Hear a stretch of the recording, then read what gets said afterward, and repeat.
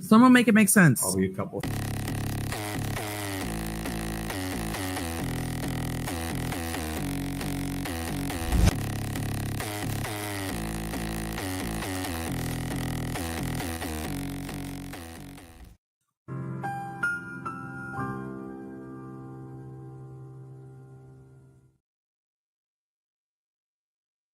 Hello, everybody. Let me see here. I'm getting some documents. Can you guys hear me? Welcome on in, guys. Happy to see y'all again.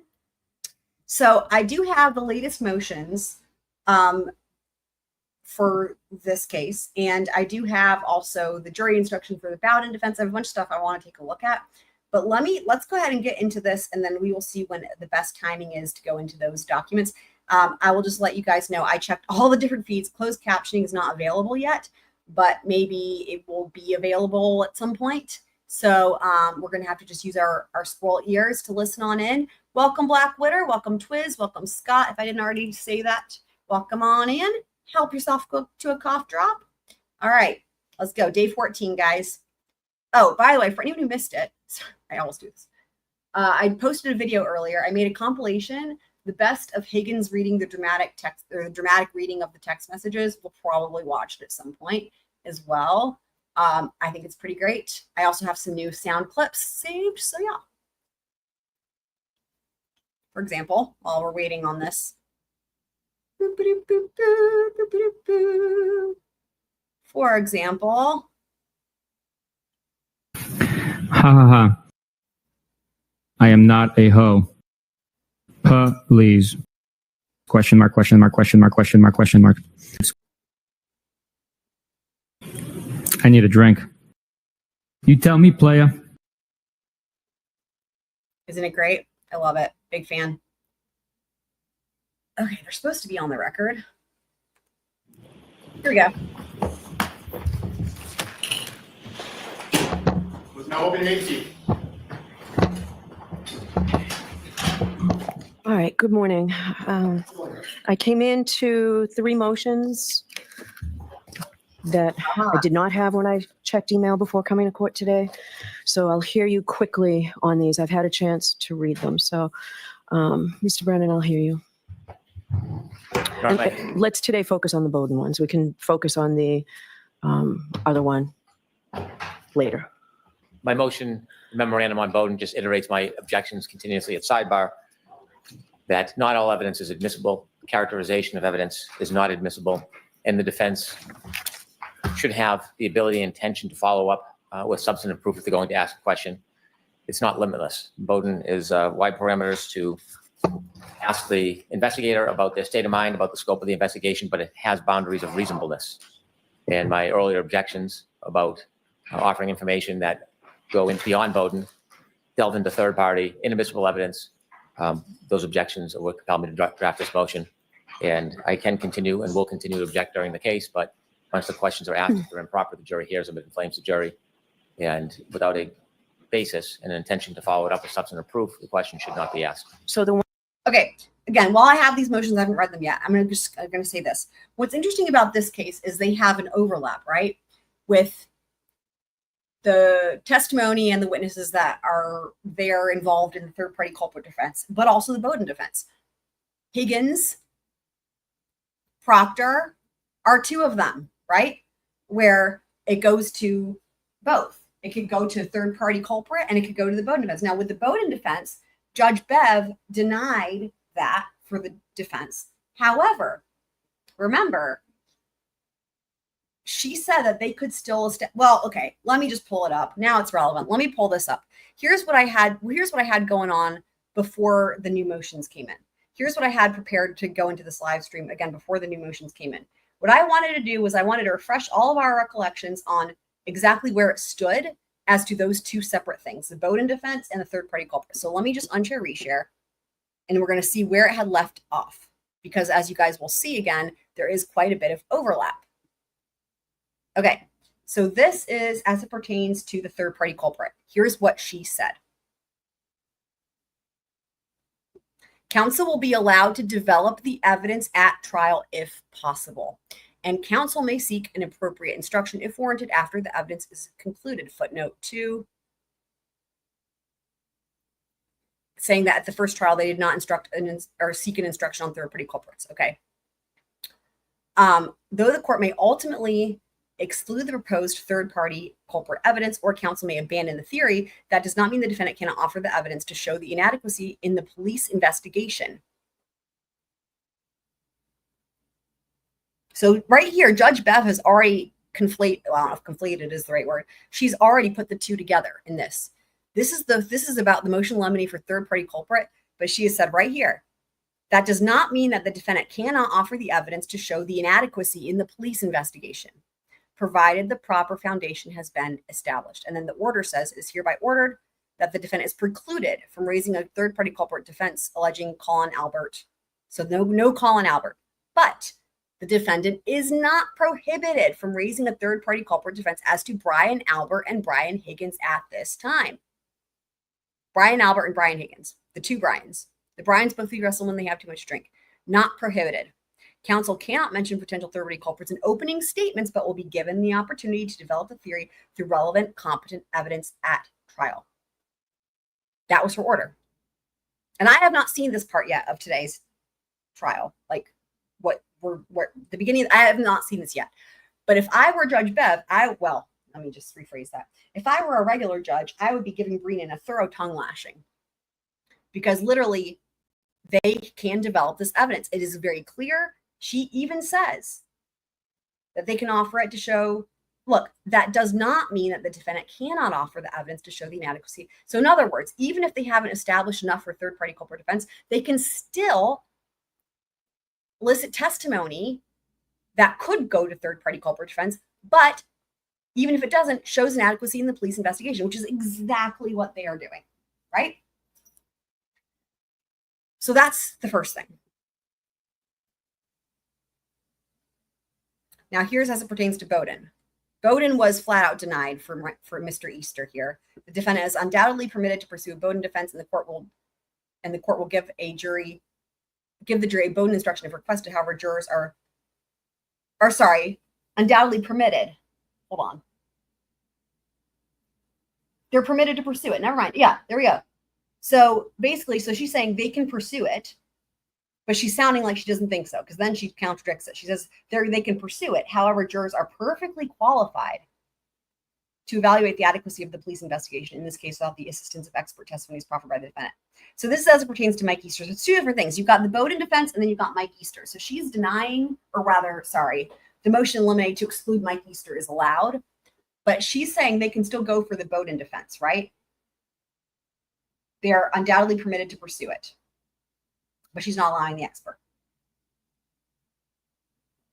With that in mind, let's go back to court today and see if she gives Brennan a proper tongue lashing. I doubt she will, but it would be well deserved. So, okay, here we go. One point I want you to focus on, Mr. Brennan, is the specific evidence regarding materials that Sergeant Bukhenik has not been able to look at. You want me to? Is that something we can do here in open court, or based on the protective orders, that's something that should be done at sidebar? Sidebar. All right, why don't you come up, Mr. Jackson? Sidebars, freaking sidebars. Sidebar. It's another sidebar. I wonder how long this one lasts. Do they come back on the record? Probably not. They always do. They always do this. They just go away and then that's it. Ugh. Okay, jury's entering. Here we go. Sergeant, I'll remind you to run the rules. Thank you. Good morning.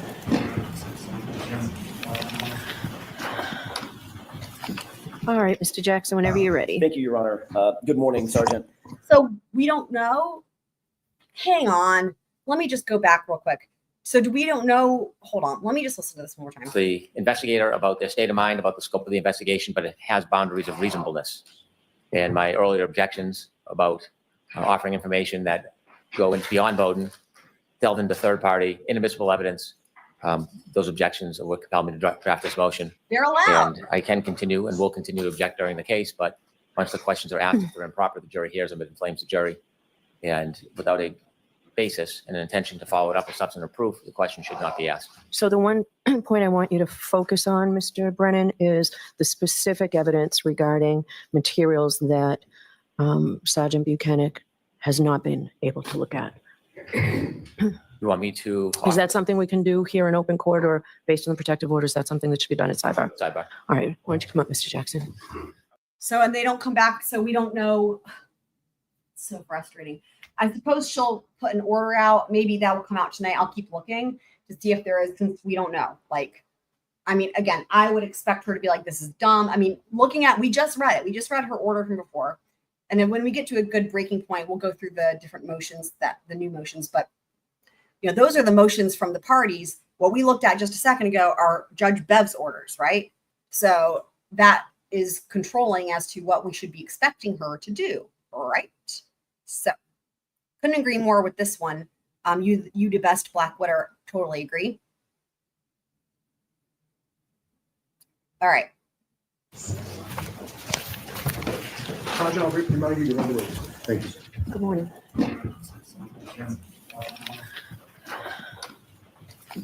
All right, Mr. Jackson, whenever you're ready. Thank you, Your Honor. we Good go. morning, Sergeant. Good morning. I'd like to ask you, just to start off with,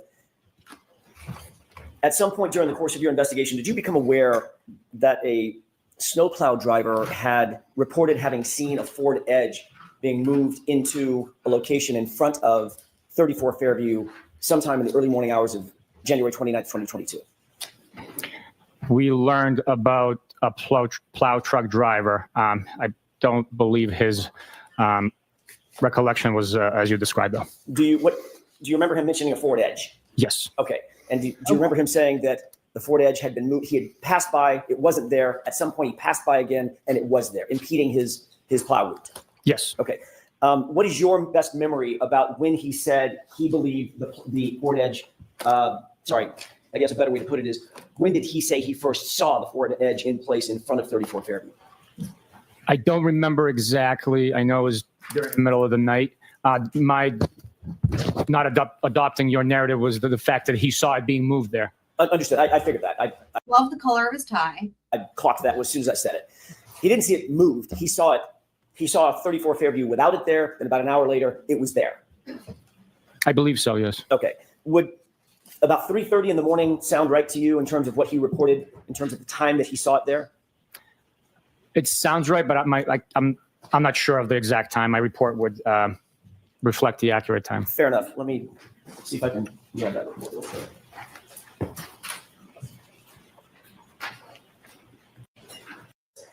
In other words, first passed in front of 34 Fairview around 2:30 in the morning. Does that sound right? 34 Fairview. I've noticed Alan Jackson's bracelet. I've noticed it. I've not commented on it yet. It's very interesting. It's kind of like braided leather with some little like trinkets on it. Around 2:30 in the morning. Does that sound right? I believe. Kind of reminiscent to me of something like a hippie. I don't mean that in any type of way. I'm just saying, like, I don't know what to call it. Like, what do you guys think? Believe his dispatch time for the plowing of the roads that evening was 2:30. But again, I would have to look at my report. That's fine. And then it was sometime subsequent there too that he saw the Ford Edge in place. Maybe an hour later. Sounds about right. Again. Okay. Did you take any investigative steps when you learned about this snowplow driver to determine who, if anyone, might have owned a Ford Edge associated with 34 Fairview? If anyone. I did not know. And Did your investigation? I'm pausing it real quick to say something. My recollection from last year is there's like numerous people in the family that had Ford Edges. But that's probably going to be his next question. Never revealed that the Albert family actually had a Ford Edge at the time. Yes. Yeah, it is. I want to shift gears for a second to One Meadows, if I could, and ring video evidence associated with One Meadows. You testified that on direct examination that there was no video from Ring at or around the time 12:36 a.m. When Miss Reed's SUV returned back to One Meadows. Do you remember that testimony? Oh my God, is he going to get into the fact that it's impossible to get there in time. Oh boy. Yes. You did receive a search warrant returned from the Ring Corporation Oh my in God. furtherance of a search warrant executed by Trooper Proctor, correct? Former Trooper Proctor. Evidence was returned by Ring. Yes. And in addition to the actual video recordings, there was also an activity log that was returned associated with that time and that location from the Ring Corporation, correct? There was a key log identifying each video that was provided by the time and date when the video was recorded. It's not an activity log per se for the account. It's strictly a key describing the video, telling you what time the video was recorded.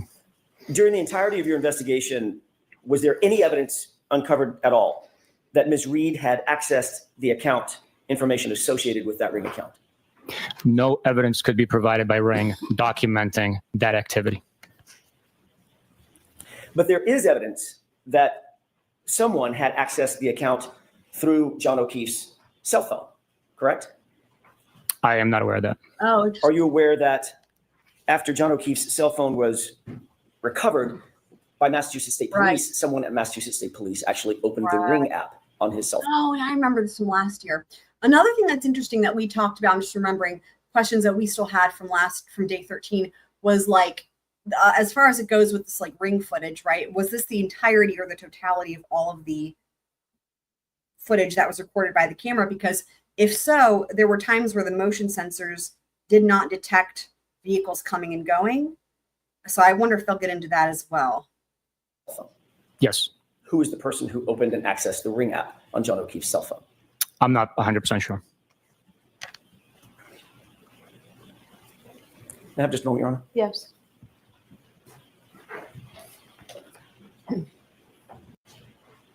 May I approach? Yes. That refreshes your recollection. Hi, welcome. I wonder if I bet the other Annie will also be here. 2 Annies that I know of anyway. Probably more. Love all the Annies. Shout out to all the Annies.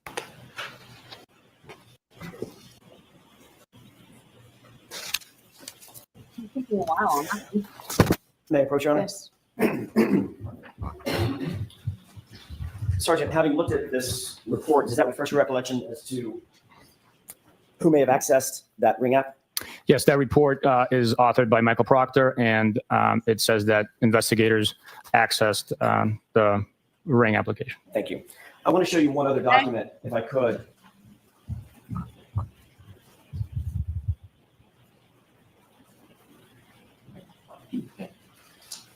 Thank you.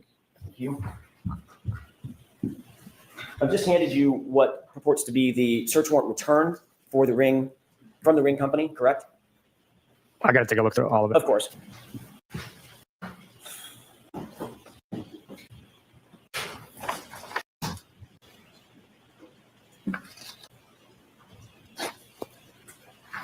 Thank you, Sergeant. Have you had an opportunity to review that document? I have. Does it indicate that? Sorry. in addition Stop everything. Dr. Bob, thank you so much for being here. We love you and I'm so happy to see you. to several other files, there is a login session report that was produced by the Ring Corporation as well. It's highlighted on that page. Number 4 is highlighted with one Excel file containing login session information. Thank you. May I approach? Yes. Approach, approach. The Ring Corporation suggested or intimated that Ms. Reed actually accessed any of that Ring account information, correct? The information provided did not indicate that, no. Thank you. I want to ask you a couple of questions Thunder will be here at some point. about your testimony on direct examination related to your trip to the hospital and your observation specific to Mr. O'Keefe's right arm. Okay. Shout out to, oh my God, who was it last time who pointed it out? I think it was Meg, actually. She pointed out, she says there was something funny he had testified to on direct about bruising on the face. And I don't blame her for being super tired because she was super tired. And we went back and listened to it and it was, it was the arm. And so I actually have it timestamped from that day on direct where he mentioned there was bruising on the arm. And I was like, what? And so this was another thing that they hadn't followed up on this yet. Here we go, bruising on the arm. Oh boy. You indicated that you saw bruising on his right arm in addition to the abrasions, the parallel abrasions that you described, correct? I believe bruising is very similar to abrasion. No. Okay, that's my question. Stop. Can we, Your Honor, with the court's permission, can we? Bruising is similar to abrasion. Are you joking me? Stop it. No.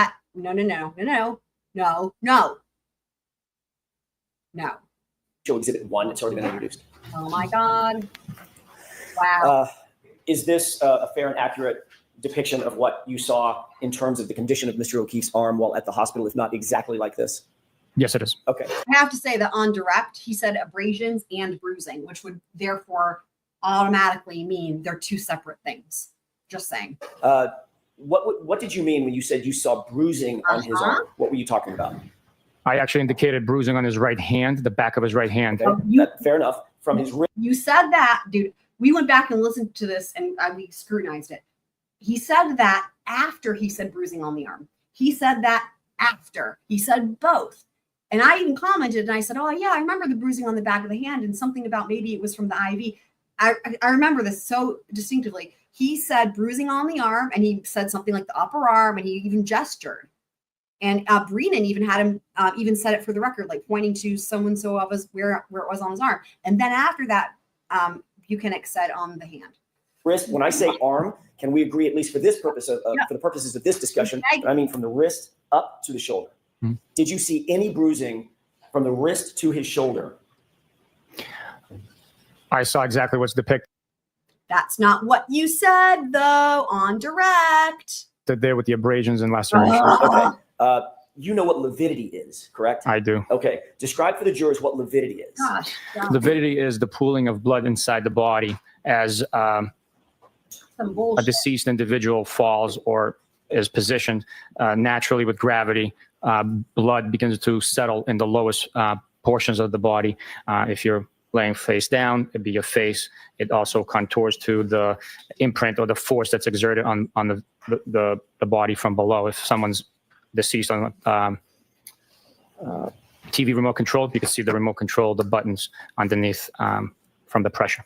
So it's a bluish, purplish discoloration of the skin, not from an impact, but from the pooling of blood after the heart stops, correct? That's correct. Do you see an area at the upper arm that the skin looks discolored in addition to the abrasions that we see?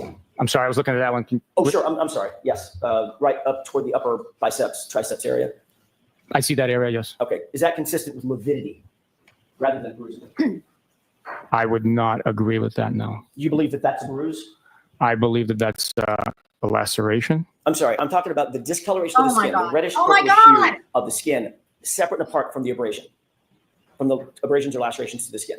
The discoloration. Do you see that discoloration or no? Not red. I do not know. You do not? I do not know. Okay, we can take that down. So he doesn't see any bruising or lividity. As you sit here today, you're not suggesting that you saw bruising from the wrist to the shoulder on John O'Keefe's arm. Nothing that stood out to me. Okay. I observed lacerations and abrasions. All right, thank you. I want to shift gears one more time and ask you about your trip to Dighton and the seizure of the SUV. You testified that you seized the SUV somewhere, I think your testimony on direct examination was somewhere around 415, 417, something like that, correct? Yes, sir. Does 412 Whenever we sound? start to get to the point where we hate him too much to handle, just let me know, guys, and we can watch the best of the reading of the text messages because that will be a great palate cleanser. Like it could be a reasonable time that SUV was actually seized in Massachusetts State Police custody? It could be reasonable. I'd have to refer to the video evidence that, and then also the exact time that we advised the defendant that we are going to be seizing it. I guess it could be argued that that's when it was seized. Even we had the intent to seize it right there. Right. Took the key fob, went outside, had a had a tow truck driver actually put it onto the back of a flatbed. Ultimately, it was transported, correct? Correct. And you became aware at some point that there was video evidence. You just referenced it. Video evidence of that, I'm going to call it seizure process. Is that right? Yes. And that video evidence had a timestamp on it, correct? Yes. Okay. You're also aware, as the supervisor of Michael Proctor, that he swore under oath in multiple affidavits in support of search warrants that the SUV was seized at 5:30 p.m., correct? Yes. And you knew at the time, because you were actually there, and you knew when the vehicle was seized, that stating under oath in an affidavit that it was 5:30 p.m. and not 4:12 p.m., that was a false statement, correct? Oh boy. There's a discrepancy in time there, yes.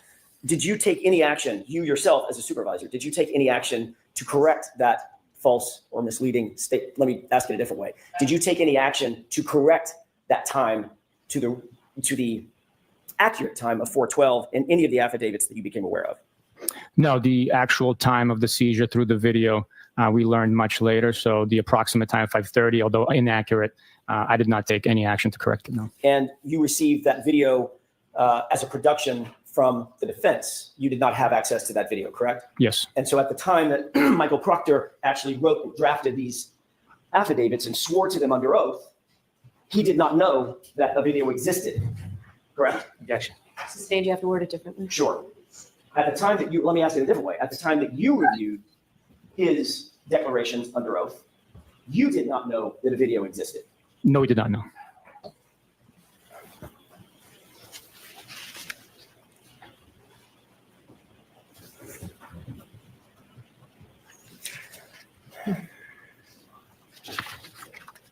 Look at him. What is he doing? Is he making sure his fashion is on point? Wow. If I may have just a moment, Your Honor. Sure.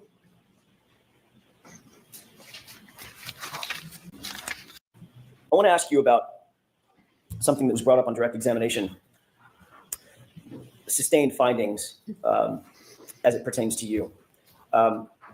You've already talked about the fact that, Sergeant, you're a supervisor and we're a supervisor back in January of 2022 moving forward over Trooper Proctor, correct? Yes, Generally speaking, as a supervisor, your job is to properly and professionally supervise, show some authority over those in your charge. Is that right? yes, Michael Proctor was, in fact, a trooper in your charge. yes, And you would agree that your supervision has a direct impact on the character and quality of the subordinate investigators that you supervise. yes, Yeah, you have The to. whole point of having Yeah. supervision and a chain of command is to establish a certain amount of, for lack of a better phrase, quality control of the subordinates. yes, That would also include quality control over the subordinates' investigations. yes, On August 17th, 2022, you were in a group text with the following individuals: Michael Proctor, Trooper Kukowski, a lieutenant named Fanning, and a trooper named DiCicco, D-I-C-I-C-C-O, correct? yes, E-I-N-G-O.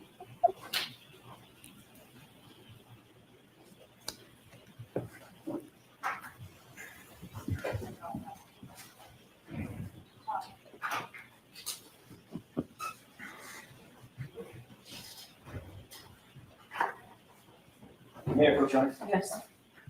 Approach, approach. I'm handing you a document. Can you tell me if you recognize that document? ha ha ha. I am not a hoe.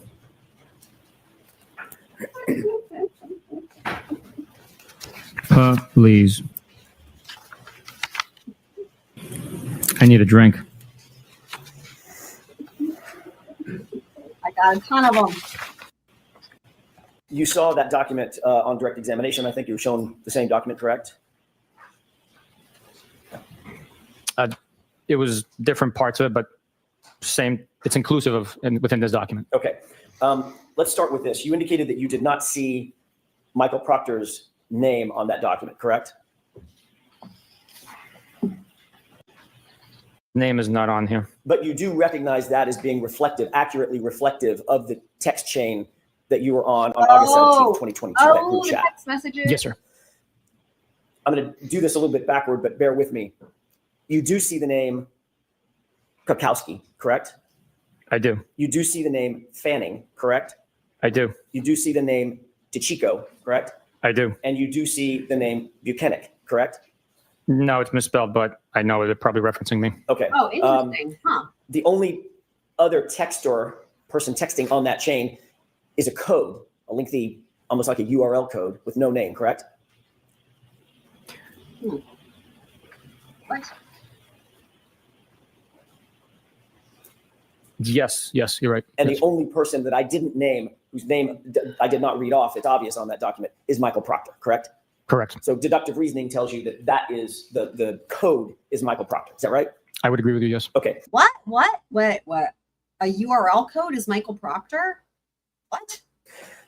In that text chain, Hi, Cat Randall? it Yeah, starts I don't with know. Trooper DeChico sending a photograph, correct? No. May I approach? Yes.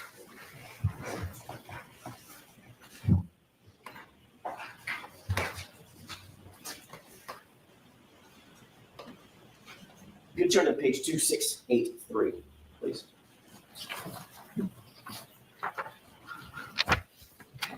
There. Yes, I do. Okay. Fair enough. There were some texts between and among the group that preceded this photograph, correct? Yes. I want to start on this date, August 17, 2022, with this photograph. This photograph was sent by Trooper DeChico to the group, correct?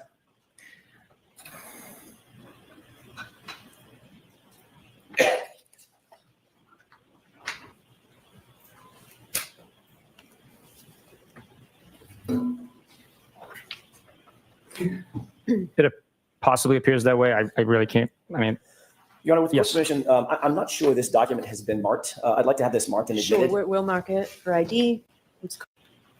I can. Getting it in. It's been marked for identification. I'm sorry, I would ask Get that in. document. Bring it out of with the mark for I can- identification. I can, Redact it before it's admitted, please. it's been,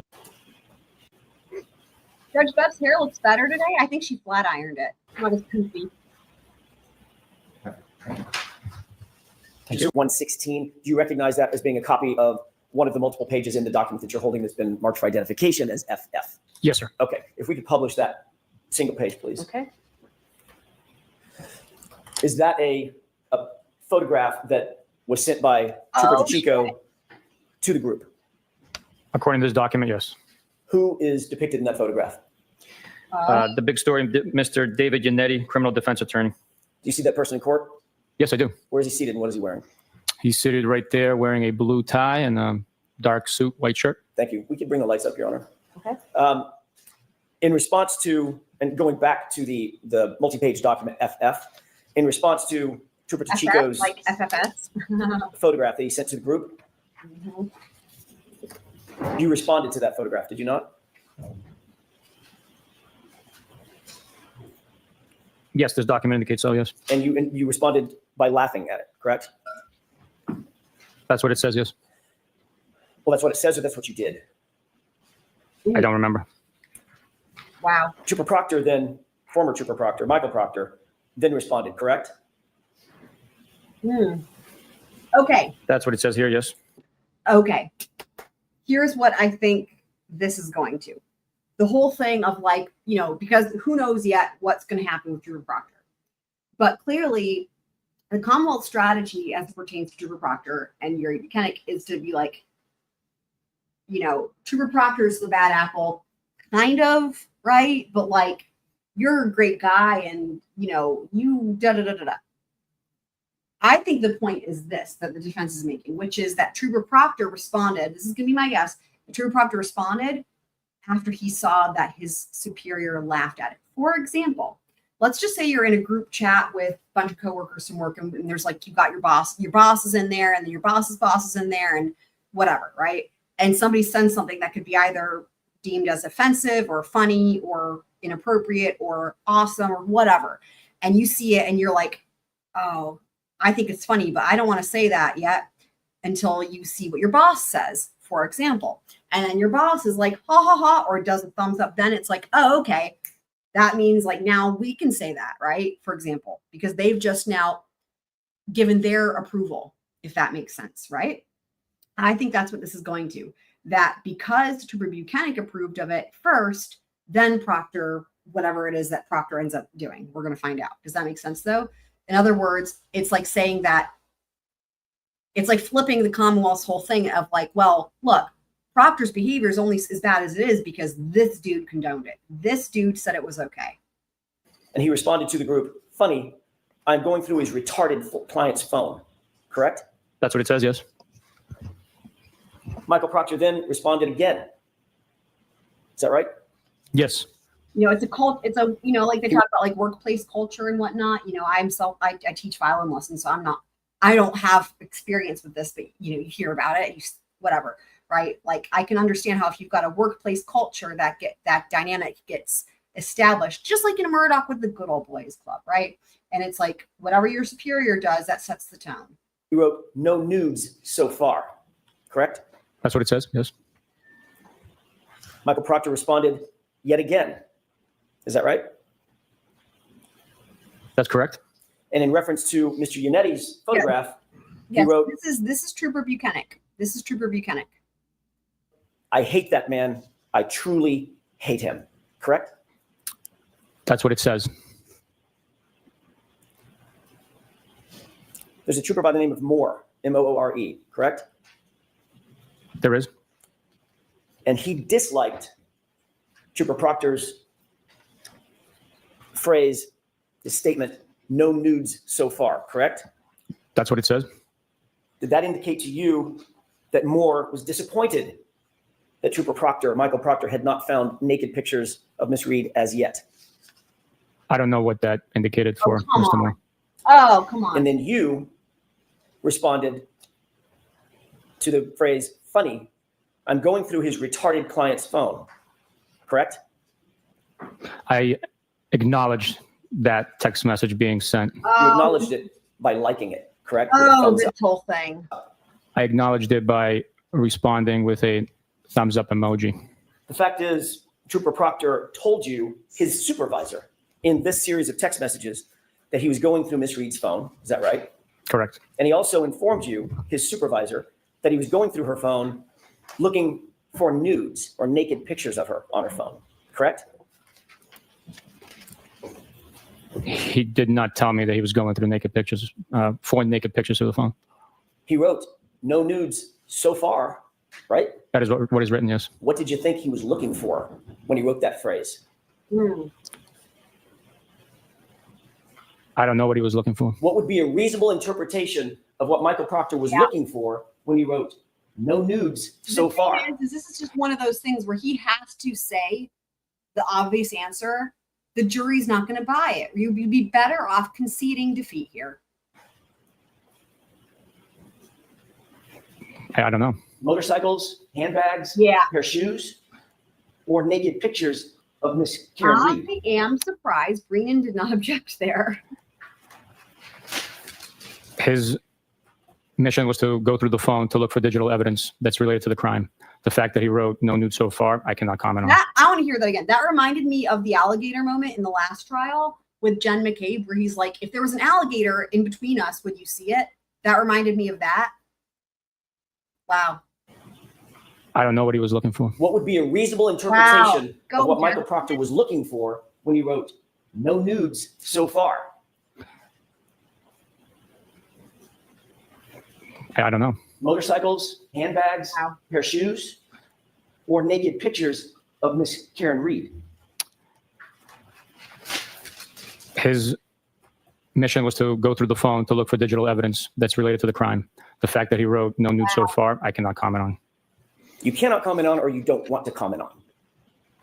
I don't know what he was looking for in that specific time. Wow. You certainly did nothing. You took no Oh, action man. to stop him from potentially looking for naked. That's just one of those things, right? Where nope.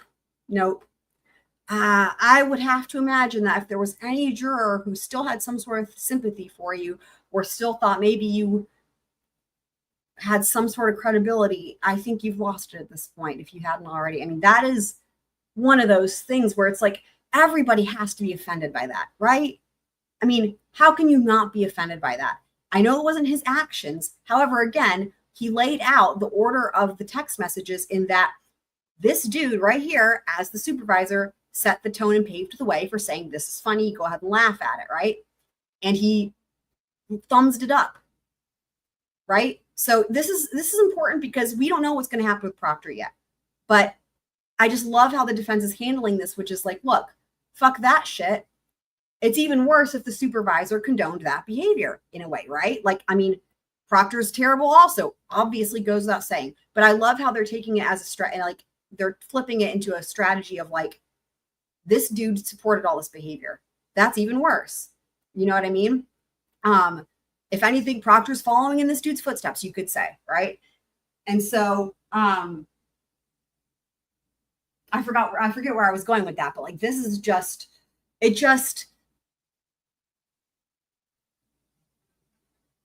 this is crazy to say that you don't know what he was looking for when he's like no nude so far. I mean, it just, no one's gonna buy that, right? I mean, I can't, dude. Get pictures of my client, correct? That's correct. Yeah, protecting the blue, right? In fact, boys with the last week you testified that in your view, Michael Proctor handled himself in this investigation with integrity. That's what you said, correct? That's correct. Do you stand by that testimony? The investigation was handled with integrity and honor. That's not the question. Do you stand by your testimony that Michael Proctor conducted himself during the course of this investigation with integrity? Yes, I do. Oh my God. Really though? That question was posed before a bit differently. It is far more direct now, but I'll tell you this much. Boy, is that even more impactful following those questions about the nude pictures. I'm going to play this line of questioning again, and I'm not going to interrupt it because this is masterful. AJ, I mean, what a strong day on day 13. This is masterful. Welcome, Happy Annie.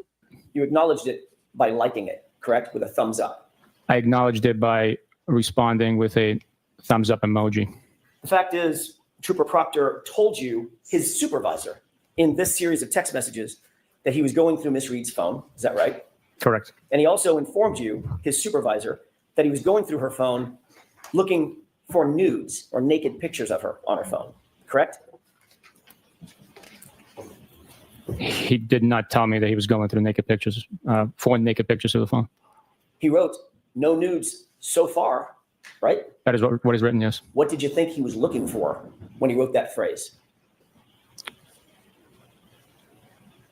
I don't know what he was looking for. What would be a reasonable interpretation of what Michael Proctor was looking for when he wrote, no nudes so far? I don't know. Motorcycles, handbags, pair of shoes, or naked pictures of Miss Karen Reed? His mission was to go through the phone to look for digital evidence that's related to the crime. The fact that he wrote no nude so far, I cannot comment on. You cannot comment on or you don't want to comment on. Sorry, I said I wouldn't pause it, but I just had another thought. The fact that he says he can't comment on that, you know what? In my opinion, it's like, well, of course the defense can call Trooper Proctor, but like, if I were on this jury, I'd be like, look, if he can't comment on it, then get Trooper Proctor's button here and ask him, right? I don't know what he was looking for in that specific time. You certainly did nothing. You took no action to stop him from potentially looking for naked pictures of my client, correct? That's correct. In fact, last week you testified that in your view, Michael Proctor handled himself in this investigation with integrity. That's what you said, correct? That's correct. Do you stand by that testimony? The investigation was handled with integrity and honor. Do you stand by your testimony that Michael Proctor conducted himself during the course of this investigation with integrity? Yes, I do. He also called her retarded, correct? Oh, That is what's written. oh, That's what's written? That's a very passive way of saying it, Sergeant. That's as if it couldn't get any worse. what's written, or that's what he I'm sorry. We all heard this last trial. This is hitting a lot harder this time. This is hitting a lot harder this time for me. Even though it's like we already heard it. This is hitting harder for me. Let me know what you guys think. wrote. That's what he wrote. And that's what you read. I have no memory of reading that. I acknowledged him going through the phone on my Apple Watch. I have no memory of him writing retarded on a text message. And you'll agree that that is one of the most vile and insensitive and incendiary You have to terms say yes. one could use in modern society. Retarded, correct? That is correct. Okay, at least so you conceded that, but And in fact, through your response to that vile phrase, you encouraged it because you liked it with a thumbs up, correct? Objection. Sustained. Did you encourage that statement by Michael Proctor by liking it with a thumbs up? I don't know if it encouraged him, but so I cannot speak But for that's that. what you did. I acknowledge the text message being sent. I want to be clear. These text messages were sent to you by your direct report, by your direct subordinate, correct? That's correct. And there was even someone on that text chain who was more senior than you, Lieutenant Fanning, right? That's correct. Michael Proctor was both your partner and the lead investigator on this case when he wrote that, correct? He's a subordinate, and he was the case officer.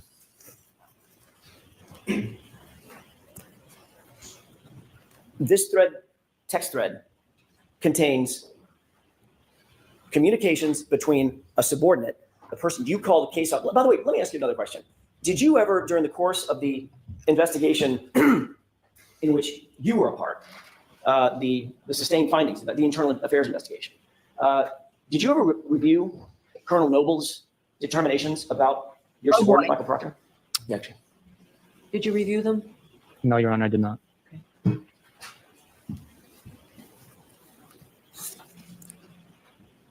Colonel Noble. What would Colonel Noble call Michael Proctor's title in this case? You think he'd call him the case officer or the lead investigator? What is your experience with Massachusetts State Police in that regard? Objection. Sustained.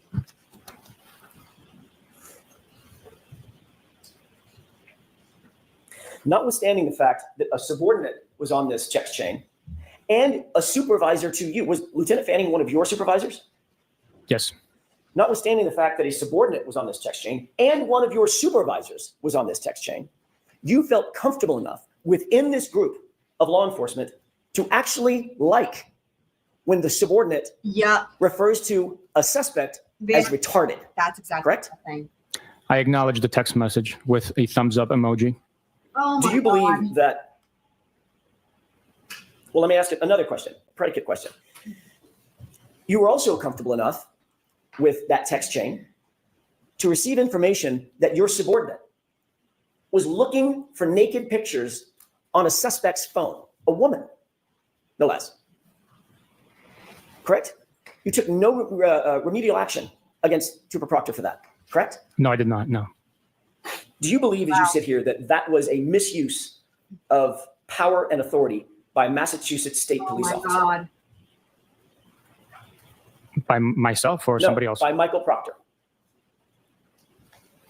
Misuse of what? Misuse of authority and power to go through a suspect's have to phone say to that? get her phone Oh, using God. the authority and the power vested in that officer by the community members. Mhm. That's the power that you've derived, correct? You work for the public. Would you agree? Objection. Sustained. Do you believe it was a misuse of his authority and power Compound. to use Massachusetts State Police authority to go through her phone and look for naked pictures of her? Objection. Sustained. Do you believe it was a What? misuse of authority or power to go through her phone and potentially look for nudes? Okay. Objection. Sustained. Really? Wow. Let me ask you different. What the fuck? Did you think his text was appropriate? I don't remember reading that text. As you So sit here now, do you think Yeah. that text is There you go. appropriate? no, it is not. Do you think it's professional? No, it is not. Good. Do you think it shows integrity? That text message does not show integrity. Do you think- Nice. Oh, Jackson. Well done. I hope at the end of this, and I don't know where all he's going to go with this line of questioning, but I hope that after he's done with this line of questioning, he follows it back up with the same initial question from a few minutes ago of, now sitting here today, do you still believe that Michael Proctor acted with integrity? Because earlier, not long ago, he said yes. think it shows honor, a word I expect you hold dear? That text message does not show honor. On October 15th, 2022, you completed a performance review of Michael Proctor, correct? That's correct. Specifically, you were asked to rank his, quote, oral and written communication skills, end quote, correct? Correct. As part of an overall evaluation and performance review. Is that right? Yes, overall 90-day quarterly annual review. You were specifically asked to rank whether he effectively would whether members, your subordinates, would effectively communicate with others, both within and outside the department 100% in stop. oral and written form, 100%. correct? That's correct. And you rated him as exceptional, a number 4 rating out of 5, Oh, correct? my That's correct. You actually went on to write and Wait. comment Exceptional is 4 out of 5. So what's 5 out of 5? Holy shit. both within and outside the department in oral and written form, correct? That's correct. And you rated him Wow. as exceptional, Wow. a number 4 rating out of 5, correct? That's correct. You actually went on to write and comment on Michael Proctor, and you wrote, quote, Trooper Michael Proctor displays professional demeanor, composure, Wow. dignity, and respect during the performance of his duties, and especially during his interactions with the public. Oh my God. This is seen during interviews with witnesses, suspects, as well as victims and their families. Oh my End God. quote. That was a statement you wrote about Michael Proctor, correct? That is correct. And this is after the text chain that we've just been talking about, where he calls Miss Reed retarded and references looking for nude photographs of her, correct? That is correct. Wow. Was your statement in that evaluation true or false? It was true. What? You knew Michael Proctor's proclivities, obviously. He told them to you, correct? The term proclivities, what You does that mean? knew what he tended to do, what he wanted to do through his own comments, to look for nudes on a woman's phone, correct? Objection. I don't You were understand. aware, sir, that he had received evidence in a case, evidence that doesn't belong to him, belongs to the Massachusetts State Police, at least at that point, correct? Cell phone. I was aware that he received a cell phone, yes. And he used that power and the authority to go through that cell phone and look for nudes of my client, correct? Objection. Sustained. During the same course of your evaluation, you were also asked to, So where that objection is coming in is as gross as it's going to sound, and as much as I hate it, it's facts, not evidence, because there's no facts that he was looking for nudes, right? You guys see what I mean? Like, even when Proctor testified last year, he still said, I wasn't looking for nudes. I just commented that I didn't happen to see any, or something to that effect, which, you know, it's semantics, but it's making a distinction. Like, I didn't go looking for them on purpose. I just commented that I didn't see any. It's disgusting. It's horrifying, but still, legally speaking, it's the way he's asking the question. Now, having said that, Jackson, like, in my mind, it's like, well, he could ask that question differently in a way that maybe wouldn't elicit, or it might still elicit an objection. Maybe it would get overruled. However, he did that earlier when he said something like possibly looking for nudes, or potentially. He rephrased it, and it still got objected to, and it was still sustained. And you probably heard me freak out. So I think at this point, given the fact that that was sustained, he's like, I don't care if it gets objected to. I don't care if it gets sustained. The point is that the jury hears the question, right? So. evaluate his investigative ability, correct? That's correct. You rated him the highest standard in the Massachusetts State Police, outstanding, a 5, correct? That's correct. And you went on to write about Michael Proctor in the commentary below that rating to justify it. Is that right? That is accurate, yes.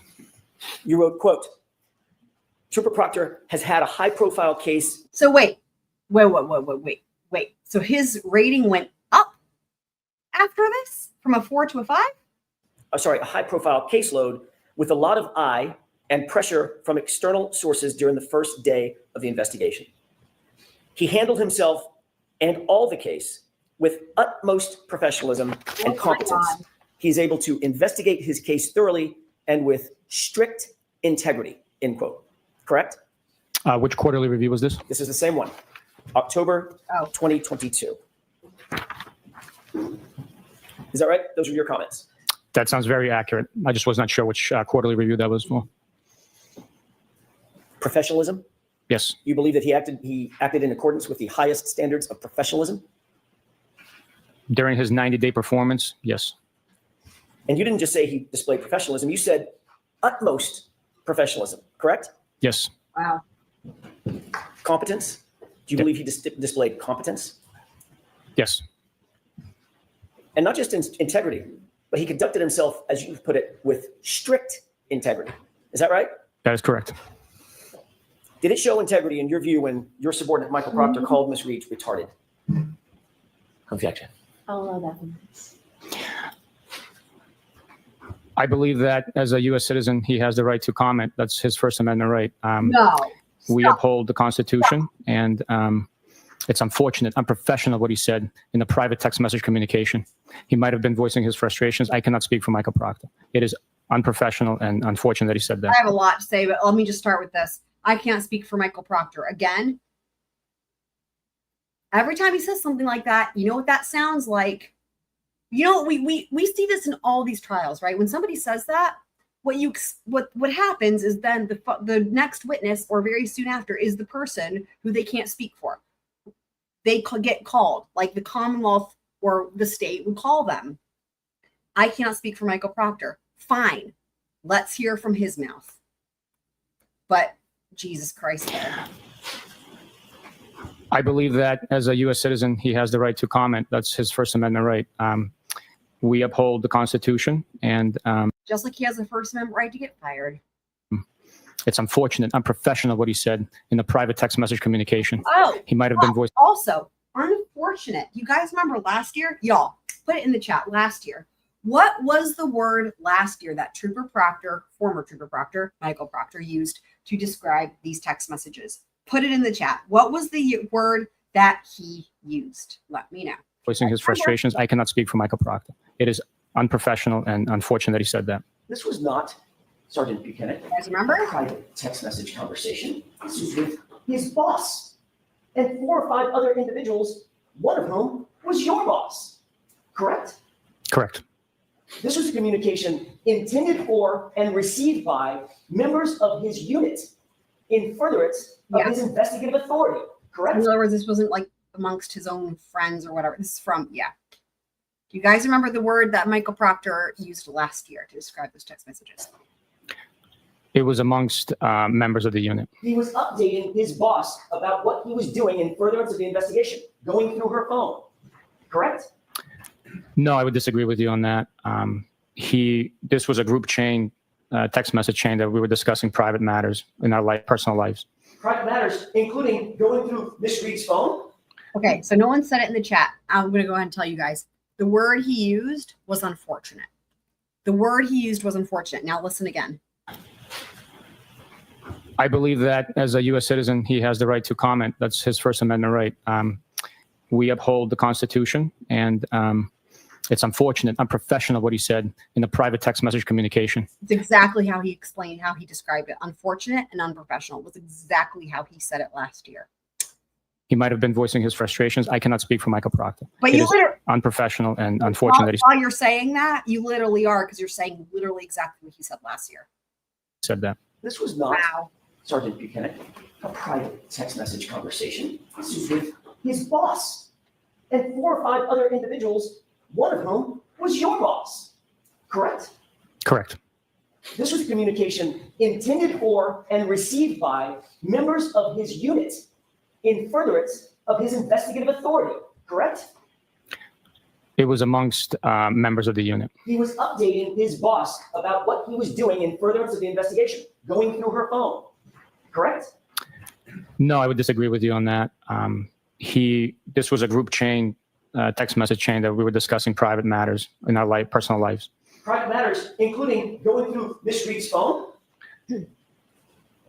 That is unfortunately shared on that group text. So in other words, to the public, he holds one face in private conversations with you and your colleagues within the unit. He shows a completely different face, private face, correct? Objection.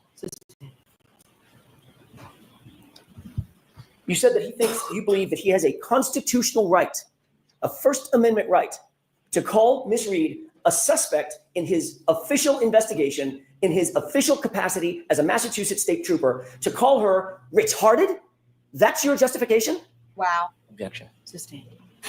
Do you justify his statement, that vile statement? I do not know. Do you think it's appropriate, given the fact that he has a First Amendment right to say whatever he wants? No, I do not. Do you think there actually might be members of the community, parents, siblings, Objection. children? No. Mr. Jackson, I'm going to exclude that question as argumentative. Move on. You wrote in your report, if I may have a moment, Your Honor, you wrote in your report about his conduct. He shows composure, dignity, and respect during the performance of his duties, and especially during his interactions with the public. He has a duty to the public, to the community that he serves, correct? Yes, he does. Just like you have a duty to the public and the community that you serve. Is that right? That is correct. Do you think community members might take offense to the use of the word retarded? Sustained. It's argumentative again, Mr. Jackson. Please don't do that.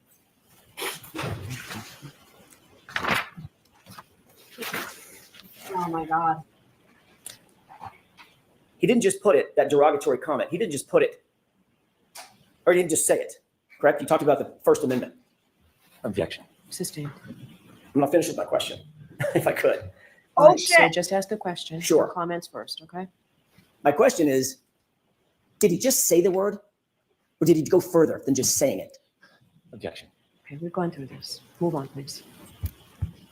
The fact is, Sergeant, you put it in writing and you liked it, correct? I acknowledge the text message. I never saw the vile term. Oh my God.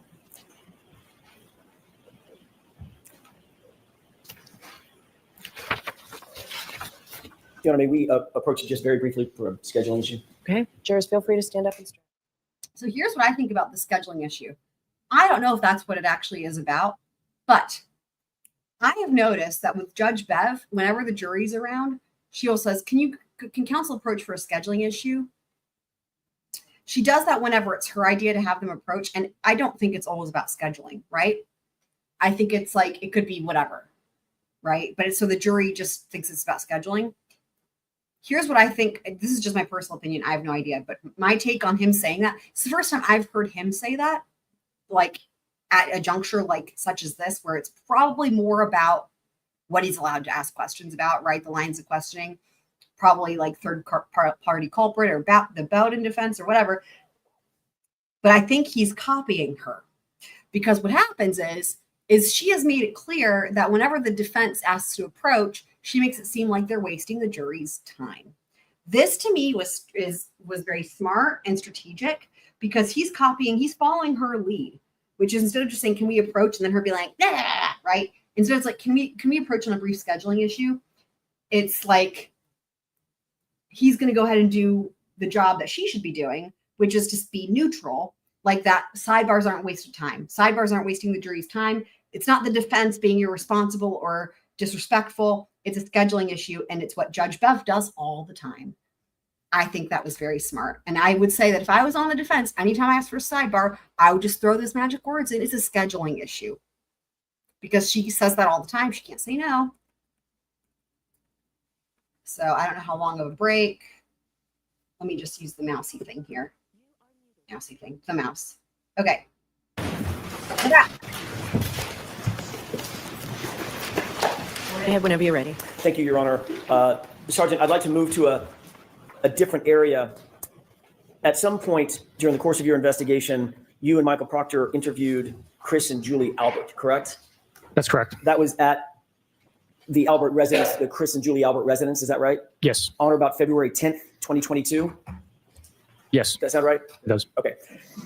At any point before or during that interview, did Michael Proctor discuss with you a previous relationship that he and or his family had with Chris and Julie Albert or their family?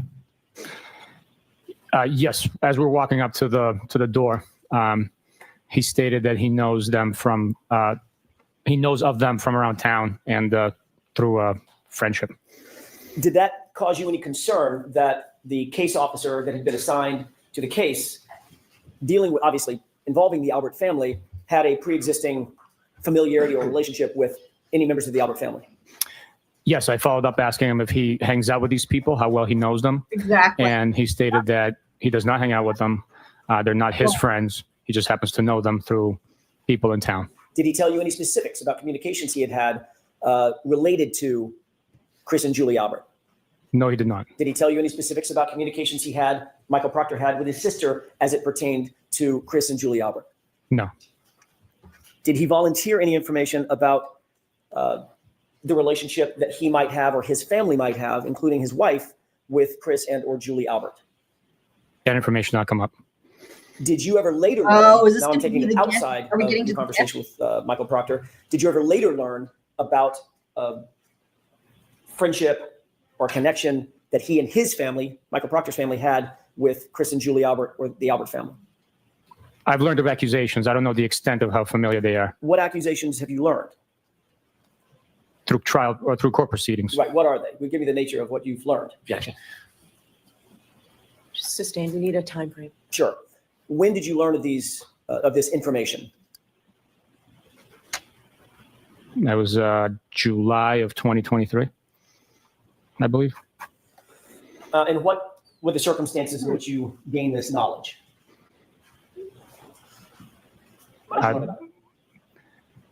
There were accusations that Michael Proctor had familial friendship with these individuals, but the accusations were not factual. Did you learn any specifics Of of the allegations? Did you use Oh the my word God. allegations? Or I think you used the word accusations. yes, Were there specifics? there were. You just said that there, what were some of the specifics? Objection. Sustained. Oh my God. Well, by the way, did you say that you learned of these accusations during the last proceeding in this case? Not the last proceeding. Or I a said prior proceeding in this case? it was through court proceedings. Okay, how did you learn that specifically, Sergeant? Did you watch some of the proceedings? Were they televised? Did someone report it to you? What were the circumstances? I was present in court. This was what year? 2020? 3. They still haven't shown the Yes. gallery, by the and way, did- Jack. They still haven't shown the gallery. So I have no idea who's present and who's not present, but they've literally they've barely even shown Jackson. They've just shown him the whole. Did you take any action to investigate further the accusations that you said came up in 2023? No. Well, yes, I did. Yes. Okay, what did you do in that regard? What were the accusations and what did you do to investigate? The information had been learned and that it was not factual. So Okay, you're using the word information. Help me out. Details. What'd you learn? there was claims that I object. Sustained. May we approach, Your Honor? Yes. Scheduling. I'm just kidding. Can't do it all the time, right? Or it wouldn't work. Okay.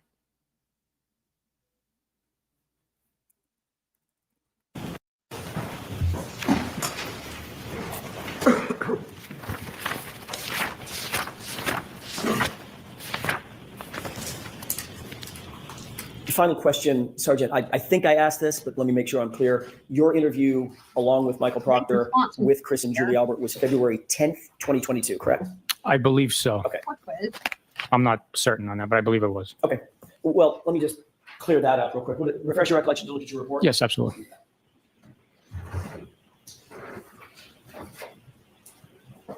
February 10th. Thank you. Okay, I want to move to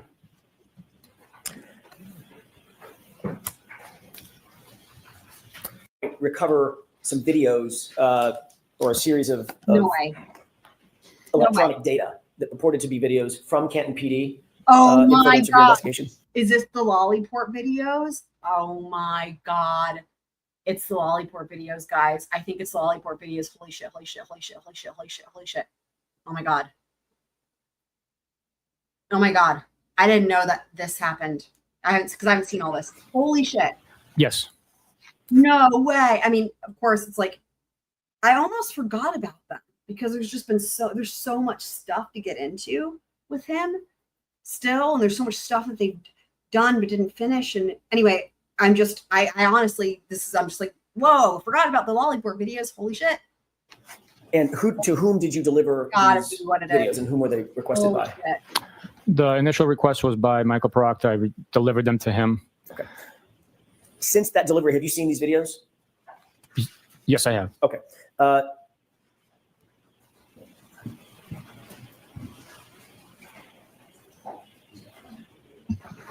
Oh my God. Remember, there's new I'm videos. building a flash drive that I'd like to have with the court's permission Okay. have marked as next They're gonna get- establish the foundation. There's new What's the Commonwealth's videos position? I have no idea what it is. from. Mr. Brennan said he'd like to review them before they. You have really no idea what it is, Bev. I was just going to say, remember, guys, there's new videos that we didn't have last year because more came in after the first trial. entered into evidence We've not- for We've heard about them, but we've not seen them yet, unless you guys saw it earlier today. for purposes of this examination. I don't expect I'll object. I just want to review. Okay, so we'll mark it for identification, please. Madam Oh my Clerk. God. The foundation, so we know what we're talking about. Did you see on some of the electronic devices that you picked up in furtherance of this investigation, video of somebody outside? Now, Oh. the outside cameras. are Oh outside. shit, it's the phone video. We haven't seen this yet. I haven't. I mean, again, it wasn't, we've heard about it, unless you guys saw it earlier today. This is the much talked about Brian Albert or sorry, Higgins on his phone video. Okay. Camera view at Canton Oh PD my at God. about 1:30 in the morning on January 29th, 2022. The digital video, one of the collection items, it wasn't a device, it was, well, I guess it is a device, but Oh boy. the digital storage that was collected had video from external view of the PD. I do not remember specifically seeing an individual, but Okay. I did Do you review remember it. being of the parking lot area, at least one of them, one of the clips being of the parking lot area outside Canton PD?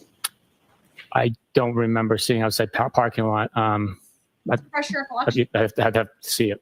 I understand. Do you remember another clip being of the outside Lallyport, there's a pedestrian Okay, he's got to establish the foundation. door, not the big roll-up door, but a pedestrian door, someone going in and out of the pedestrian door? I know the view you're talking about, but specifically what you're saying, I'd have to see the video, talk My God. if I saw it or not. And I'm asking a couple of these other questions. I think I may know what the answer is. There's another, do you remember another video being an internal corridor, looking down a hallway, seeing someone walking up or back? Yes, Do you yes, remember that one? I do. Okay, and then one on the outside, again, sort of passing from right to left, may not be intended to a parking lot, but at least an outdoor view of someone moving from front right to front left across the camera angle. I don't remember that. You do remember that all these videos, I just mentioned four, we talked about four, these videos were from January 29th, 2022, around generally 1:30, 1:45, 2 o'clock in the morning. I'm sorry, I don't remember the exact time and day. I just remember seeing the file and reviewing it. Do you remember Mr. Proctor asking for video attendant to January 29th? At least when we narrow it to that date. From Ken PD? Yes. Yes, Okay. yes. So these are all from January 29th, 2022. You just don't remember the specifics of them. It's been too long since you've seen them. I don't know when each video was collected and then reviewed. Okay. Exactly. With the court's permission, well, may I have just a moment to confer with counsel? Okay. Counsel? Your Honor, with the court's permission, I'd ask that what's been marked as GG, at least the first video, be published for the jurors. All right, so there are 4 videos on this flash drive? One video, 4 different camera angles as it's set from the one. Are you ready to see this now? I thought you wanted to review it. I'll agree, and if I have a problem, I'll go. No problem. All right, so for the first one, the first camera angle, Correct. Okay. It's one video, but 4 different angles. we just have to keep a record. That's why I'm Understood. asking all these It's a little questions. complicated. I get it. All right, we can do that. Thank you. Interesting. I mean, Brennan was like, yeah, I have no problem. And she's like, are you sure? Like trying to like do, be part of the Commonwealth that she's been doing. And he's like, no, that's fine. Fucking hell. All right, here we go, guys. Woo! New video. And this is, Your Honor, just for the record, actually, let me do it this way. Sergeant, would you agree that we can call this the rear lot main side at Canton PD, just for identification purposes? Sure, if you'd like. I don't know which side this is, so I can't argue with you about the location. So Okay. I'll agree with you that we can call it that. Great. It looks like a parking lot. There's cars. Yes, yes, sir. Okay. Just for purposes of, so it doesn't get complicated, we'll call this rear lot main side. That doesn't mean anything unless you adopt it. So just for identification purposes. Thank you. If we could move to runtime 1:26:32. Okay. With course permission, may I play it at this point? Okay. Thank you. Stop. Did you see a car pass in front? Yes, sir. Okay. What kind of car did that look like to you? It looked like a 2-door Jeep Wrangler with a plow on it. Okay. Oh my God, hold on. I want to watch that again. Let me put it on normal speed. Wow. Holy shit. We're going to get to see the plow. Okay. Plow in action. All right. Okay. With course permission, may I play it at this point? Okay. Thank you. It is taken. Stop. Did you? Hang on. I want to hold on. Let me turn the sound off and I'm going to slow it down because it went by real quickly. Let's do this. I want to get a better look at this situation. So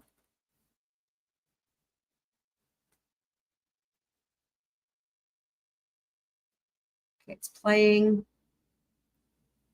I maybe need to go back further. Okay, let's try this again. It's on halftime speed.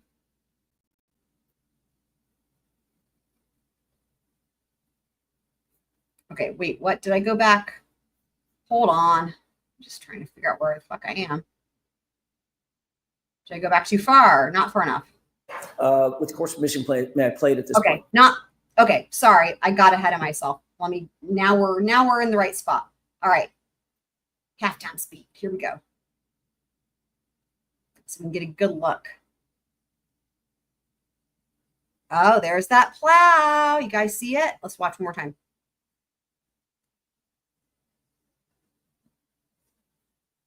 Yep.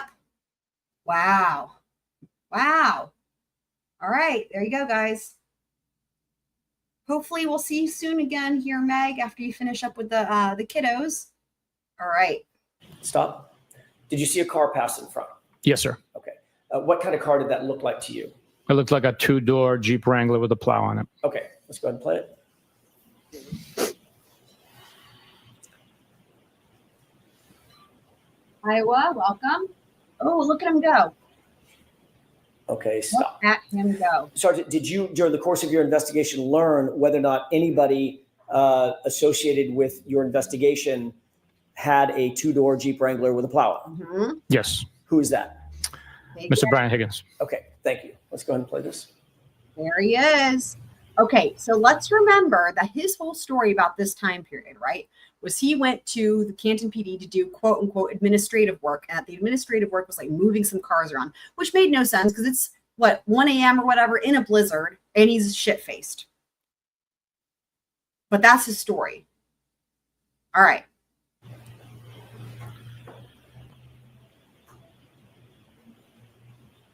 Are we going to see him move cars around?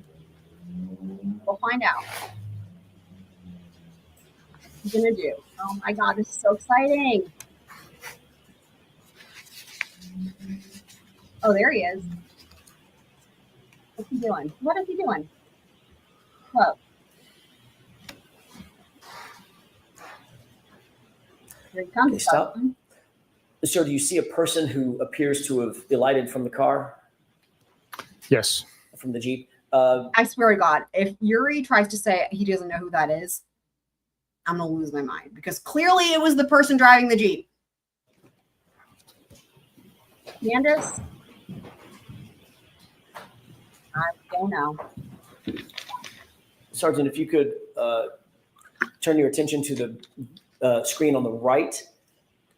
Does that appear to be the location of the person that you're describing? That's the individual that came out of the vehicle, yes. Okay. Don't I know it's super dare. blurry. It's the You may not be able individual. to at this Come on point. now. Do you know who that is? I do not know. Okay. Let's go ahead and play it. Wow. Disgusting.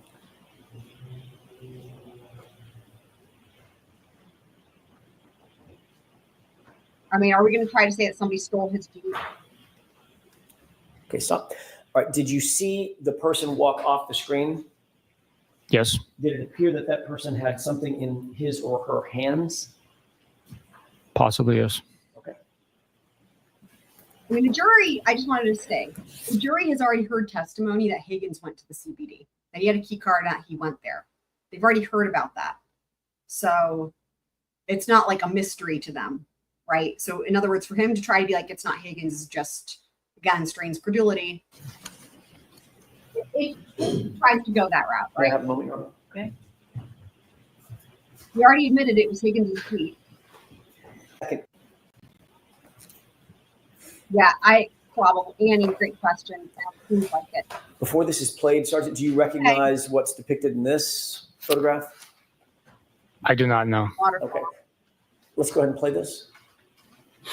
Oh, Stop.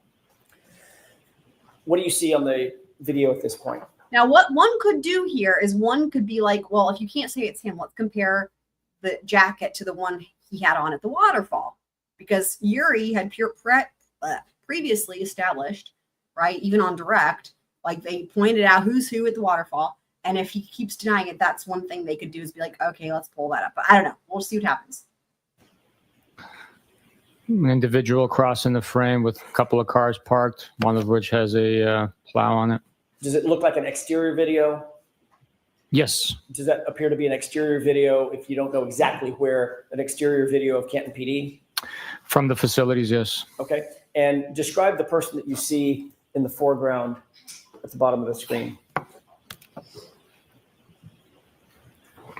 Appears to be wearing a black sweatshirt, a hooded sweatshirt.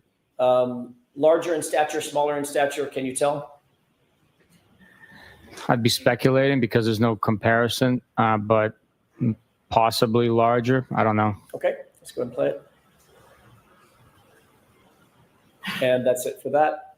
Your Honor, if we could play the next video.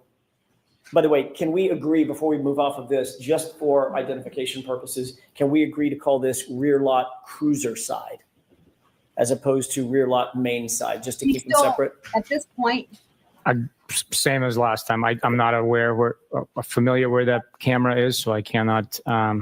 he's trying to just lay the foundation. Alan Jackson at this point is still just trying to lay the foundation to ask questions about this because he knows this dude's going to try to weasel his way out. Cannot argue with you nor adopt, but if for identification purposes only, we can agree on that. Can you see from where you are, I know the answer to this, can you see from where you are the timestamp on the bottom of this? No. Your Honor, with the court's permission, it's very, very small. Is it possible to ask the witness to adjourn from the witness stand just to get close enough to see if you can read the... You can't increase the size of it? Maybe we can. I'm not yeah. the tech guy. Mr. Wolk?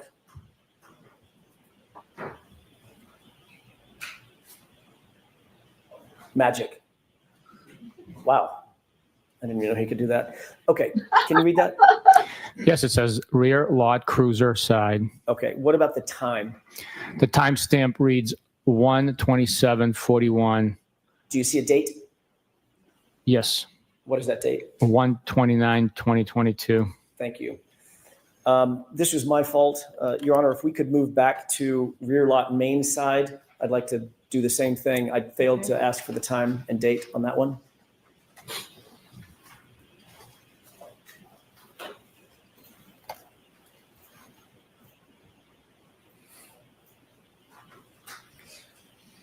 Mr. Wolk, if you could, please.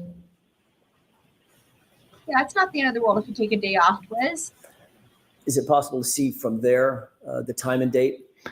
Yes, the time is 1:27:32 a.m. and the date is 1/29/2022. Thank you. Okay, if we can move to the third clip. Oh, is it a different hoodie? I mean, I assumed it was the same. I didn't know. I mean, it's different.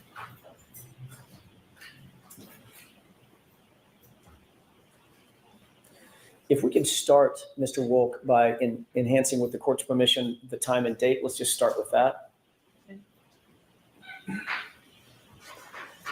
Do you see what the timestamp designates this camera angle to be? It appears to be church side, and I can't read the third word there. Exterior? Oh, yes, exterior. Lallyport. Okay, and if you could tell the jurors what you see in terms of the time and date. The time is 1:27:43 a.m. and the date is 1/29/2022. Thank you. Mr. Wolk, if you could play that with the court's permission. Okay.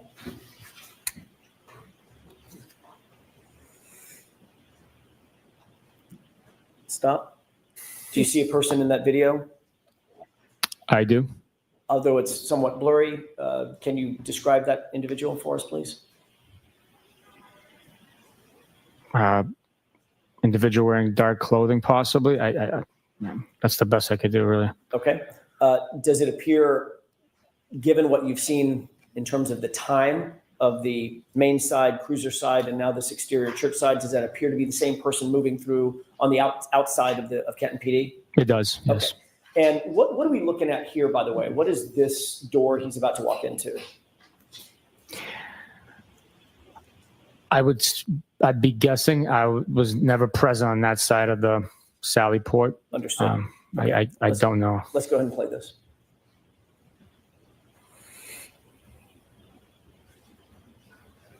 Okay. And for the final clip,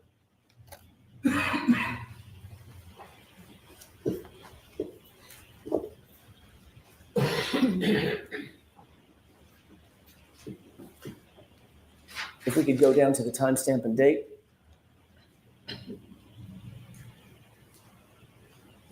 A little bigger, Mr. Walk, if you could. That's what she said. Can you see what that is designated as that camera angle? Yes, it says first floor corridor, and the time is 1:28:03 a.m. on the 29th of January, 2022. Okay. Is this the corridor version or video that you did have some recollection of? Yes, this is, yes. Okay, if we can go ahead and play this. Okay. Well, Stop. so I think, okay, that's definitely Higgins. You can't deny that. I'm wondering, I see it. This is much better quality and it's in color versus the waterfall video, which is in black and white. I'm trying to think, I feel like he either had that same hoodie on or maybe like a jacket over the hoodie, or it could have been the same hoodie. Let me know what you guys think, but obviously this is a much clearer video than what you had at the waterfall, but that's definitely Yumi. In other words, Yuri can't deny it, right? Do you recognize the person in this video? It appears to be Mr. Brian Higgins. Okay, and what is he wearing? Describe it for the jurors. Black sweatshirt with some sort of logo on the front. It appears to be blue jeans and shoes with a white trim. And is the hood up or down on the sweatshirt? It's up. Okay, let's go ahead and play this.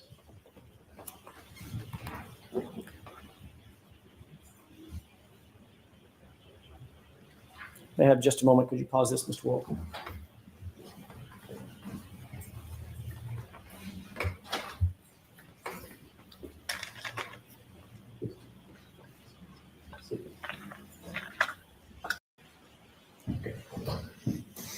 Can you make note of the time as it's paused right here?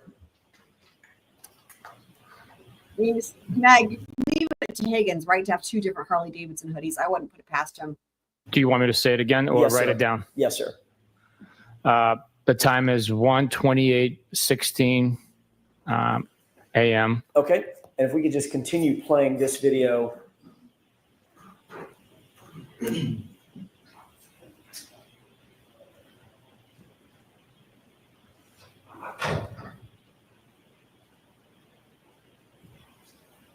It is playing.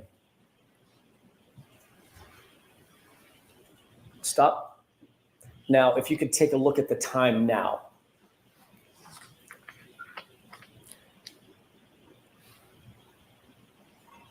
Okay, what's that time? 1:29:42 Okay. a.m. And if we could go ahead and go forward.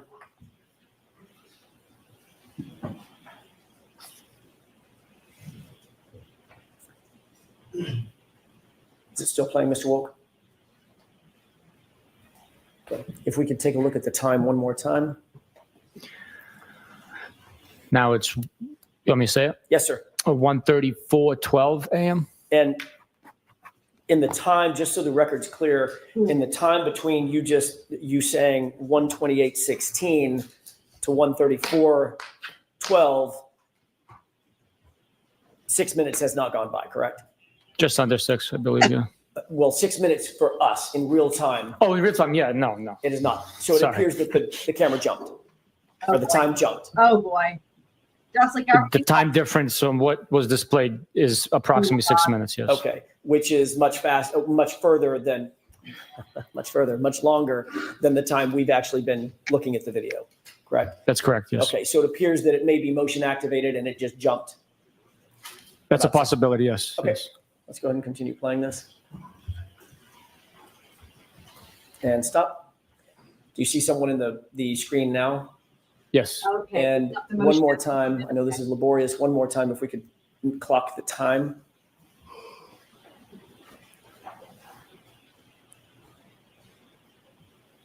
Can you see that? No, it's really blurry for me. What? Really? There we go. Yes.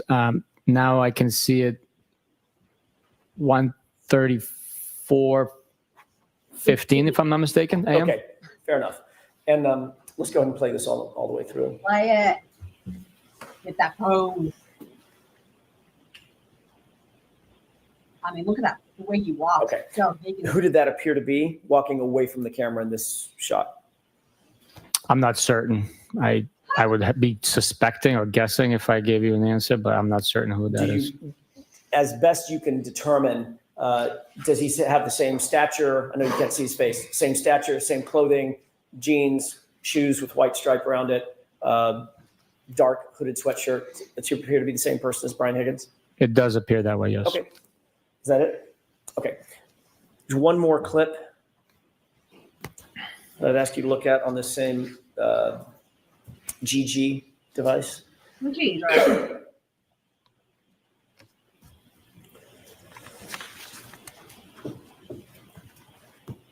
Okay. What do you see in this video? Appears to be the church side Lallyport, and an individual came out of the door. Okay. And can we highlight the time, please? Or increase the size? Make it bigger. That's what she got. What time do you see there?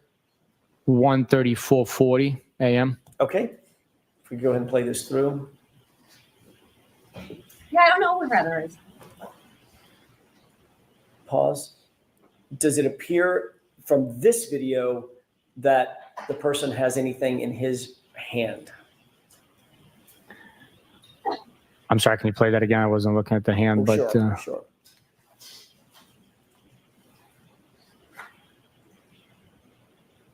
I really can't tell. Okay.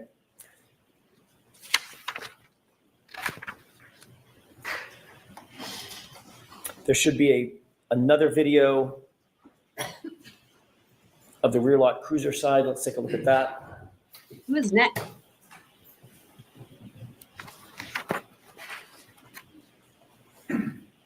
There it is. That's the phone. What There it is. Bingo. do you see in that video? Now, here's what he's going to do. He's going to ask for the timestamp, and it's going to be that. It's going to line up with that phone call of Brian Albert. The Bryans. Always the Bryans. It appears to be an individual wearing a black beanie hat, black dark colored sweatshirt with some design on it, and something illuminating by his face. Something. Can we enhance Come on. Something illuminating. the time, please? I swear to God. Yep. Here comes the time. Oh, there's the phone. What time is that? It says 1:34:53 in the morning, AM. And if you could move the screen over to the individual. Mr. Wolf. Yeah. Does that appear to be the same person? It could possibly be, yeah. And does it appear as something in his hand up to his face, the right side of his face or ear? Yes. What do you think that is? It's consistent with a cellular device, possibly a phone or a tablet. Okay. If we could move on, please. Play that through.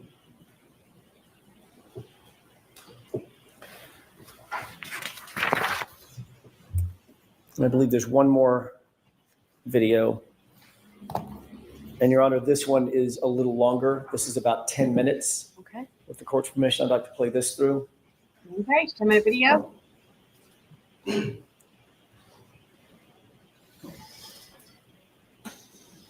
stop.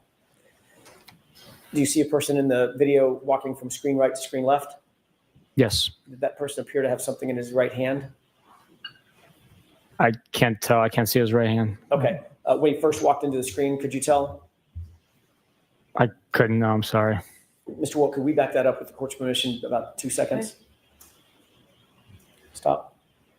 Did it appear to have something in his hand? It's a possibility, yes. Okay. And just for, I'm going to ask you for 2 times when we start and when we stop. What's the time on this video at this point when he walks into frame? 1:35:08 in the morning, AM. Okay. And let's go ahead and play this through.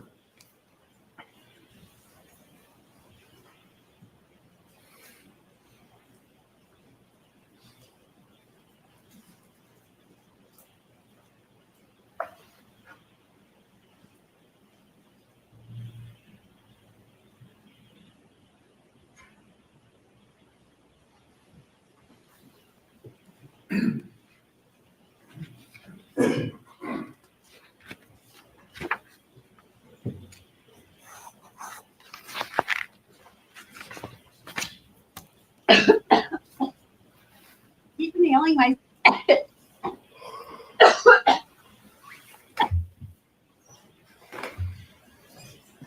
Oh my God. I'm gonna have to back it up. I don't know what's wrong with me. I keep inhaling my spit and coughing. I missed the skinny dude. Hang on, let me back it up. Oh, interesting. Okay. Okay. Let's go ahead and play this through. Sorry. Huh. I mean, I wouldn't say skinny dude, but it's a different dude, right?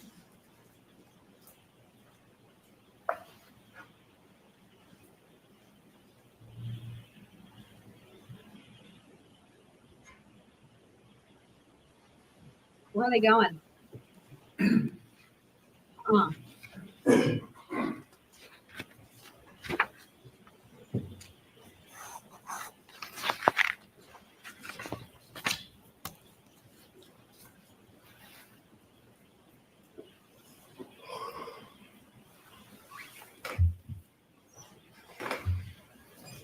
I'm gonna wait to see if we see the person again before I try to see who I think it is.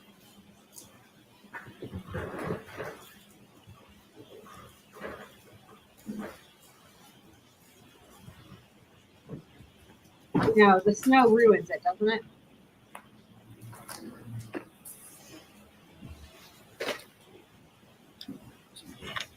You think it's Proctor? I mean, Proctor wasn't, well, I mean, I guess he still could have. He wasn't at the party thing.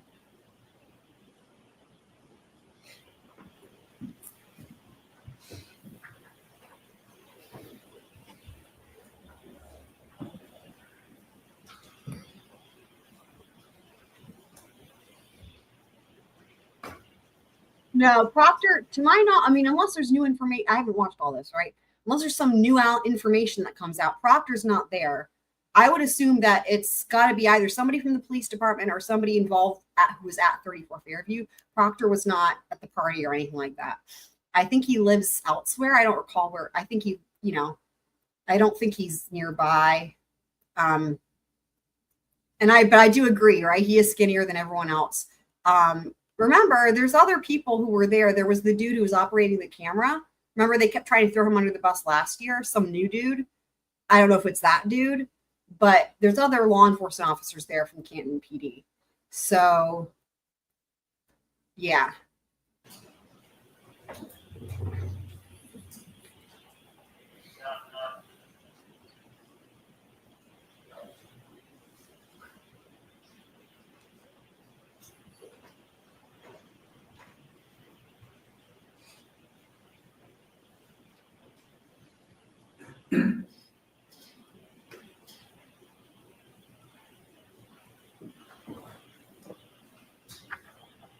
Okay, I want to point something out. Hey, I want to point something out. Check it out. It looks like there's a cop car that just left. Check it out. Check it out.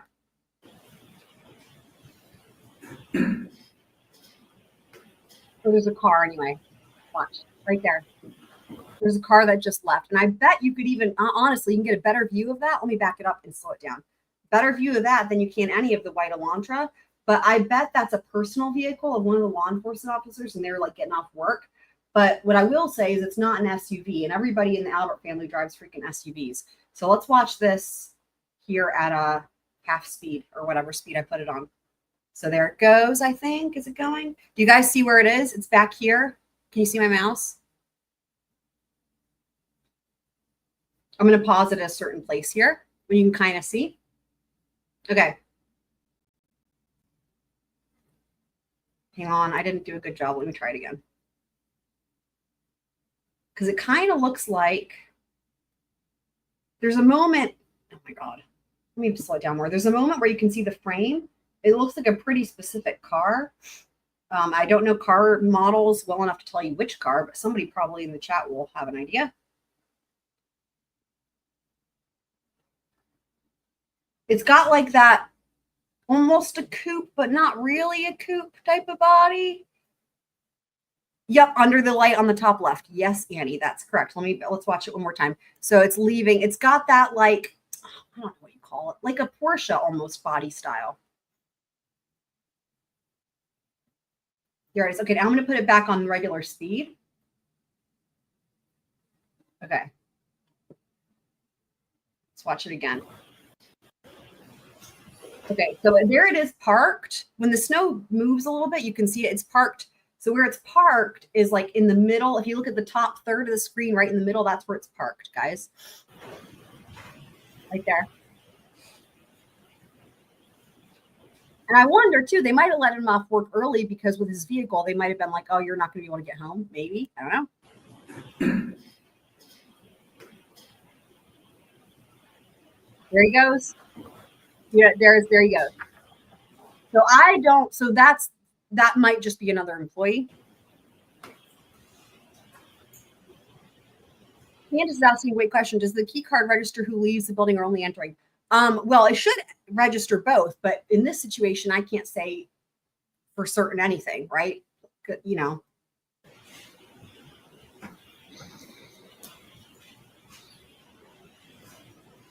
Who old? Is that a person? Or is that a typo? Oh, it should. Right. It should. Yes. But will it? I mean, doubtful. Now, what I will say is this. Remember how Higgins' whole story about moving cars around? I wonder if that's why he said that, because he knew this footage existed. And if that's supposed to, he's hoping that people will buy that as him moving cars around. So far, I don't think that's him. And I think that's somebody leaving work. But I wonder if that was why he said that, because he knew this existed. And so that was the story he gave. Oh my God. I bet that's what it is. Interesting.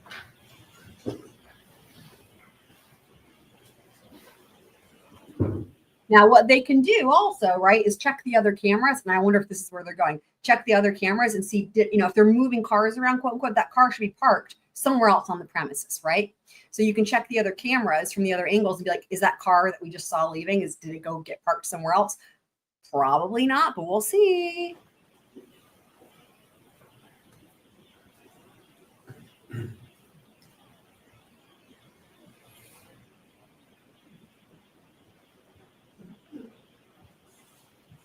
Also, there's a spot, if you look right where Higgins' Jeep is, there's a spot right beside his where somebody must have left recently, because look at how their pavement is all exposed. Was it like that when he got there?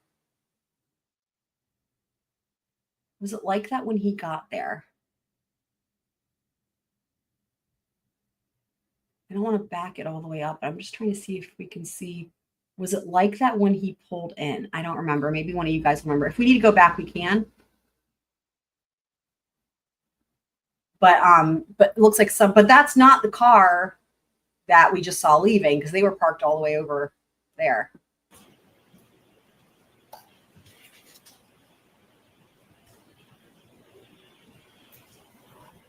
Now I feel like we need to go back. We need to go back because this is really important. Let me go back. Okay. Hand. But Sure. I really can't tell. I want to see what. Okay. Pause. There's the phone. Black being needing, but second. Visual. Fine. I'm getting. Okay. I believe there's one more Back, Iowa. video. Okay. With the court's permission, I'd like to play this.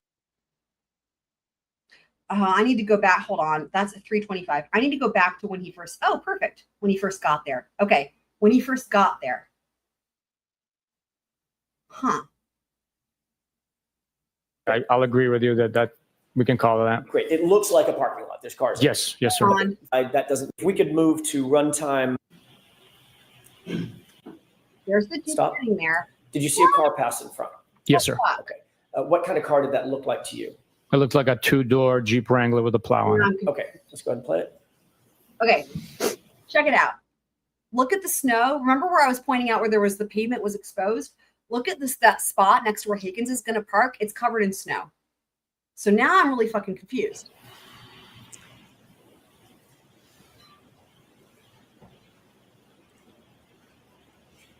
here's what I will say. If there's a vehicle that parks on top of the snow where there's already snow, it's not going to melt it, right? For any of you guys who don't live in snowy climates, just to reiterate that. Now, maybe it's a shadow.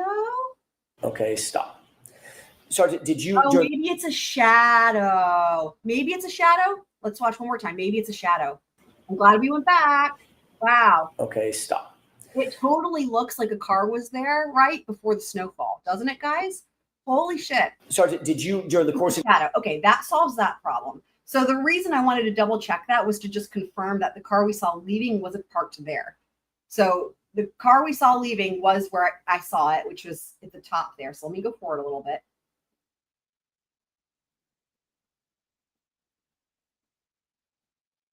And Your Honor, this one is Okay. a little... I think this might be where the car is leaving. No, wait, sorry. This is what we haven't seen that part yet.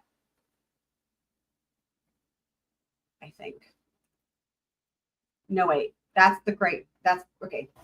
Whoa, we're where we need to be, I think. And you're play this through. Okay. It's a shadow. Weird. It really looks like the pavement is the asphalt. Interesting. Do you see a person in the video? Okay. So now we're going to watch. We're going to pay attention. This dude is going to be walking, I believe, to the car that we see leaving. Walking from screen right to screen left? Yes. Did that person appear to have something in his right hand?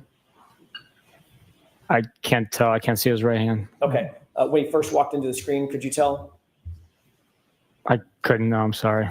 Mr. Wolk, could we back that up with the court's permission about 2 seconds? Stop. Or is this Higgins? Did it appear to have something in his hand? It's a possibility, yes. Okay. Wait. And just for, I'm going to ask you for 2 times when we start and when we stop. What's the time on this video at this point when he walks into frame? 1:35 and 8 seconds in the morning a.m. Okay. And let's go ahead and play this through. Hang on.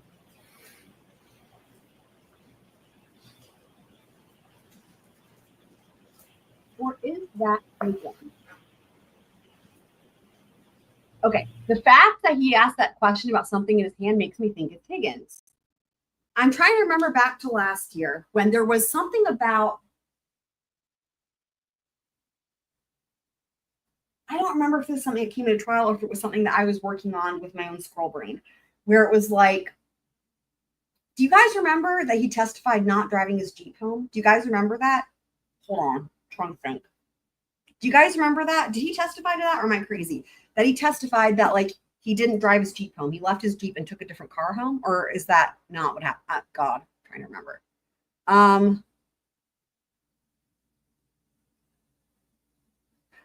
I thought it was somebody else. It does look like it's a different. However, I have a couple things to say. One, the fact that Jackson asked about something in his hand makes me think that he's asking that to be like, look, it might look different, right? But there's still a cell phone in his hand. So that's how we know it's still him. Point number one. Point number two, if he had on another layer, like two hoodies or 3 hoodies or whatever, and he took one off, he could look skinnier, right?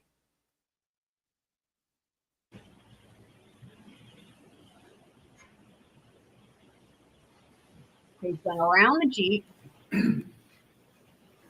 Now, the car that we see leave looks like it's covered in snow. Is the time going to jump? Because how does it get...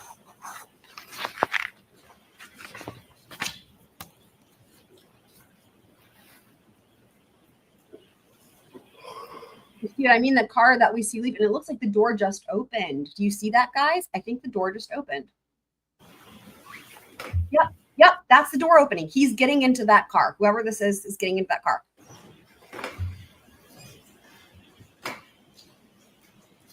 So how does he get all the snow off? Is the time skip? Or he just drive off with snow all over the place? Nope, there's the windshield wipers wiping snow away. Okay, you can see that. Can you guys see that? Yeah. So the snow, it's still light enough dusting. He can use the wipers to get the snow off. Yep. Now he's got visibility. That was quick and easy. My God. That was quick and easy. Yep. Wow. Look at that. Good to go.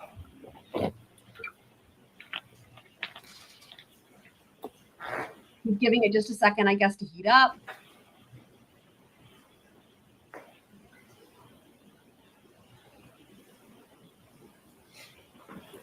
And that's exactly right. If it was icy snow, the wipers wouldn't have worked. That's exactly right. Yup, yup, yup. Yup. If it was icy snow, you'd be shit out of luck unless you had a scrapey dindle. And the thing is like, I always get the windshield wiper fluid that's like supposed to go like -800 degrees. And I'll tell you what, it always freezes here. And it's like, you go to squirt it and there's no squirt. You know what I mean?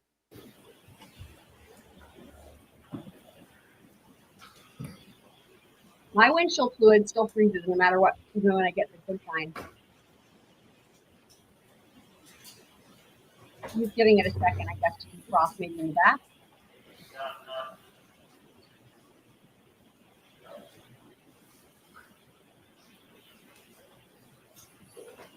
Interesting.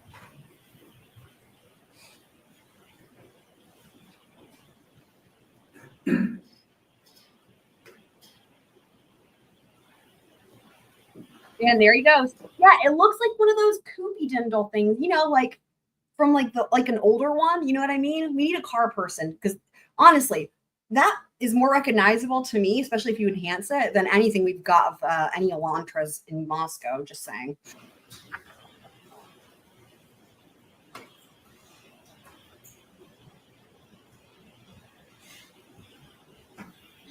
I don't know. It's weird, right? I don't know why it happened, literally.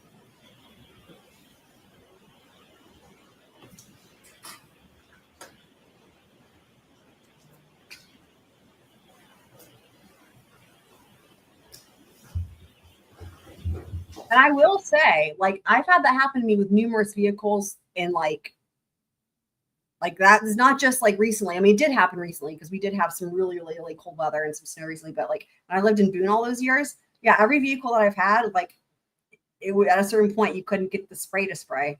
I don't know who Carlos is, but have fun. We're solving mysteries over here at Fines, anyway.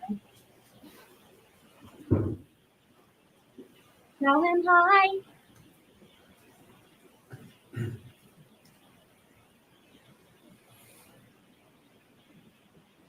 Well, at least we've confirmed that this is a shadow. That probably threw some people off until they went back and did what we did and confirmed it was a shadow. You wouldn't expect it to be a shadow, right? Like, I wouldn't have expected that to be a shadow. It looks so, you know, pavementy.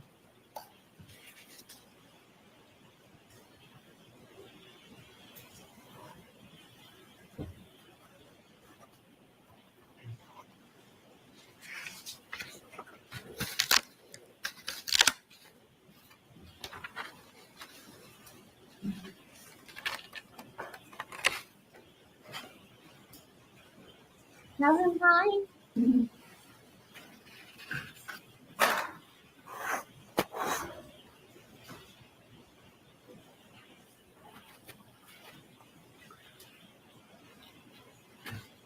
Please tell Carlos hi. Tell him hi.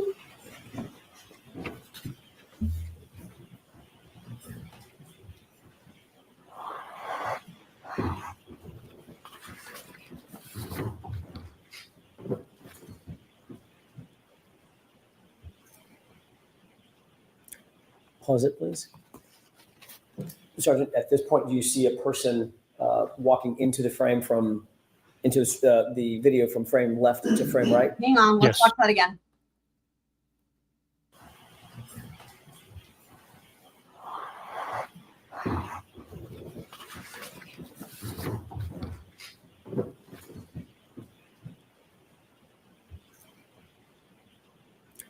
Pause it, please. Sergeant, at this point, do you see a person Interesting. walking into the frame from Interesting. into the video from frame left to frame right?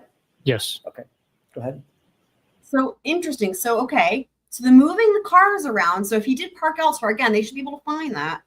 But either Higgins did move cars around for God knows what reason, or this is somebody else and Higgins is trying to pretend like it's him. Interesting though. Huh. Yeah, that's what I've got is the Rain X, the good shit. You know what I mean? The debug one works great. The problems I had with the freezing of it all.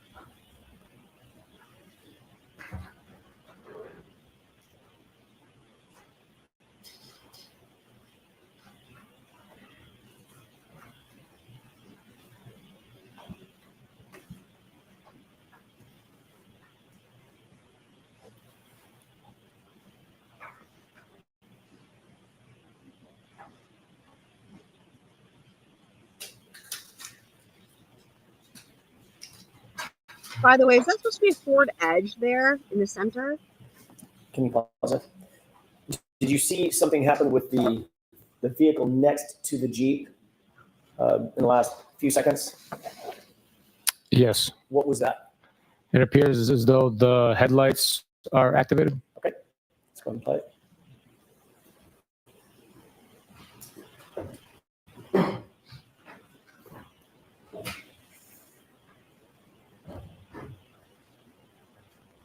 Okay, pause it. You see a person that is walking from screen right to screen left in the middle of the screen? Yes, he just, or she just appears to have closed the door on that vehicle next to the plow. Okay. And walking toward which vehicle? The one on the furthest on the left. Okay, from what you've seen, Sergeant, that you said he or she, does that person appear to be consistent with the video that we've seen of in other particulars of Brian Higgins? As far as I could tell from here, the individual accessed Brian Higgins' vehicle, so I'd be speculating with the whiteout conditions or near whiteout conditions. It's tough to tell. But So nobody it's like- believes it's anybody other than Brian So Higgins walking. he thinks it's the same accessing Brian person. Higgins. No, Okay. no. Let's go Okay. play it. Okay. He thinks it's the same person.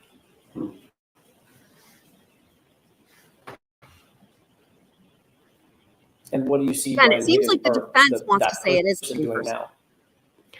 They accessed the vehicle on the far left. Okay. What the fuck are they doing?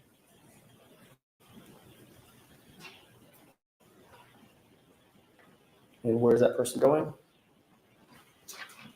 Now they're accessing the How does he have keys to all Jeep these Wrangler. cars?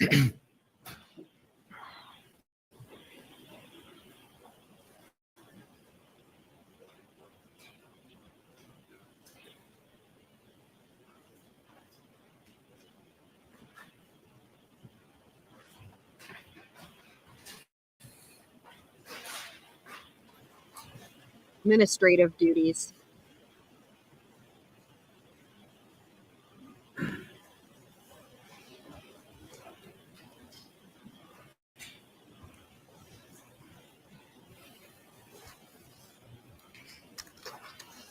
He's scraping this car off?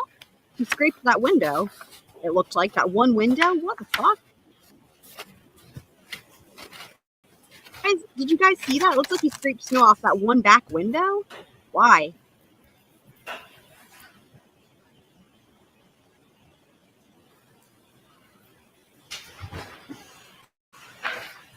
I mean, it's definitely him because he got back in the Jeep.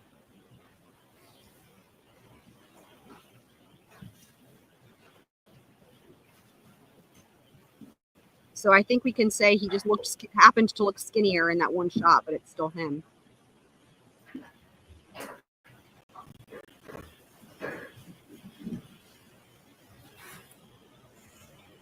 Can you pause it? Where does that individual appear to be now in the video? Last I could tell, they might be by the Jeep Wrangler. Before that person got to the Jeep Wrangler, The door is Is open. he standing by the vehicle on the far left, SUV or truck? It appeared that way, but with the heavy whiteout snow that night, I can't tell exactly what they were doing. Did you see anything in his hand, like a bag or a satchel or a duffel bag or something, when that person walked from this vehicle over to the Jeep? I did not notice, no. Go ahead.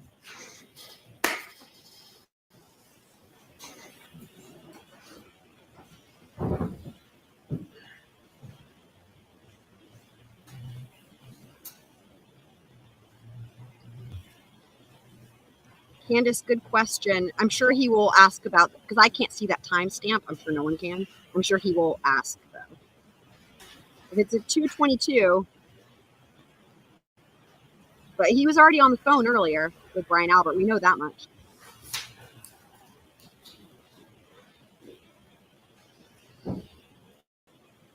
Now, has that person walked off screen to the left? Yes, sir. Because remember, there were multiple butt dials.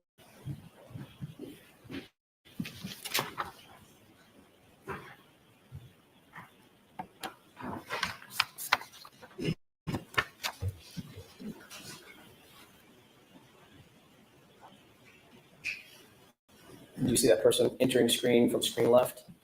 Yes.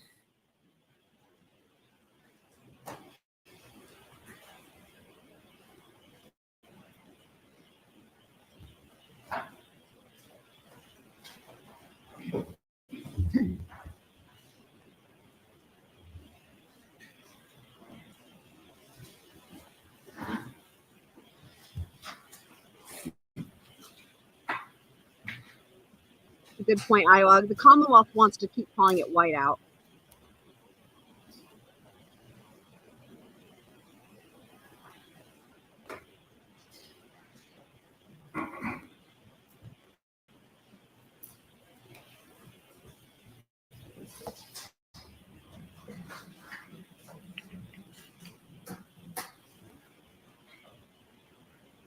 What did you just see the person do?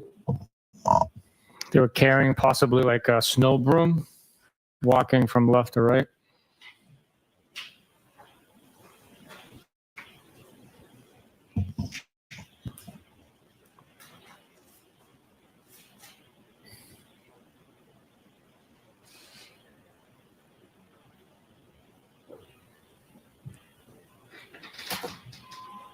I think the Jeep's lights just came on.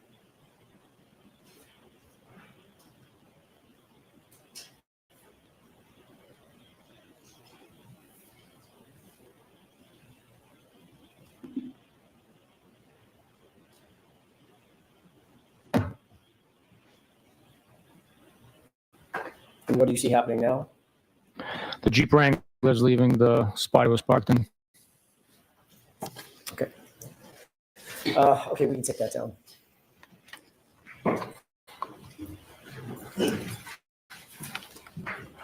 Oh, I'm sorry. I failed to ask you the time. I promised I would do it, and I forgot again. Can we look at the time? Here we go. Yes, the time for the rear lot main side is 1:45:52. And it appears that's the approximate time that the Jeep Wrangler drove off. Approximately, yes. Okay. Thank you.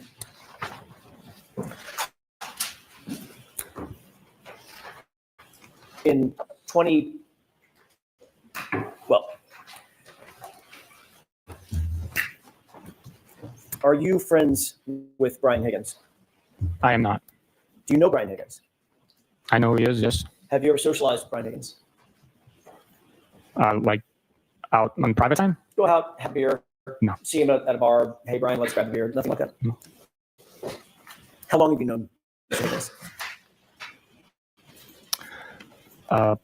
I'd be speculating. It's before this case. He was a law enforcement individual that worked in the area. So I've had cases where he assisted on and that I've assisted on. Would you consider yourself to have a professional relationship with him? I knew who he was. So yes, I would consider it a professional relationship. But you would not consider your relationship to have gone over to the personal relationship? You don't Not at all. socialize, do any No. private No. get-togethers? No. Okay. You would agree that this video pretty clearly shows least at one point around 1:34 a.m., Brian Higgins was on his phone. Is that the one that he has the device by his face? Correct. It appears that way, yes. And just to be clear, when you interviewed Mr. Higgins, he did not volunteer to give you his phone, correct? He did not volunteer, no. And you didn't seek his phone through a warrant or any other mechanism? I did not know. Do you have any personal knowledge as to the status of that phone as you sit here today? The one that he got the extractions from? Correct. No idea, no. Really? I want to shift gears to another series of videos. Last year in another proceeding, you were asked about a couple of videos from the interior Lallyport garage at Canton PD. So now we're going to move to the interior. You remember those series of questions and answers that So you now gave? it's Lallyport. Generally, Okay. You were asked at another proceeding to describe when the SUV, Ms. Reed's SUV, first arrived at the Lallyport garage around 5:30 or so, correct? based on my recollection of it first arriving or what we were reviewing? What you were viewing? Here we go. I'm getting to this. What? Ask it differently, Mr. Jackson. Do you remember being asked a series of questions concerning the arrival of the SUV, just in general? I remember that it happened. I don't remember the exact questions on what my answers were. And you remember seeing a video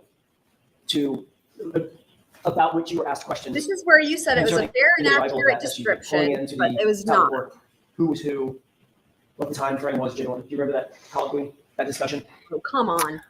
I remember it taking place, yes. That was Mr. Lally asking you questions, correct? Mm-hmm. I believe so. Under questioning by the Commonwealth, you were asked whether the video that you were looking at fairly and accurately represented the SUV arriving at the Lallyport garage, correct? Yes.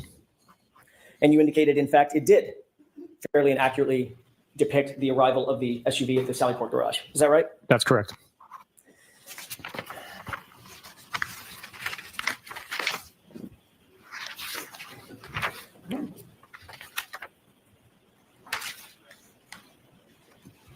I'd like to ask you a question about that particular video. Here we go.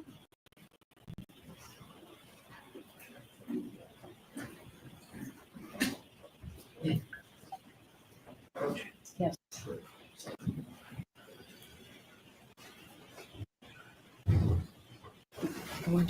Thank you, Your Honor. Okay. It's not a long one. They're not on lunch break. To see what Sergeant Bukhenik.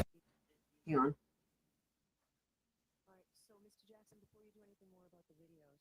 Do is have the voir dire right now to see what Sergeant Bukhenik knew regarding that line of testimony you wanted to get into. So let's do that now, and then you can all work out the video issues. Okay, so maybe they sent the jury to lunch, but they didn't. That was not on the record. But they're going to voir dire him. I love a good voir dire. All right.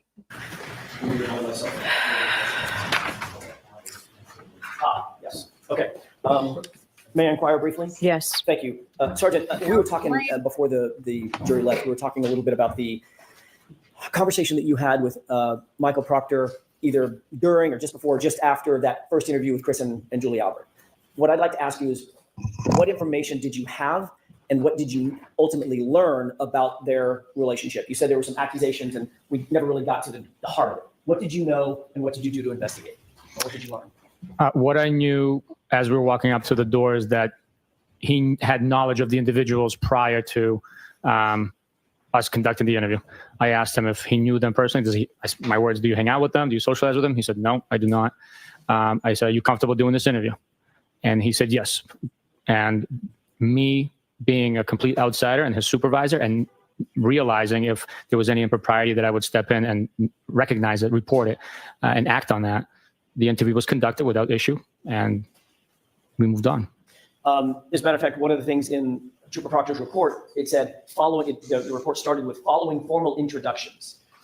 Did that suggest to you that Trooper Proctor had no knowledge of who Chris or Julie Albert were from a personal standpoint?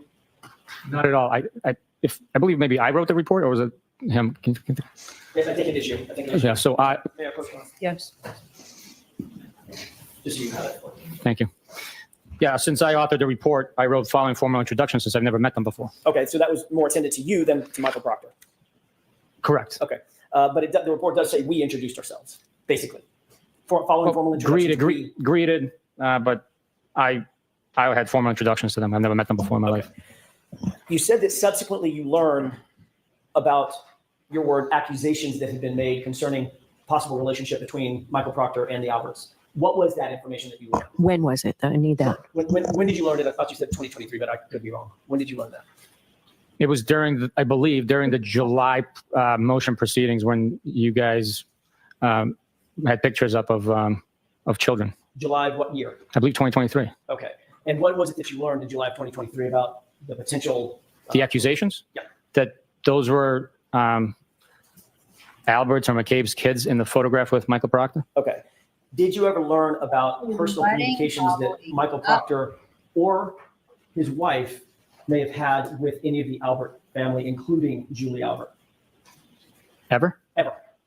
Yes. Okay. Tell me when you learned that and what you learned in that order. Well, Michael Proctor had communicated with those individuals, Elizabeth Proctor communicated with those individuals due to the harassment that they've sustained. Okay. So with the crazy behavior that's been imposed on them, and the torturous harassment that they've endured, the traumatic experiences they've had to live through, they've communicated. So I've learned about that, yes.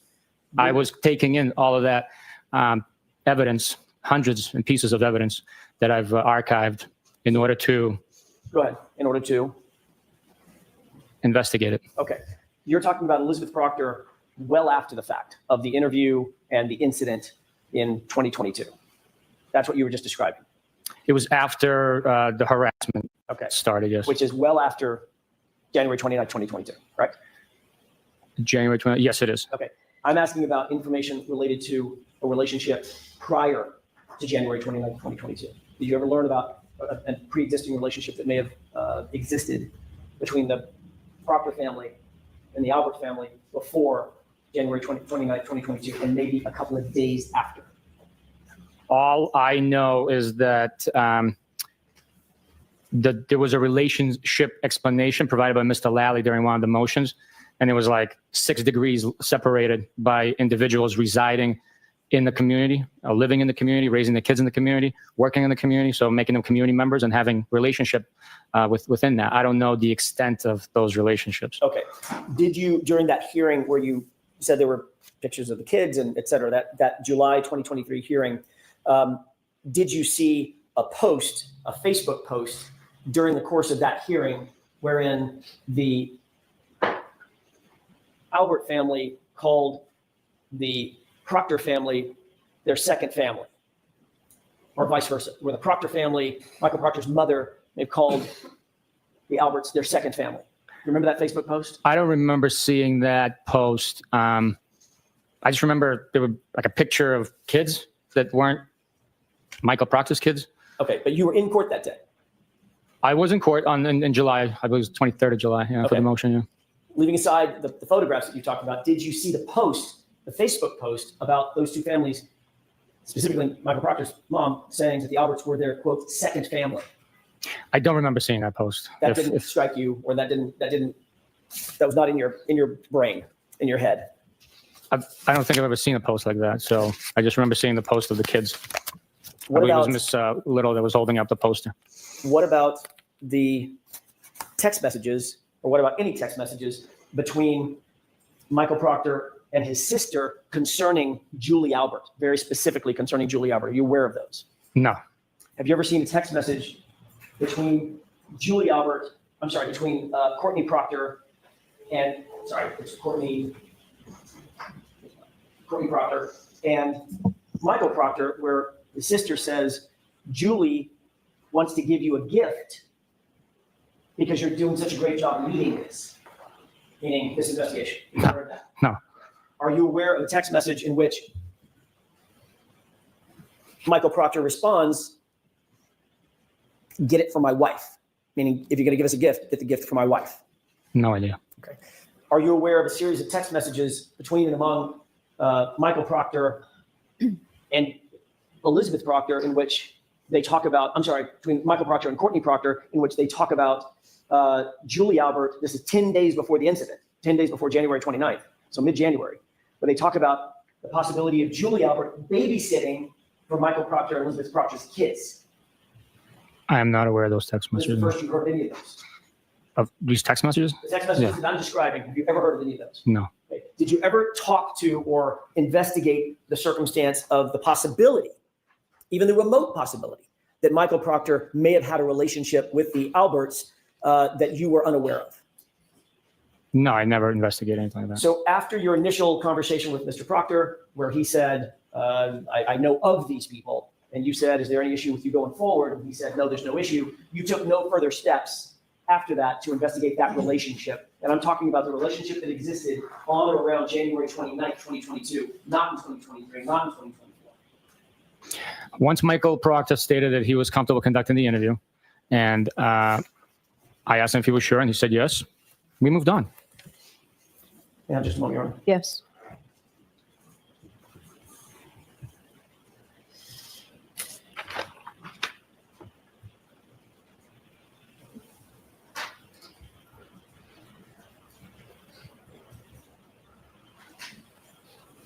Last couple of questions. Were you in court? I know you're indicating that you've never heard about these text messages. Were you in court in February of 2024 following the federal investigation revelation, the documents that we got from the both sides got from the federal investigation, which revealed in open court the text messages about gift giving between Courtney Proctor and Michael Proctor? Hey, Judy wants to get you a gift, and Michael Proctor's response was, get it for Elizabeth, get it for my wife. Were you in court and those were reviewed? Following the harassment, intimidation that I experienced on the 23rd, being followed to the bathroom, then being followed outside, I stopped coming to court proceedings due to that. So I was not in court in February of 2024 and describing the information that you're revealing. I was not aware of that detail. Did you all of these proceedings are televised? Sorry, you know that, right? I'm not aware that it was televised, no. You're not aware? I know it streams, but I'm not aware that it's televised. Okay, stream. Whatever you want to call it. Streamed on the internet. You can find it. You can, yes. They're recorded. Right. Did you ever review the hearing in February 2024 talking about what's been referred to as the Fed dump and the revelations that were made pursuant to that federal investigation and the text messages intended there too? I am aware of a Fed dump. I'm aware that it exists. I was not privileged to any information outside of the information that was revealed to me during the internal affairs investigation. Right. That was the first time I saw documents from that federal investigation. By the way, were you privy to, Michael, there were three individuals involved in the investigation, yourself, Lieutenant Tully, and Michael Proctor, is that right? What The investigation? internal affairs investigation. I'm aware that I was. I know they were as well. I don't know who else might have been involved. I don't know. In terms of your awareness of Michael Proctor's investigation, you're aware, obviously, that he was terminated, correct? I'm aware that he's terminated, yes. Did you ever see or were privy to any of the documents or investigative materials associated with his termination as his supervisor? No. So nothing was ever shared with you, the final decision?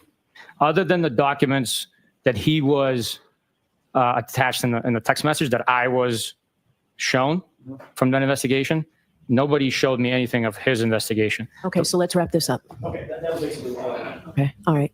Do you want to be heard, Mr. Jackson? No. Okay. On that. Yeah, I'm not letting any of this in. I think it's all admissible, but I understand the court's ruling was if he doesn't have personal knowledge of it, didn't have it then you're not going to let it in. So our objection, that's been noted. Okay, so you got your voir dire, and I'm glad we fleshed it all out. So you have to be back here in 35 minutes. All right. When's the jury coming back, Paul? 20 hours. All right. Be back here at 25. Ready to go. All rise for the court, please.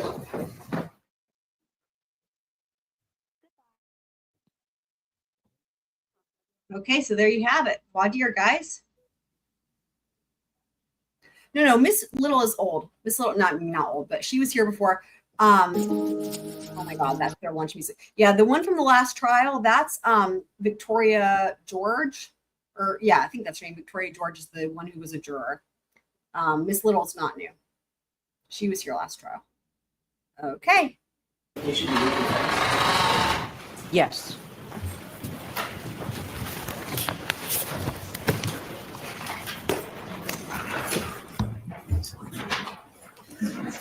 May I inquire? I'm so sorry. I did it again. Thank you. Thank you. Yes, go right ahead, Mr. Johnson. Thank you. Just before the lunch break, Sergeant, I asked whether you had engaged in a discussion with the Commonwealth at a prior proceeding in which you were shown a video and you talked about the fairness and accuracy of that particular video in the Lallyport when the SUV was first pulled in. And you indicated that you did indicate that it was fair and accurate, correct? Yes, back then, yes. Yeah. I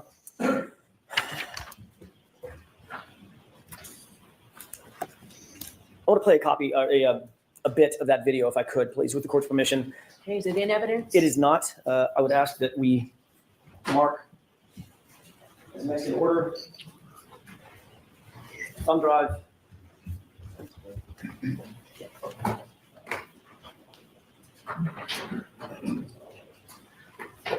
Are we marking this for identification, or is there an agreement it's going into evidence? I'd like it in evidence. We agree with the stipulation that it's authentic. I'm not going to argue metadata issues or authenticity issues. So All right, so is there a stipulation that this is authentic? Okay, so folks, again, a stipulation means the parties agree, and with that, I will allow this into evidence as the next exhibit. Madam Court Reporter? Mr. Jackson, is this it? that's it. Miss Little, Okay, now you may. blonde, Victoria George hasn't questioned any witnesses. And I mean, who knows, maybe she will on the defense's case in chief, but it wouldn't be out of the realm of possibility if the reason they have her is because of her insight as to the jury. And that she's just going to be vital in terms of, you know, the question that we're always asking, like, how is the jury perceiving this? What is the jury thinking? That could be what they have her there for. And she could also be assisting with case law and what have you. Not every lawyer needs to be questioning witnesses to be part of the team for defense or for the state. I mean, perfect example last year, Lolly did all the questioning for the Commonwealth, and there were, you know, he still had other counsel there as well. So, but yeah, but Miss Little has took witnesses last year and has taken some witnesses this year.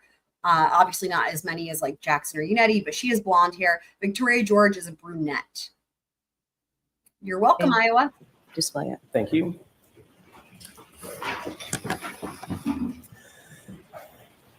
I did not see any blood. Could we play Here beginning? we go. What's the runtime, Mr. Wilk?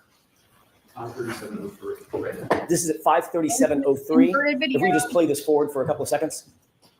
A little bit further. Pause. Do you see what's depicted in this video? Yes, I do. This is the video that you were shown at a prior proceeding, correct? Yes, it is. Does this appear to be the interior of the Lallyport at Canton PD? Yes, it is. And this is what you were questioned about regarding the SUV being pulled into the Lallyport, correct? Yes. From a time frame standpoint, just the time frame, this is right after the SUV has been driven in from the flatbed after having been seized in Dighton, correct? Yes, it was driven off of the flatbed after transportation from Dighton to Canton PD and driven into the Lallyport. All right. You previously have identified individuals in this video, in this still shot, correct? Yes. And what you previously said, and then we'll get to subsequent testimony in a second, you previously indicated that the person to the right was you, person to the left, Michael Proctor, correct? Yes, previously I identified that being Michael Proctor. I was mistaken. That is not me on the right. That would be the tow truck driver, correct? That's correct. That is, in fact, Michael Proctor, however, in the two-tone jacket, correct? I believe so. Okay. And as the video is portrayed, at least as we're looking at it, and I'll get to the next question next, as we're looking at it, it appears that we're looking at the right passenger side of the vehicle, as it appears in this video, correct? That's correct. And you see a timestamp and a date stamp on the bottom, correct? It is present. I don't know what it says. Okay, can we highlight that just a little bit? Can you see what that says? I believe it says interior, Lallyport, back wall, Lallyport. Okay, 537, maybe. okay. When you indicated that this was a fair and accurate depiction of the interior Lallyport when the SUV was brought in, you were specifically asked whether or not you or Michael Proctor approached or manipulated or touched the right rear taillight area of the vehicle, correct? I don't remember the exact verbiage used, but in something along those lines, that's what was asked. And you indicated that neither of you did, correct? That's correct. Okay. But in point of fact, this video is backward, correct? Yes, it is a mirror image of what is actually taking place as recorded by the camera. Can we play this forward? Yes. You see where Mr. Proctor, let's go ahead and pause it. You see where Mr. Proctor went. Yes, the video depicts him going to that portion of the vehicle, but we can't tell how close he is. Okay. And the back, from all appearances, importantly, it appears to be the back driver's side, the back left of the vehicle, correct? That's the way it appears, yes. Let's play this forward for a second.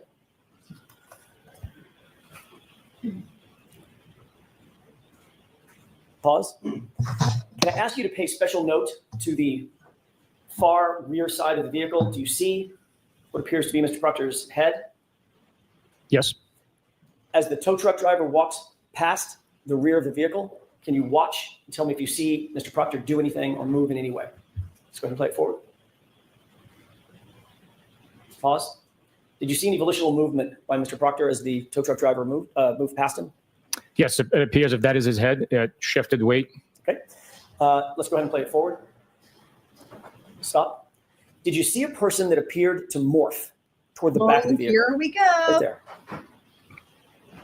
There is some anomaly there with the footage, so it could possibly be used to describe that what took place. Can you recognize that person? I cannot know. You indicated previously, does that person look large or small in stature I can't tell. as compared to, for instance, Michael Proctor, whose head you can see above the car? What about this person? Taller, shorter than Michael Proctor? I can't tell from here. I can't. You indicated that Chief Berkowitz was a smaller statured person, correct? I never said that. I'm sorry? I didn't know his height. Larger or smaller? He did say he was a shorter statured person. Generally. How about this? Larger or smaller than you? He's shorter than me. Okay. Can you tell whether or not that is Chief Berkowitz? I cannot know. Okay, let's go ahead and play it for him. Why did I expect that to be the answer? And a little bit further, pause. What does it appear that Mr. Proctor does at this point in the video? He's walking. Okay, do you see anything in his hand? I cannot tell from the video, but he might be carrying something. Remember we looked previously at a portfolio, black portfolio. Does it appear that he may have a black portfolio in his hand? That is very likely, but I don't know exactly what he's carrying. Okay, let's go ahead and play this forward. Please. Okay. And did it appear that somebody just appeared at the front right, the right-hand side of the screen toward the front of the SUV as well? Yes, it appears that way, yes. Okay. Let's take this I am down. not a hoe. I'd like to mark.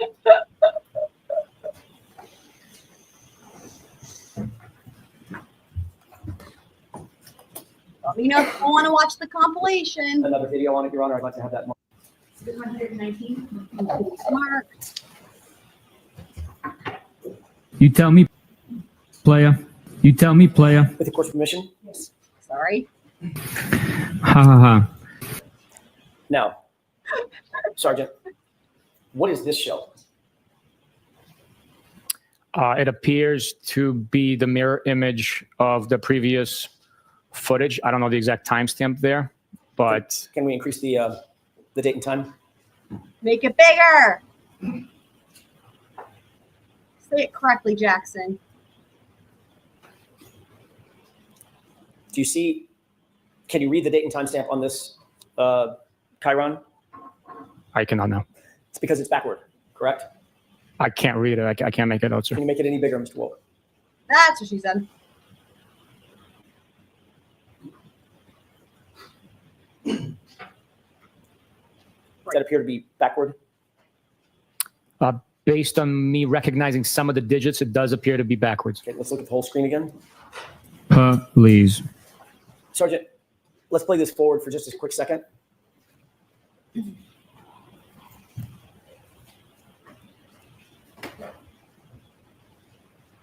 Pause. Do you see Michael Proctor in this video? I believe that's him. Yes. And which side, and let's start with this. Do you agree that this is the correct version of the camera angle and the SUV as it pulled into the Lallyport? This is the footage, the way that is depicted right now is very accurately very accurately represents what I remember from being there. In fact, this side of the vehicle that we're looking at that's closest to us, that I'm highlighting on the screen to your right, This is the one where they corrected it, right? Because you can see police is spelled correctly. that is in fact the driver's side of the vehicle, not the passenger side of the vehicle. Is that correct? That is correct. The far side over here would be the right rear of the vehicle, correct? Yes, sir. Which area is Michael Proctor walking to? The left rear or the right rear in this footage? It appears if that's him, he's walking to the right rear of the vehicle. Can we play this forward?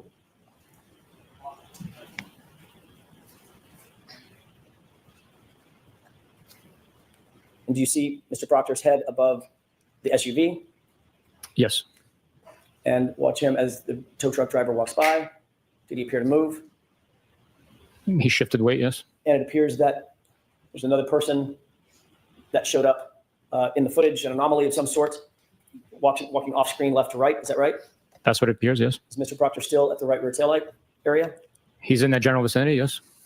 Let's go ahead and play it forward. A little bit further. Pause.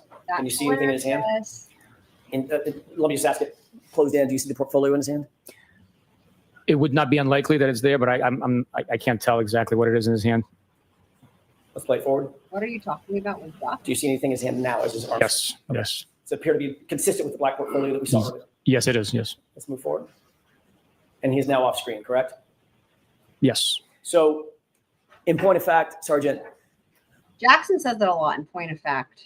when you were asked previously whether the prior video fairly and accurately depicted what you recall as it pertains to the SUV and the Lallyport, that was not quite true, correct?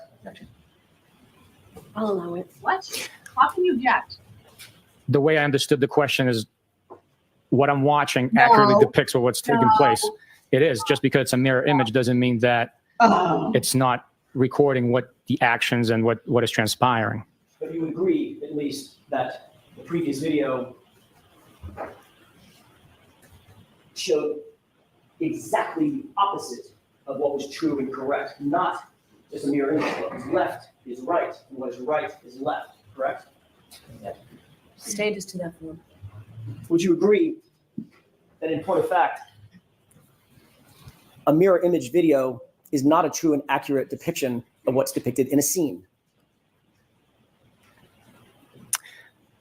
I think it just is a mirror image of what's taking place. If you see someone walking in or driving a vehicle and it's depicting the action of the vehicle being pulled in, and if it's mirrored, it's pulling in from left to right or right to left. It's still documenting the activity that's taking place. Or if someone walks to the left rear of the vehicle versus the right rear of the vehicle, those two things will be switched, correct?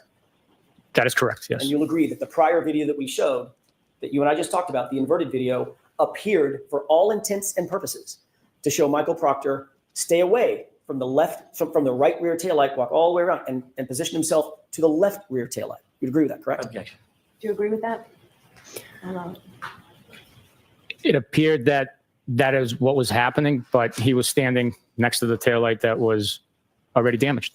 But in the corrected video, which is this one, it actually shows unequivocally that Michael Proctor walked directly to the right rear taillight portion of this SUV. Correct? I'm sorry, can you repeat that? Sure. In the corrected video, this video here, this unequivocally shows that Michael Proctor walked toward the right rear area of that SUV, where the right taillight is, correct? Yes. And you'll also agree that this video was taken before any taillight material was ever found at 34 Fairview, correct? Can you zoom in on the time? Not on this one, this is backwards. I know that the SUV pulled into the garage, the Lallyport, at 5:35, and we were still on scene at 5:51, almost 52. Iowa, what argument do you hate? So, yes, if that's timestamp before 5:51, before we left Canton PD, then yes, taillight pieces had already been found. So 5:35, 5:37 is before the first taillight pieces were found. All right. I'd have to see a timestamp of when they were exactly found, but if that's 5:37, 5:35 is before 5:45. yes.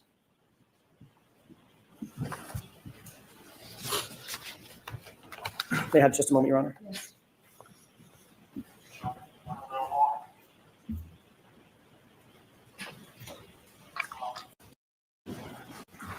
Sergeant, Canton PD is about a mile and a half from 34 Fairview, is that right? Approximately. I don't know the exact distance. I never measured it, but I would not be shocked if you were accurate in that. Maybe a 3 or 4 minute drive.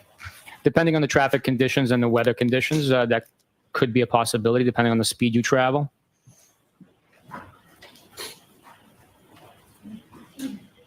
Wait, let me hear that again. Be shocked if you were accurate in that. Maybe a 3 or 4 minute drive. Approximately. I don't. Sergeant, Canton PD is about a mile and a half from 34 Fairview, is that right? Okay. Approximately. I don't know the exact distance. I never measured it, but I would not 34 be shocked if you were accurate in that. Maybe a 3 or 4 minute drive. Depending on the traffic conditions and the weather conditions, that could be a possibility, depending on the speed you travel.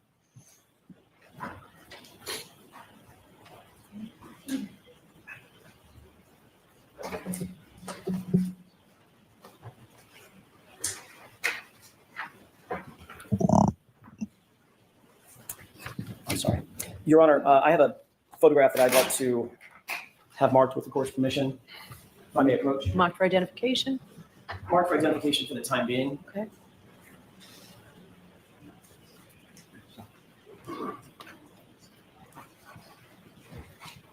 May I approach? Yes.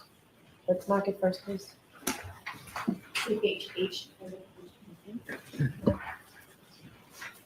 Thank you.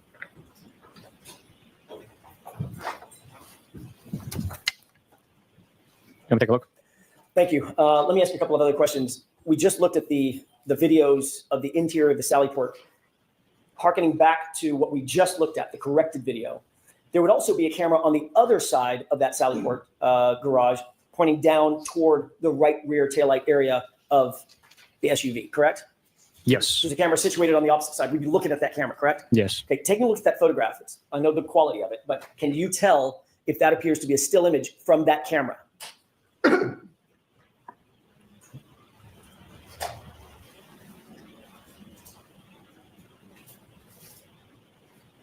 Yes, it appears to be a still image from that video camera. I'd ask that this be moved into evidence, Your Honor. Is there an objection? No objection. Thank you.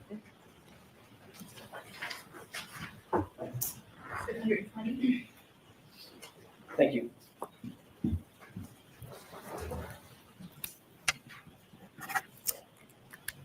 If we could display this for the jurors, Your Honor, just the photograph.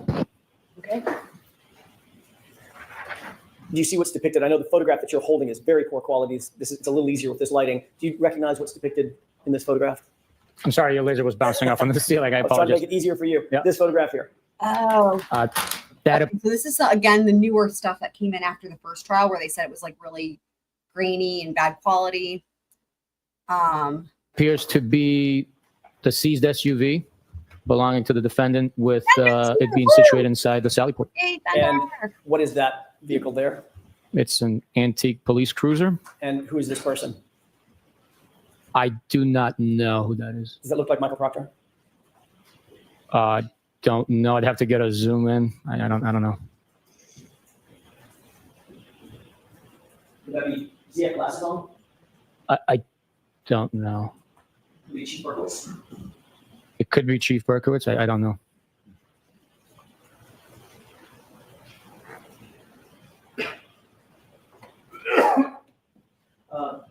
Can you tell me the date that's on the the date and timestamp at the bottom?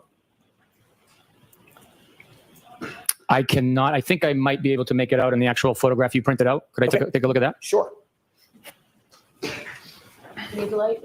Yes, please, Your Honor. I have to say, to his credit, that was very fair of him. He didn't have to say that. The date and timestamp at the bottom. I cannot. I think I might be able to make it out in the actual photograph you printed out. Could I take a look at that? Sure. It was very fair of him to offer that solution. Need the light? It appears the time is 11:08 and 59 seconds in the morning of possibly January 30th of 2022. Okay. Let's go ahead and pull this back out full frame. Thank you. I wanted to ask you, do you have a point of reference? Does that appear to be the interior camera facing the other direction where the SUV was depicted in the Lallyport earlier? It's the opposite of what we had viewed earlier, diagonally across, I believe. So this would be the right rear of the vehicle, correct? That is correct. Now I'd like to ask you to take a look at a video.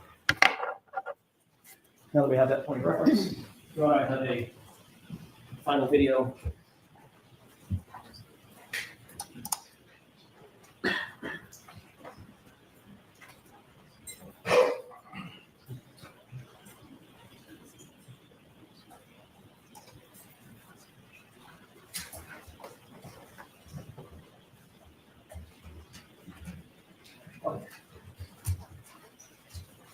I can have that marked as next in order, Your Honor.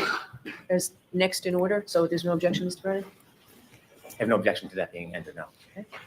721.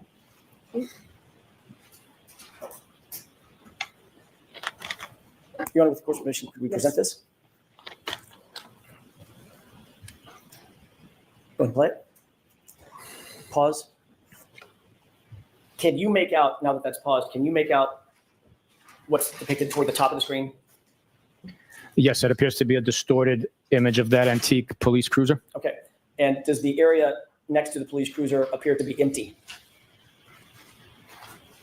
Some snow on the ground? Yes, it does. Actually, yes, it does look that way, yes. Okay. So there's nothing next to the police cruiser, at least at this point, correct? That's what it appears to be, yes. Can we take a look at the timestamp on this document or on this frame? I'd ask you to let the jurors know if you can see what the actual runtime is on this. I could see the timestamp. I don't know the runtime, what it's going to be.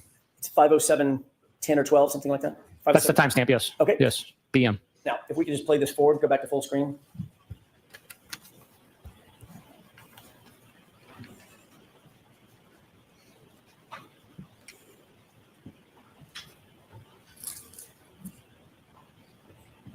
Pause. Now, how many seconds would you estimate, just in your head, just went by in real time? Approximately 5 seconds. Okay. Do you see something in the video now? Yes. What is that? It appears to be the seized Lexus SUV. And now let's look at the timestamp. What time is that? 5:47 PM. So in about, according to your testimony, in about 5 seconds, the time jumped from before the SUV was in the Lallyport to about 5:50 PM after the SUV had already arrived and is now situated in the Lallyport, correct? Yes, that is correct. The time frame that we just saw earlier of about 5:35, 5:36 or so with you and, with the tow truck driver and Michael Proctor in the video. That is not in this video. It's not captured in this video. It did not present itself, no.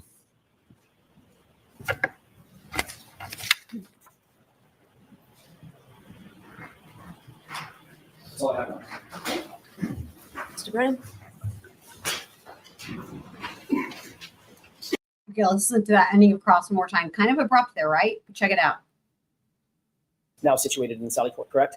Yes, that is correct. The time frame that we just saw earlier of about 5:35, 5:36 or so with you and, with the tow truck driver and Michael Proctor in the video. That is not in this video. It's not captured in this video. It did not present itself, no. It did not present itself.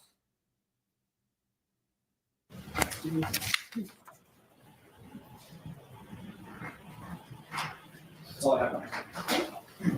Mr. Brennan, hold on. Let me get the full context of that. Was not expecting cross to end right there. Hold on. V. And now let's look at the timestamp. What time is that? 5:47 p.m. So Oh, in about, okay. according to your testimony, in about 5 seconds, the time jumped from before the SUV was in the Lallyport to about 5:50 p.m. after the SUV had already arrived and is now situated in the Lallyport, correct? There you go. Yes, that is correct. The time frame that we just saw earlier, Remember, they didn't have this part last year. about 5:35, 5:36 or so. Isn't that crazy? They didn't have this video last year.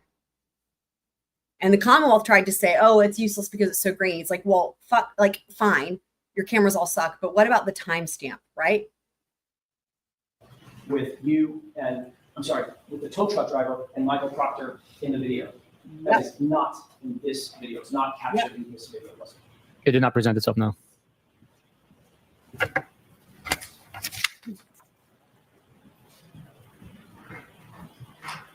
all I have. It's interesting how you use that wording, that verbiage, it did not present itself. It reminds me so much of the taillight pieces that revealed themselves, right? Think about the interesting correlation there. The taillight pieces magically, they revealed themselves, right? In the snow as they revealed themselves. And this is, it did not present itself. A very interesting correlation there. What do you guys think? So we're going to take a break before we hear redirect. And yes, and for anyone who didn't watch all this today, Trooper Bukhenik does finish his testimony on the stand today. I wasn't actually expecting it because I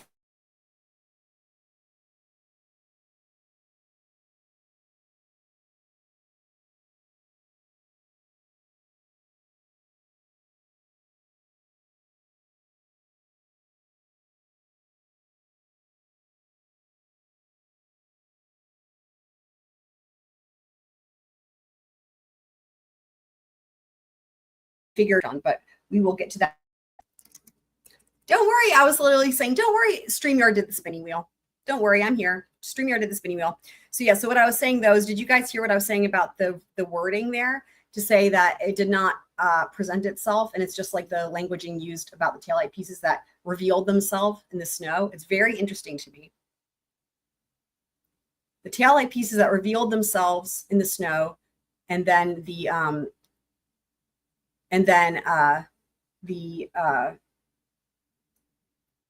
oh, well, now I lost it because of the spinning wheel. It did not present itself. Hold on. So let me just make sure I'm getting it exactly. Video. That is not in this video. It's not captured in this video. Was it? And this is what's so crazy, right? It's like, it's not the time that the Lexus, okay, hold on. And is now situated in the Lallyport, correct? Yes, that is correct. The time frame that we just saw earlier, of about 5:35, 5:36 or so, with you and, I'm sorry, with the tow truck driver and Michael Proctor in the video. That is not in this video. It's not captured in this video. Was it? It did not present itself, no. It did not present itself. So Meg noticed, yeah. Fender, you know, I have to wonder if the reason he decided to end cross there, I have to wonder if he did that on purpose because of the languaging used by Trooper Bukhenik. Maybe he was going to ask some more questions, but you know, it's one of those things, right? Like, again, listening to that languaging, because he can always, you know, come back on recross. I wonder if he did that on purpose because of this. About 5:35, 5:36 or so, with you and, I'm sorry, with the tow truck driver and Michael Proctor in the video. That is not in this video. It's not captured in this video. Was it? It did not present itself, no. That answer is so powerful, right? And I have to wonder if it's because of that answer that he decided to sit down.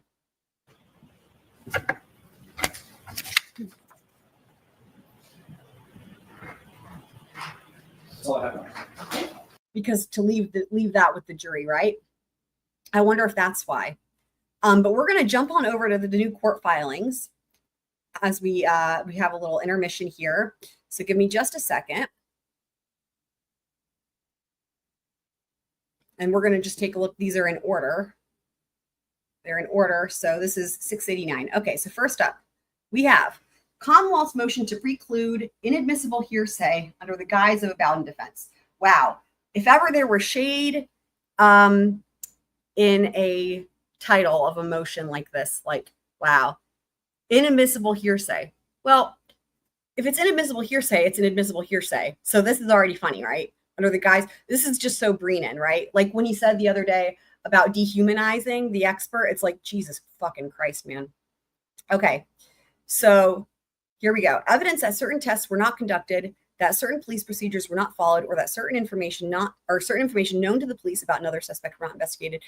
And then in bold and italics, in circumstances in which it was reasonable to expect the police should have conducted such tests.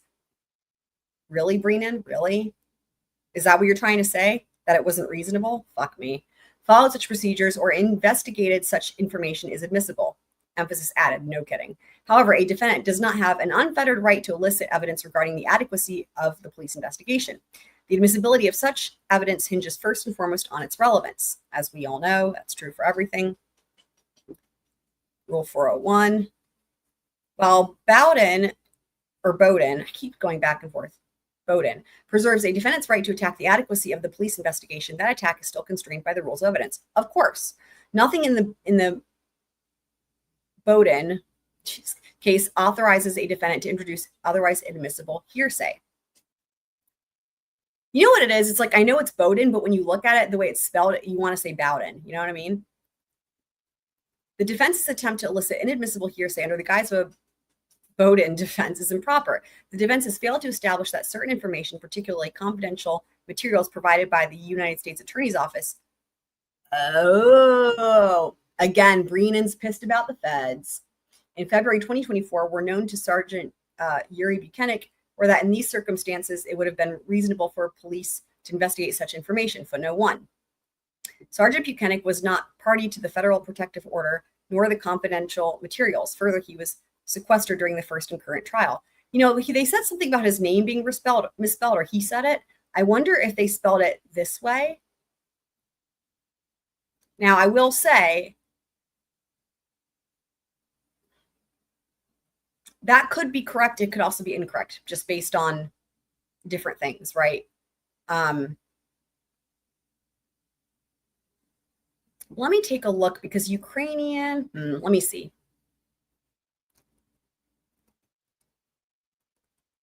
Let me see here.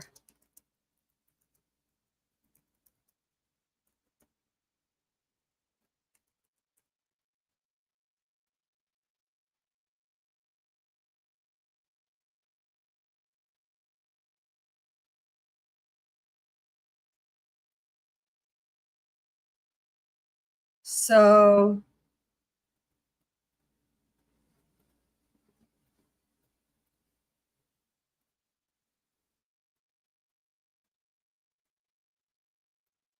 right, with the IY at the end, that's the Russian spelling. That's the Russian spelling. So I wonder if the feds assumed he was Russian and spelled it with the Russian spelling. Now, let me explain why it's a little bit complicated, because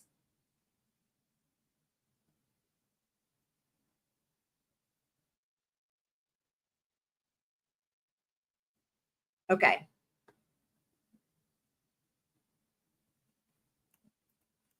In Ukrainian, you guys are going to get a little lesson. In Ukrainian, that's how it's spelled. And it should pop up in the chat. There we go. I'm putting it on the screen. That's how it's spelled in Ukrainian. And in Russian,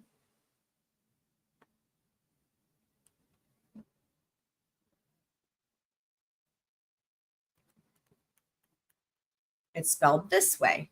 Can you guys not hear me? Can y'all not hear me?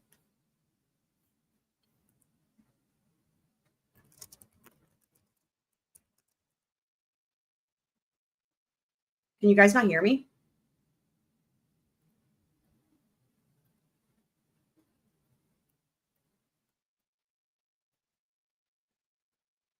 Okay. Okay, so I don't know. Did my sound cut out? I was talking the whole time. Okay, so All right. So what I was saying is like, here's what it is. Okay. So in Ukrainian on the screen here, that's how you spell Yuri in Ukrainian. Okay. Here's how you spell it in Russian. So therefore, the Romanized form of the Ukrainian version of Yuri is spelled this way, technically. Okay, whereas the Romanized version of the Russian spelling is spelled this way. So for Ukrainian, we have this Yuri in Ukrainian in Cyrillic, right? And then we have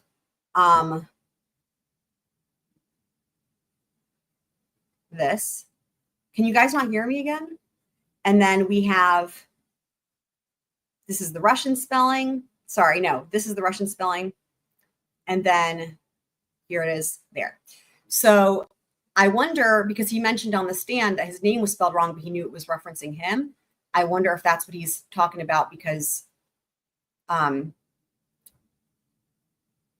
technically it should be Y-U-R-I-I, although Y-U-R-I would also be correct.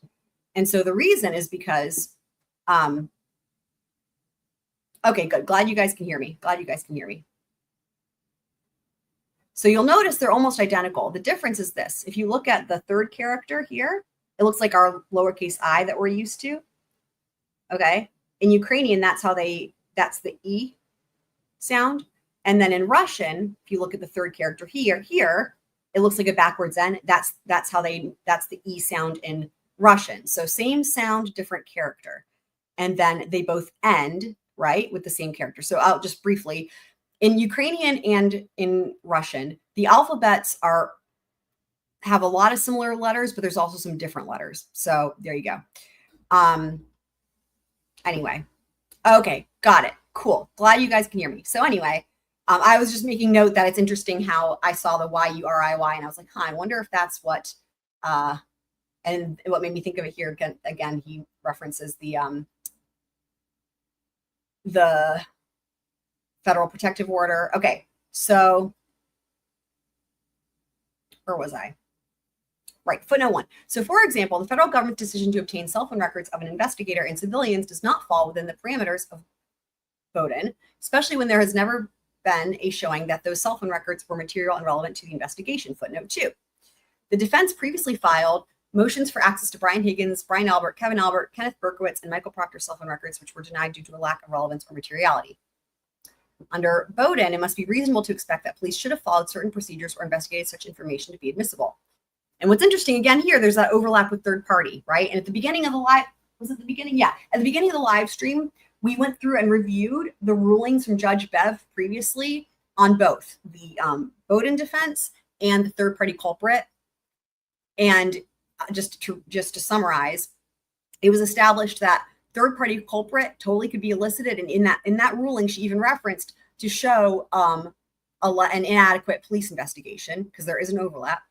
They just couldn't go into Colin Albert, but they could go into both the Bryans as long as they established proper foundation. And she was like, basically like, that's fair game. And then as far as the Bowden, what she said is she wouldn't allow Michael Easter, right, as you guys know, but they still can pursue a Bowden defense, right? So that's why this to me is crazy from the Commonwealth, because she already, like, this is wild. This to me is grasping at straws. This is a Hail Mary. This is begging and groveling on your knees and especially with this, the freaking title here, right? Look at this. Hank Brennan is like having a hissy fit, right? That's what this is to me. So yeah, 3 languages, Russian, Ukrainian, and English. Yep. Yeah. So I was talking about this the other night, but in Ukraine, most folks in Ukraine, prior to the invasion, were raised speaking usually Russian primarily, or Russian and Ukrainian.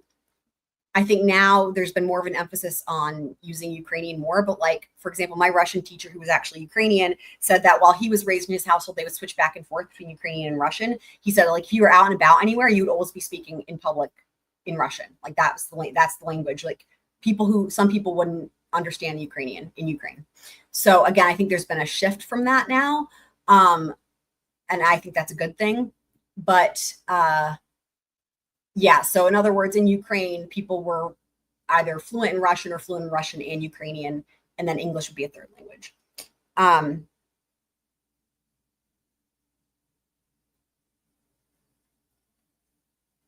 No, he does lie a lot, but I'm sure he speaks 3 languages. Again, it would be normal, fairly normal to be raised, if you're Ukrainian, speaking Russian and Ukrainian, and English would be a 3rd language. But I do find it interesting that he said he came over when he was 10 years old to the U.S. and he doesn't have any accent. Well, he doesn't have an Eastern European accent, right? He has a Boston accent, but he doesn't have. Anyway, I just find that interesting to me. Although he does say something on. See, I didn't see much across it all today until now, but earlier when it was happening live, I did see some of redirect, and he does say something. I believe it's in redirect or it might be recross. He does say something that I will point out when I hear it that was interesting to me because it was exactly how he would say it in terms of the grammar for Russian. And I was like, oh, there you go. There it was peeking out. Okay. But I'll point that out when it gets there.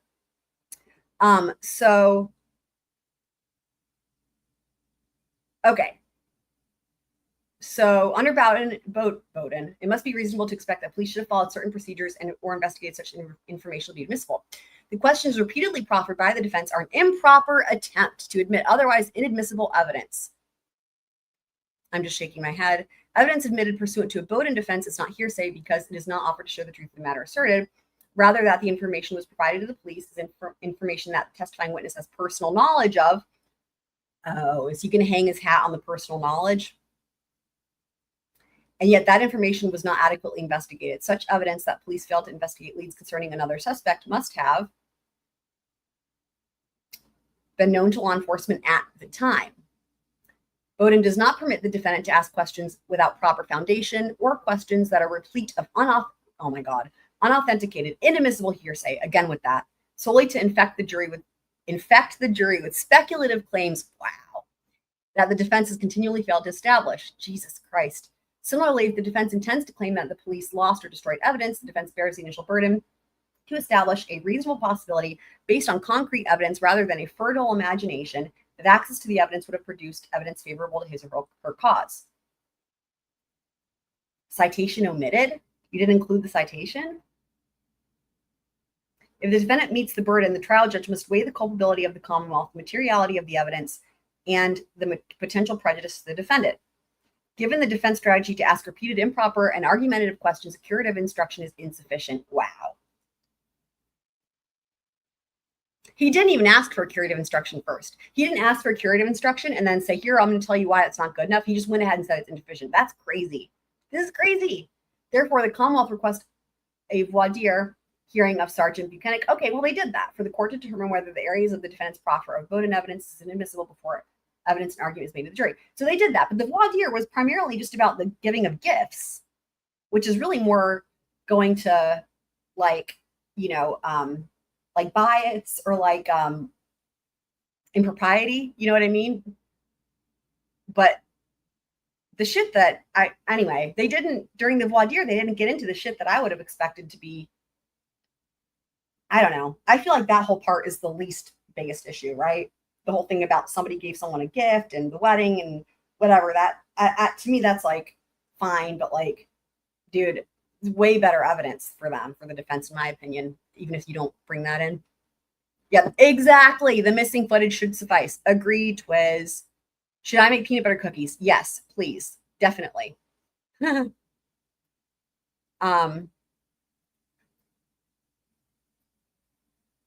Yeah, the missing footage for sure. Yep. And again, just to reiterate, let me just go back to this for any of us here. Right. So this is from Judge Bev's ruling, right, on the Bowden defense. The defendant is undoubtedly permitted to pursue a Bowden defense, and the court will give the jury a Bowden instruction if requested. Right? Now, she's denying the expert, but she's saying they can do that. And again, just to reiterate, as it pertains to third-party culprit, hold on, I think it's, no, not that one. Though the court may ultimately exclude the proposed third-party culprit evidence or counsel may abandon the theory, that does not mean that the defendant cannot offer the evidence to show the inadequacy in the police investigation. There you go. And there they can go with, they are not prohibited from raising a third-party culprit defenses to Brian Albert and Brian Higgins. Okay. So next document up, we have, oh wait, we already did that one. Okay, this one. Commonwealth's motion to introduce additional evidence of the nature of the defendant and the victim's relationship. Okay, who all here, raise your scroll file, remembers when Hank Brennan said at one of the hearings that they were not planning on calling the Aruba witnesses. Point blank, we're not calling the Aruba witnesses. And we were all like, thank God. Again, remember what I just said a second ago? Grasping at straws, groveling, throwing a fit, throwing a tantrum. This to me, here's what I will say.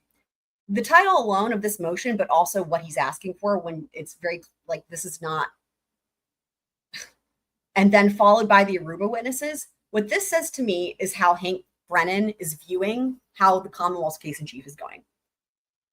Who knows what the jury's thinking? But here's what I will say, in my opinion, what Hank Brennan is thinking is that they are losing big time. Like, this is like Plan Z, like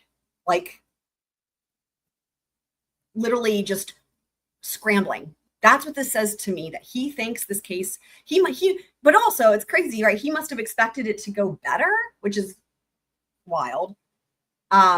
Overconfident, definitely.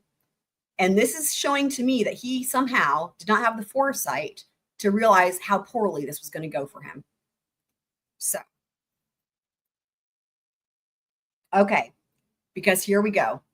Eating his own words. Commonwealth's motion to introduce additional evidence of the nature of the defendant and the victim's relationship. The Commonwealth moves to admit testimony through recipient witnesses who observed the defendant and the victim's volatile and hostile relationship as it existed at the time of the victim's death. This is crazy. 4 weeks prior to the murder, the defendant became enraged at the victim for speaking to a female friend who was on their group vacation in Aruba and accused the victim of having an affair. Sad, sad, sad, sad and pathetic. I have to say this much. At least with Lolly, he didn't say he wasn't going to call them and then change his mind and bring them in at the end of their case in chief. He brought them in early on in the trial. It was like, here they are, like they were in week 1, week 2, something like that, right? This is going back on his word here with Hank Brennan and at the end of the case in chief.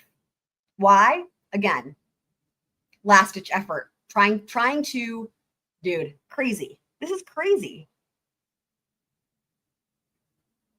Sad, pathetic. Yeah, he's panicked. Definitely panicked. Big time. Crazy. I mean, this just proves it, right? If this is you before the trial, you were like, we're not calling them. We don't need them. And now at the end of your case in chief, you're like, we're calling, dude. Okay.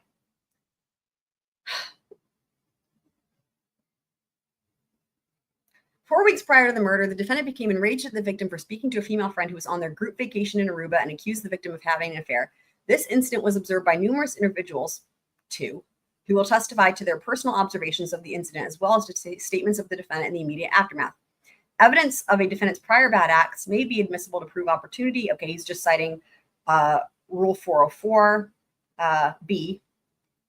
The determined prior bad acts. He's calling this prior bad acts. That's interesting in and of itself. Because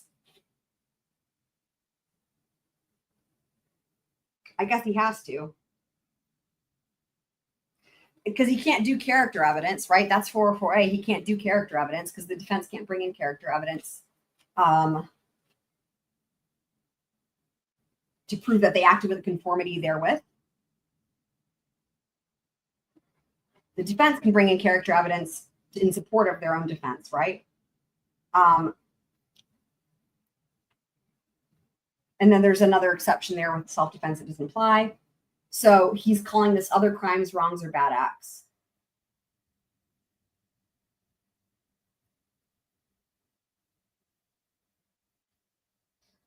It's not permitted, right? It's not, in this case with prior bad acts, it's not permitted to prove a person's character. It is permitted, as it says here, for motive, opportunity, intent, preparation, plan, knowledge, identity, absence of mistake, or lack of accident. You've got to be kidding. Motive. So I guess motive is what he's going with. Wow. Sad. Sad. On an interview, didn't Karen Reed say they were in full makeout embrace? Are you saying in an interview that was already played for the during the trial? I don't fucking remember, to be honest with you, because there's been so many clips, and I haven't seen any of her interviews apart from what's been played at trial. So, that wouldn't surprise me if she said that. Like, I don't think that, like, in other words, I don't think anyone will deny that that happened, that they were like making out, like, you know what I mean? Like, I don't think that that's in dispute. Okay, not during trial. So I wonder that if they have a clip of that, that will might come up in this document, right? So that hasn't been played yet. Okay.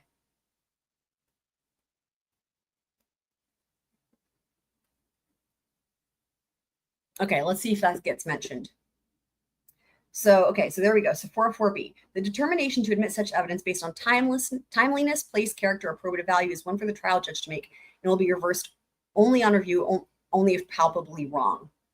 So in other words, this is like saying, Judge Canoni, you know you're biased as fuck, and you have the discretion to make this decision, and basically only 1 in a million or 1 in a million are the chances that anyone will dare say that you got it wrong, because that's how it is in Massachusetts. Okay, here we go. Evidence of the Aruba incident was proffered by the defendant through a series of text messages between the defendant and Brian Higgins. That's true. Those already came in. Jury's already heard those. Thus opening the door. Okay, that's what he's saying. He's saying it was open. The door was open. Thus opening the door for the Commonwealth to rebut the defendant's misleading and inaccurate claims about what had occurred weeks prior in Aruba. What? Rebut? In the text messages, she's like hinting that he cheated, but she says point blank she doesn't know if they had sex. Is that what they're going to try to say? That they had sex? Because I don't think that's what they testified to last year. What I recall them testifying to last year was that she seemed to be making a mountain out of a molehill, so to speak, and that there was nothing going on, and it was like a friendly hug or something like that, and then she like lost her shit. That's what I recall from their testimony, although it was hard to pay attention because it was so pointless. But that's what I recall. And what she said in the text messages to Brian Higgins was like that they were like, whatever, they were all, whatever she said. I don't fucking remember. We could go find it, I suppose. But she specifically said she didn't think they hooked up.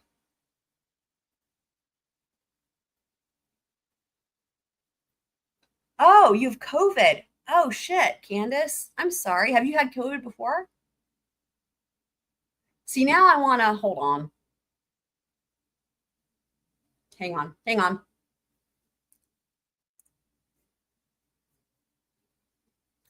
We can find this easily because of my timestamps and just see. She mentions Aruba. Give me just one sec. Because this really matters, because he's trying to say it's going to rebut it. And what I'm thinking is like, huh? Because, all right, hold on.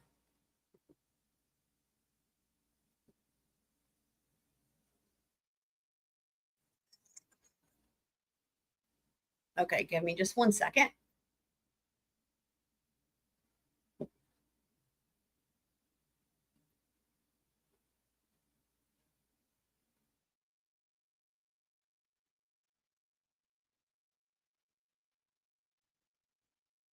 Okay, let me just unshare reshare.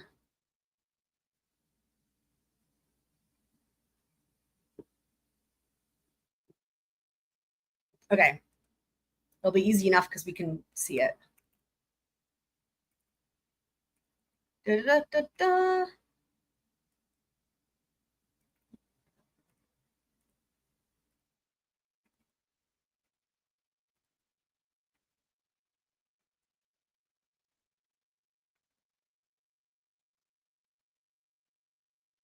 They talk about it twice. Okay. So it says here at the bottom, I don't know. He hooked up with another girl on vacation. I am very. Okay, here we go. I don't know. He hooked up with another girl on vacation. I'm very close to his niece. It is a very fucked up situation. We went away for New Year's, the four of us. I put the kids to bed and found him in the lobby of our hotel all over. That's what I thought, all over one of our friends. Whatever, it doesn't matter.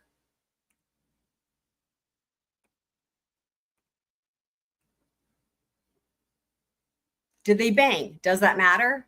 And then this is where she says it doesn't matter. But then they come back to this later. They come back to it.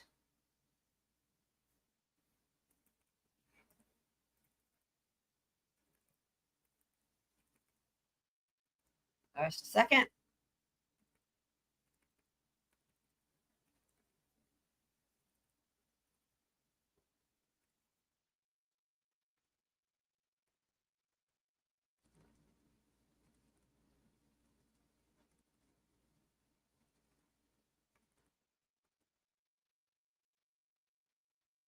I think it's right after this. Okay, I never wanted kids.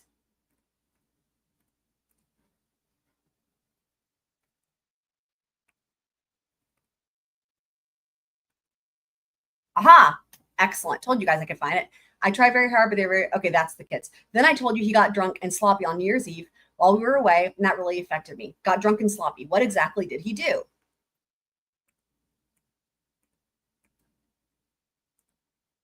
He was a puddle all day and then disappeared. Then I found him all over. Again, same words, all over. That's consistent here. All over our friend's sister in the lobby of our hotel. And she's gross, which I think may actually be worse. Not sure. And then he asks again, did they bang? You know, we saw this before. They have the same conversations over and over again and forget that they already had them. So, I mean, even the same wording, right? She says all over. He says, did they bang? Last time she was like, I don't want to talk about it. But this time she says, no, I doubt it. He was a mess.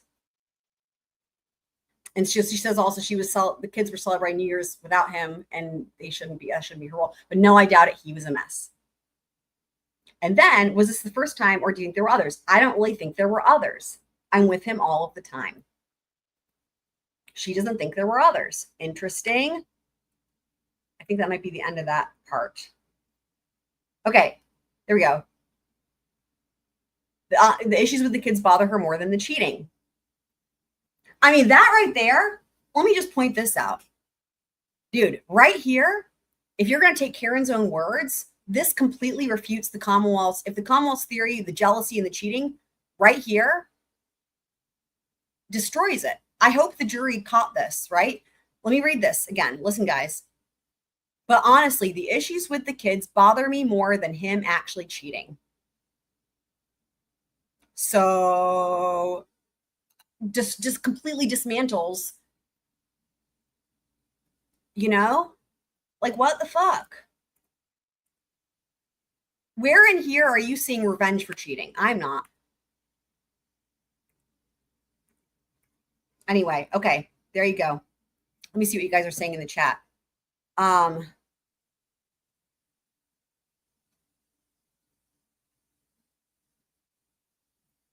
I have not seen that, but it doesn't surprise me people think that. They thought the same thing of Buster Murdoch at one point in the Murdoch trial. I just think it's a bunch of nonsense. If you sent it to me, I'll look at it.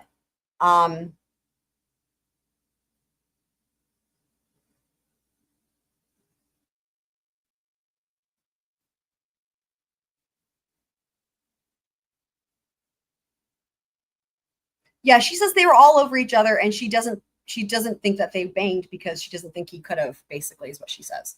But then the more important thing again to me is, like, she says less important to her the cheating and more important are the issues with the kids.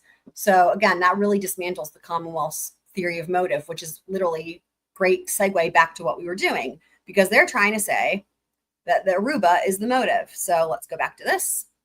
I'm glad we double checked because this matters, right? Let's go back to what Hank says. Evidence of the Aruba incident was proffered by the defendant through a series of text messages between the defendant and Brian Higgins, thus opening the door for the Commonwealth to rebut the defendant's misleading and inaccurate claims about what had occurred weeks prior in Aruba. What is it that they're going to try to rebut? That she's acting like she wasn't jealous when she was? I don't know. This incident in Aruba seems to also be the turning point in the relationship, as the defendant told Brian Higgins that her relationship with the victim was a very fucked up situation. That was because of the kids. Dude, what? Wow, that's disgusting, of all the things, honestly. Hang on. Wow. Oh my God. Let me pull it back up because I can impeach. Dude. Oof.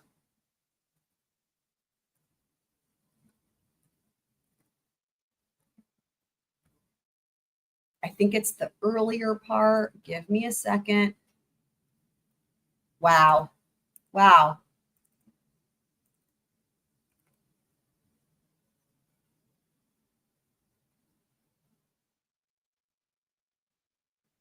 Check it out.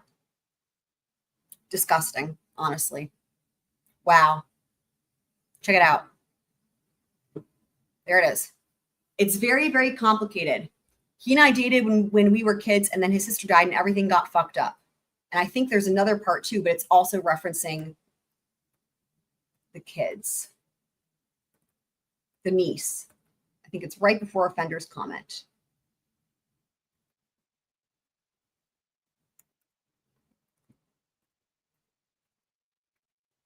Just a second. There's that part.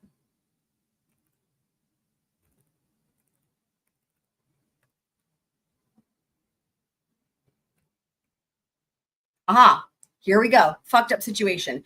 I don't know. He hooked up with another girl on vacation. I am very close to his niece. It is a very fucked up situation. She is saying it's a fucked up situation in reference to the niece. Look, guys, look with your eyeballs.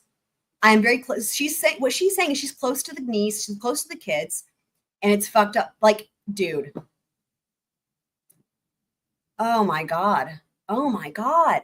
Look at how misleading this is. This is crazy. This is crazy.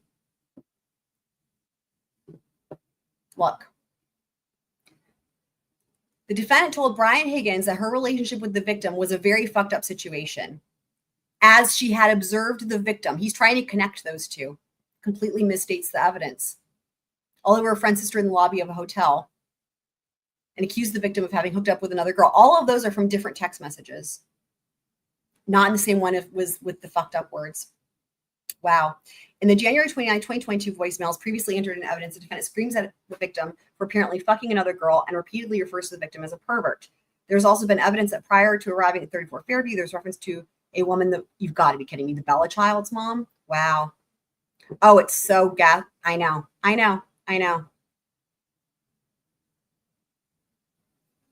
The defendant proffered the entirety of the text messages between herself and Brian Higgins, including the defendant's admissions about her feelings towards the victim and the nature of their relationship. And I'm glad they fucking did.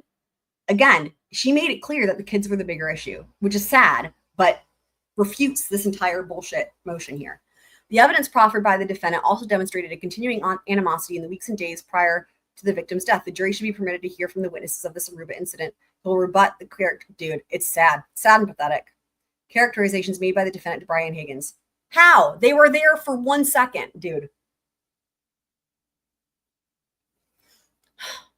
Such testimony would be offered through Laura Sullivan, Marietta Sullivan, Aaron O'Keefe, and the juvenile. Not just the sisters Sullivan, but also Sister O'Keefe and his daughter, the niece, anyway. Oh my God. Oh my God. Look at this. It gets worse, guys. You guys ready for this? In a domestic violence homicide. Are you kidding me? Meg, close your ears. Close your ears, Meg. Cover your ears.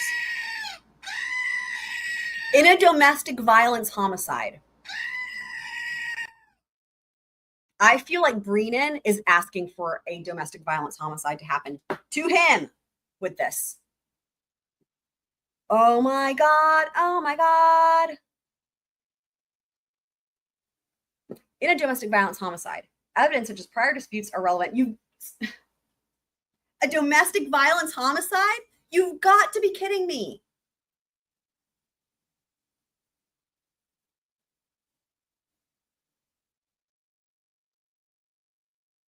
A domestic violence. I can't even fucking believe I'm reading this. You know what?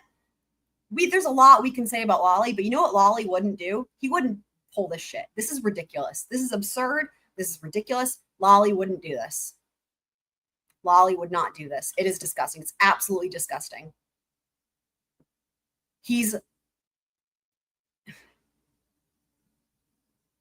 He's living in imaginary land where he starts reaching little by little, and now he's just taking it, and he's just completely lost touch with reality. This is crazy. I know, right? It's vile. You know, it's reminiscent of Amber Heard, right? And the insult to actual victims of domestic violence.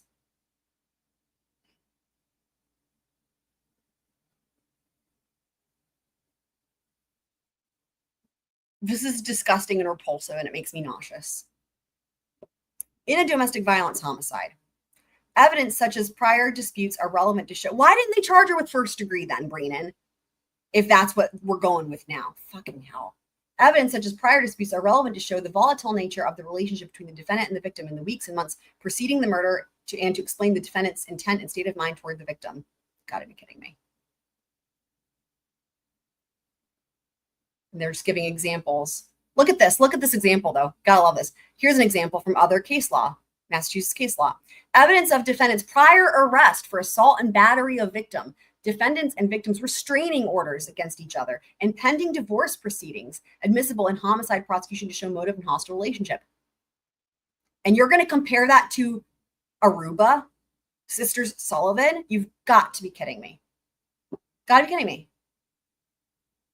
Evidence of defendant's previous threat to stab his girlfriend to death. And you're trying to say that the Aruba is the same thing. Let's keep reading these.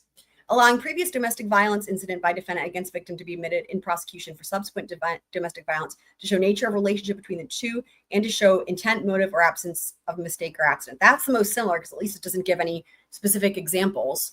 However, I can guarantee you that whatever went on in this case, there was actual, I would almost guarantee, I mean, it's the Commonwealth, so it's hard to say for sure because we all know how it is. But the odds that it would be on par with the lack of what we have here, I would be shocked. Okay, and here we go. No, just kidding. They elaborate. Evidence of domestic violence committed by defendant against his girlfriend, which led to the confrontation between the defendant and the murder victim, properly admitted to show contentious nature of the relationship between the defendant and the victim, which provided motive for the killing. Domestic violence committed. What domestic violence do we have in this?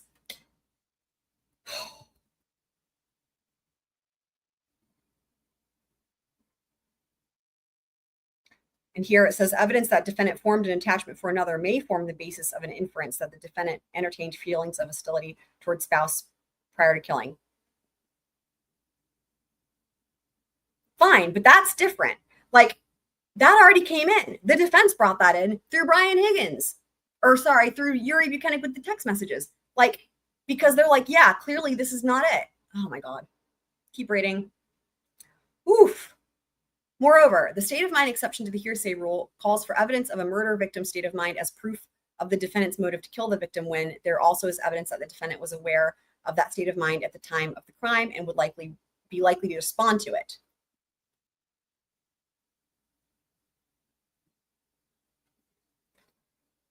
Hearsay rule, evidence of a murder victim's state of mind as proof of the defendant's motive to kill the victim when there's also evidence that the defendant was aware of that state of mind.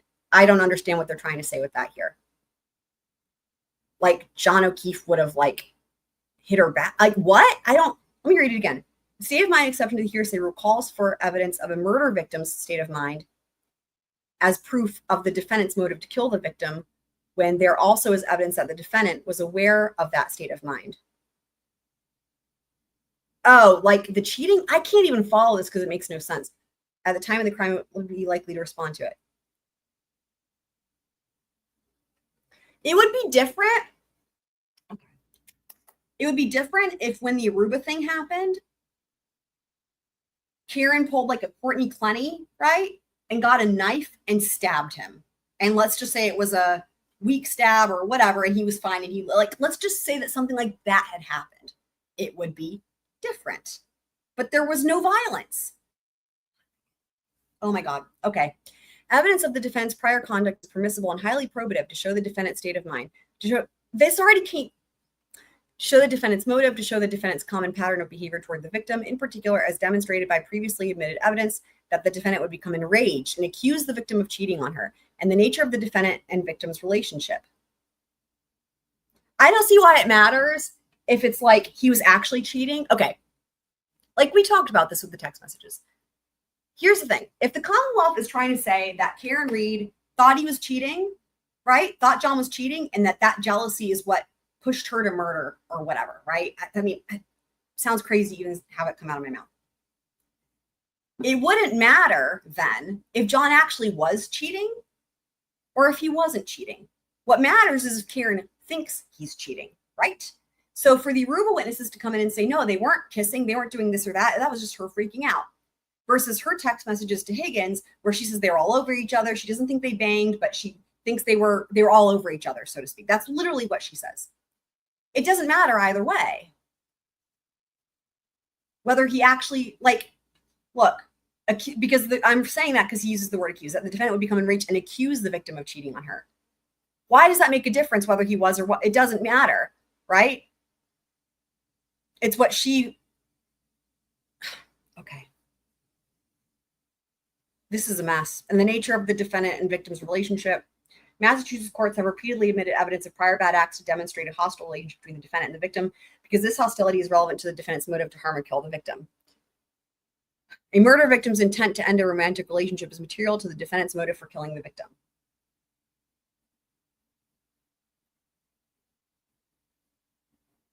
I'm just shaking my head. She didn't even, there wasn't even a,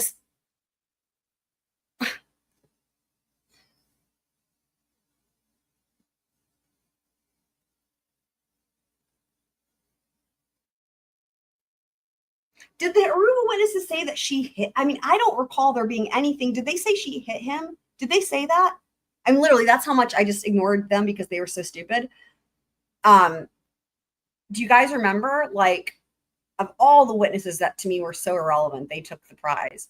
So did they say that she hit him? Did they say that she punched him? Did they say that she slapped him? I don't recall that. But again, I was really just waiting for them to be done.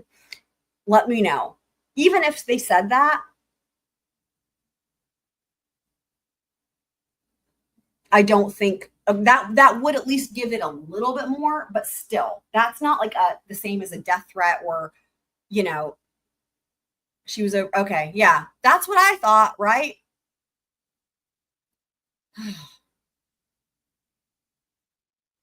The admission of such evidence for the purpose of illuminating a pattern or course of conduct by the defendant is proper.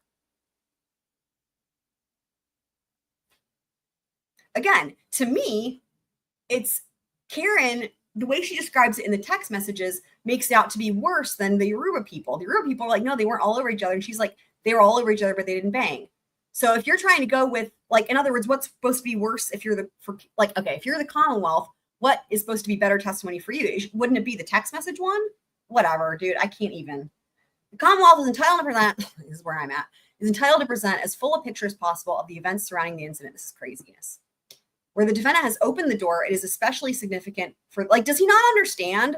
Like, she makes it seem worse than they did. Anyway, significant for the jury to understand that it was the defendant who repeatedly refused to accept the victim's desire to terminate their relationship. What? Like she was stalking him? What? We saw all their text messages. He wanted her to come over. Okay. This is stupid. The defendants made repeated hostile accusations that the victim was having an affair.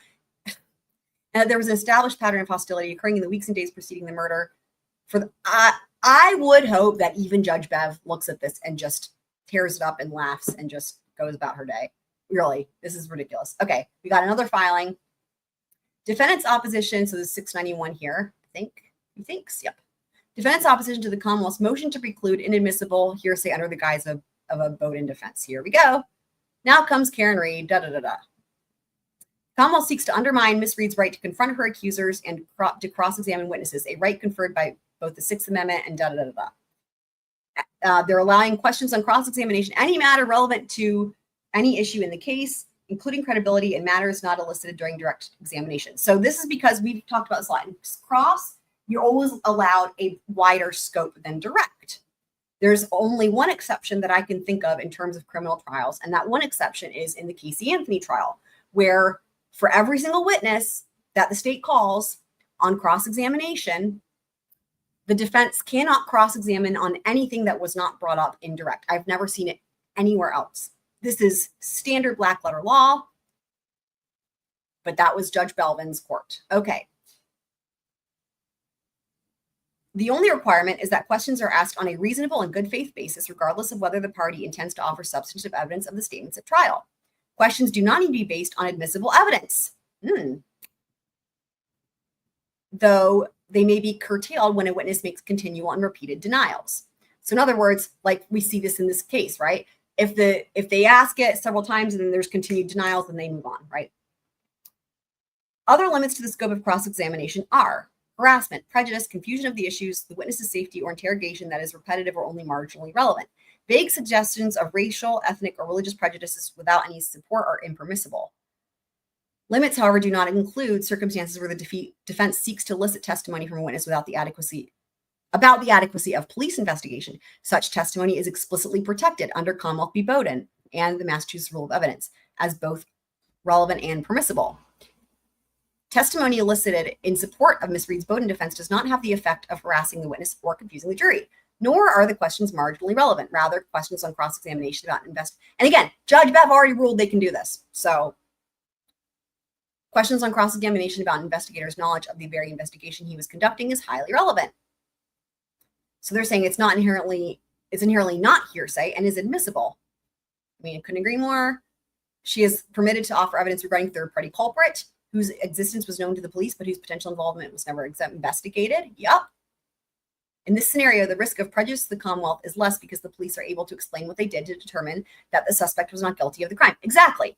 Redirect, right? So they can redirect them and say, well, how come you made your decision and why was it okay? Whether there are other potential suspects with incentive to direct police attention away from themselves and towards someone else, namely the defendant, is highly relevant in a criminal trial. Yep. Evidence offered in support of a Bowden defense is not hearsay testimony. It is not offered for its truth. Just because the same testimony is offered for its truth would be inadmissible hearsay does not mean that it must be excluded. So what they're saying is, even if it is being offered for the truth. In fact, various cases recognize instances where testimony may be offered for purposes of a Bowden defense, but not for a third-party culprit defense.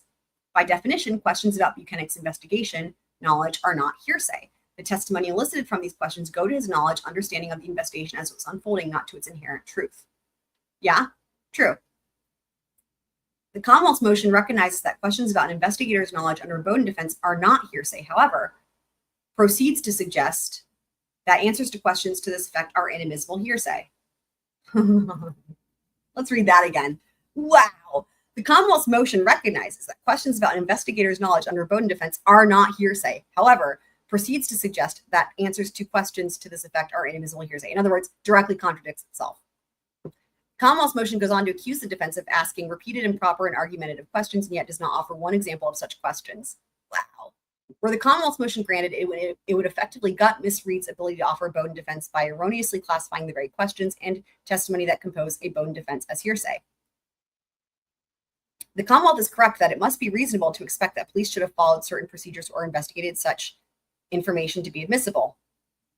The Commonwealth fails, however, to explain what precisely is unreasonable. Yup, exactly. That's why I laughed when he put reasonable in bold and italics. I was like, you've got to be kidding me. What is unreasonable about the defense raising alternate suspects that the state police chose not to investigate, despite being aware of their potential motives and opportunities to commit the crime Ms. Reed is accused of.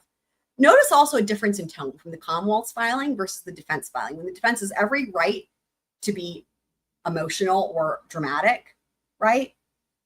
And they're not. They're just laying it out. And Brennan is just basically crying. Commonwealth states that the defense's questions thus far have been improper and yet provides not one example of such improper testimony. Wow. It is true that evidence offered for Bowden defense must be relevant and more probative than unduly prejudicial. Here, the Commonwealth makes the bare suggestion that testimony about Bukhenik's knowledge of other potential suspects is irrelevant. However, it is unclear how a key investigator's understanding of the investigation could be anything other than relevant. Further, it is worth noting that all evidence or testimony proffered by one party will be prejudicial to the other. Yep. The key question is whether the testimony in question is unfairly prejudicial. Yep. The balancing test, as we always talk about. Here, it is unclear how such testimony would be unfairly prejudicial to the Commonwealth, particularly where the Commonwealth has the opportunity to rebut any testimony on redirect. The appropriate avenue for the Commonwealth's concerns is a robust rebuttal. Yep. Yep. Yep. Good luck. Go ahead and try to rehabilitate them, people. That's me talking to Brennan. Further, the Commonwealth asserts no basis in its motion for the claim that voir dire is the appropriate way to address their unsupported claims. The Commonwealth cites Commonwealth v. Avila to suggest that the defense is seeking to elicit what it calls inadmissible hearsay and to support its request for a voir dire hearing. However, this case that they cited did not address voir dire issues. Wow, good job, Brennan. Rather, it allows for a robust rebuttal by the Commonwealth of a Bowden defense via redirect and the introduction of additional evidence. Wow. Further, Avila holds that a curative instruction about the purpose of testimony offered for a Bowden defense and in rebuttal was an appropriate avenue to address concerns as to how that testimony would be considered by the jury.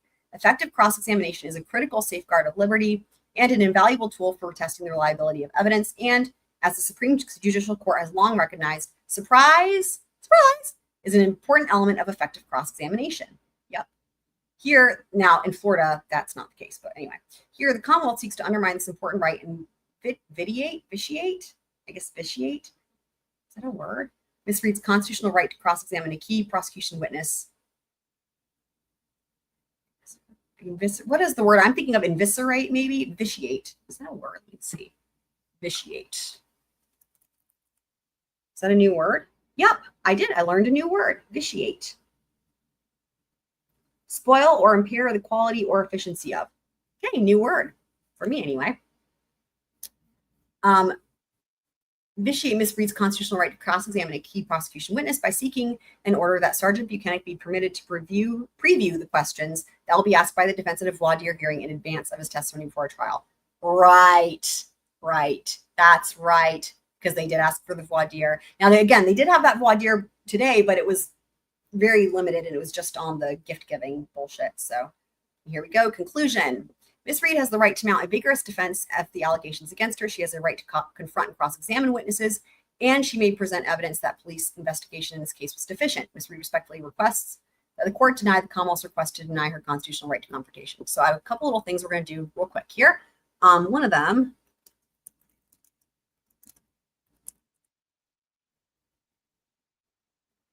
all right.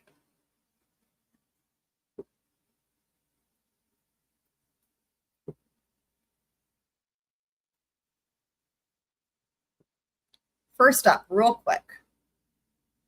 You just stop sharing, unshare, reshare. Heather's saying, what though, what though, what? All right, first up, we're going to take a look real quick. Commonwealth v. Bowden.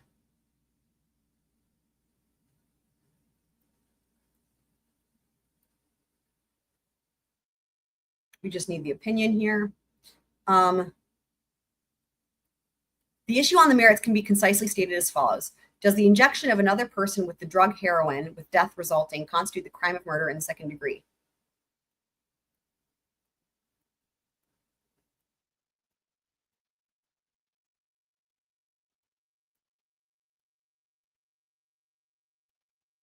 What year is this from? Hold on. Oh, this is from 1973. Okay. I didn't know that. It's from 1973. All right.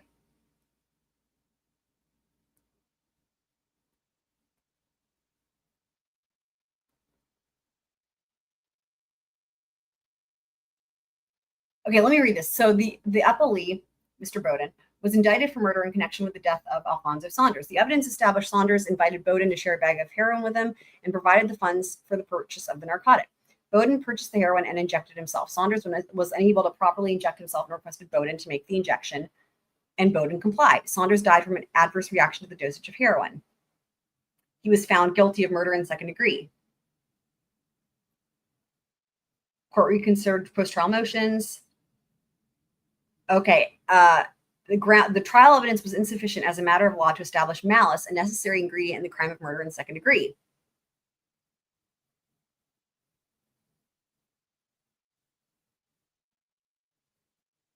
Okay, the flaw in the Commonwealth's argument is that it overlooks the fact that the statute does not apply to interlocutory orders. The statute is a mere codification of the common law with a 30-day modification, and the common law rule was stated, okay, that's not, I thought it was going to say third party, it's 30-day, never mind. I'm just scrolling through and reading really quickly to find the relevant portions here. So there we go. So there's the injection part. Saunders, the deceased, inquired of Bowden if he wished to share a bag of heroin with him. Saunders furnished the money for the purchase, and Bowden made the buy. Bowden prepared the drug and used half the quantity himself, leaving half for Saunders. Saunders couldn't do it. Bowden helped him out. He died.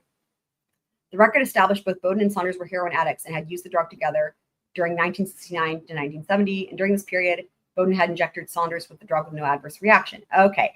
Commonwealth produced the medical examiner for the city of Philadelphia. Oh, this is the Commonwealth of Pennsylvania, who stated that after performing a postmortem examination on Saunders, he found morphine and quinine in the bloodstream and determined death was caused by an adverse reaction to the injection of the drug heroin. Interesting. The doctor stated the test showed the amount of narcotic taken by the deceased was consistent with that taken by an addict, and the death would be unexpected or okay. So what this looks like is that the dose was normal for them, but because it was combined with the other drugs, morphine and quinine, that caused the overdose, maybe? Murder is defined as an unlawful killing of another with malice aforethought, right? Okay. The distinguishing factor between murder in the first degree and murder in the second degree is the former requires a specific intent to take a life, whereas the necessary element for murder in the second degree is malice.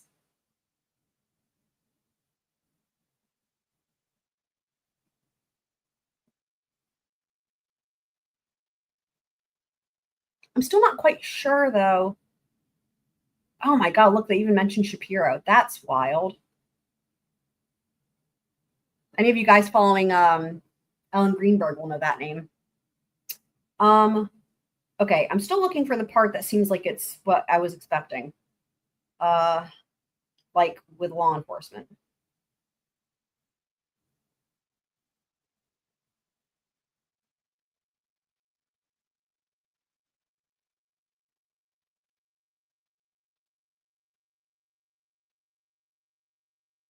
Malice.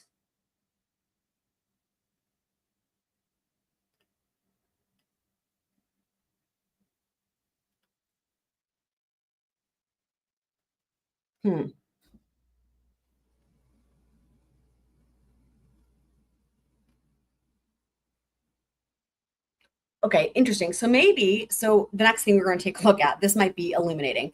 We're going to take a look at the jury instruction. So where is it?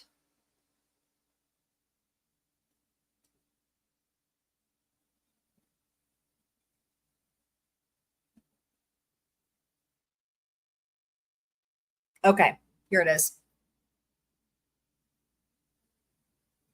This is the jury instruction. So beats me as to how this is related to what we just read, even though we skimmed it, but it seemed, anyway, here we go. Let me just unshare, reshare. All right, here it is. Omissions in police investigations. I mean, I guess it's like they didn't bother to ask the medical examiner about the other drugs. I don't know. Regardless, here's the jury instruction if they ask for the Bowden instruction. All right. You've heard some evidence suggesting that the Commonwealth did not conduct certain scientific tests. Okay, there it is. Yeah, scientific tests or otherwise follow standard procedure during the police investigation. With respect to this factor, you should consider 3 questions. First, whether the omitted tests or other actions were standard procedure or steps that would otherwise normally be taken under the circumstances, so like not using red Solo cups, for example. Second, whether the omitted tests or actions could reasonably have been expected to lead to significant evidence of the defendant's guilt or innocence. And third, whether the evidence provides a reasonable and adequate explanation for the omission of the tests or other actions. So, for example, them being like, oh, the weather, that's their excuse for not going a mile away or whatever the fuck to get supplies at the police department and instead using the Solo cups. Sad. So whether the evidence provides a reasonable and adequate explanation for the omission of the tests or other actions. If you find that any omissions in the investigation were significant and not adequately explained, you may consider whether the omissions tend to affect the quality, reliability, or credibility of the evidence presented by the Commonwealth. All of these considerations involve factual determinations that are entirely up to you, but you are free to give this matter whatever weight, if any, you deem appropriate based on all of the circumstances. I think it's a great instruction. I would imagine they will include that. Now, if you recall, there is one jury instruction that the defense did not ask for last time, and that is this instruction. Where is it? Here we go. They did not ask for this, the third-party culprit evidence instruction.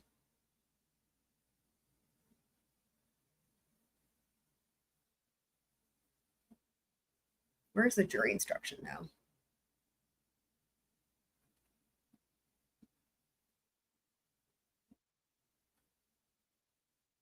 me see if it's got that. I mean, this is all very relevant. And look, isn't that so funny though? So there is a huge overlap, not just in this. Here's what I'm learning anyway. You know, in this case specifically, right, as it pertains to Karen Reed, there's a lot of overlap, right, between the Bowden, like the inadequate investigation, and the third party culprit. And that seemed like that was specific to this case because, you know, law enforcement was at the house and blah, blah, blah.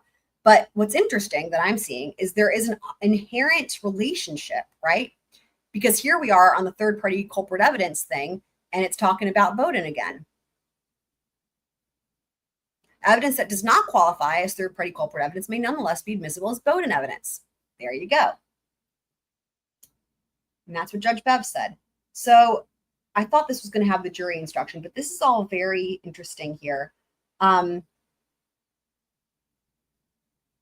Evidence that a third party committed the crimes charged against the defendant or had the motive, intent, and opportunity to commit the crimes, motive, intent, opportunity, is admissible provided that the evidence has substantial probative value. In making this determination, the court must make a preliminary finding that the evidence is relevant. It is not too remote or speculative and will not tend to prejudice or confuse the jury.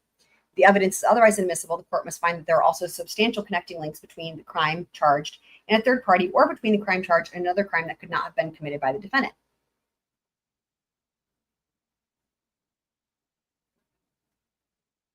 While defendants are entitled to wide latitude in introducing third-party culprit evidence, the evidence must be relevant, same as with all evidence. That is, it must have a rational tendency to prove the issue raised by the defense and cannot be too remote or speculative. Yup, yup. Evidence of a third party's ill will or possible motive to commit the charged crime standing alone is insufficient to qualify as third-party culprit evidence. The evidence must also show how the alleged third-party culprit had the intent and opportunity to commit the crime. Y'all, you can also think about this as it applies to Idaho v. Koberger for some of you guys who are thinking along those lines. Now, of course, this is Commonwealth specific case law, but a lot of this is probably going to be the same. Some of this will be the same anyway. The basic principles. And in fact, on a live, I forget which live stream, there was a live stream for Idaho v. Koberger where we did actually read the rules in Idaho for third party culprit. We did read that. So I don't know, a while ago, maybe a month ago, maybe 2 months ago, specifically. Where out of court statements concerning a third party culprit are offered for a non-hearsay purpose, however, admissibility does not require substantial connecting links to the crime. That is interesting because literally that was part of what was coming up. Oh, Shakespeare? They prosecuted someone named Shakespeare? That's rude. A trial judge not need give a specific instruction on third-party culprit evidence so long as the jury instructions taken as a whole adequately convey the Commonwealth's burden to prove beyond a reasonable doubt that the defendant committed the crime charged. Okay. And then rebutting, where the Commonwealth seeks to obtain a DNA buccal swab from a third party to foreclose a possible third-party culprit defense, bears the burden of establishing probable cause, da-da-da-da. And then here's where it pertains to Bowden. So there you go. I find it all very interesting. I love looking at this. And was there anything else or was that it? Let me just make sure. I have a lot of tabs open. I think that's it on the new filings. The only other thing, if you guys want to do it, we don't have to, or we can do it later, but would be if you guys want to watch the compilation that I made of the best of the dramatic text message readings, we can do that at any time. It's also just a video. You guys may have already seen it. I know Twiz said he saw it. I think he's the only one though. So y'all let me know if that's something you want to watch. But as for right now, we will jump right back on in to the trial. And we are moving right along on to redirect. So let's go. Let's do it. Are you saying let's do it to the Higgins or are you saying let's do it to the redirect? Let me know and I'm going to close out some tabs while you're thinking.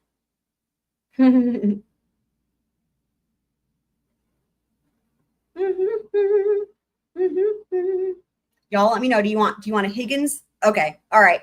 Heather, you got it. We'll do a Higgins break. All right. It's great. This is really funny, I think, anyway. Okay.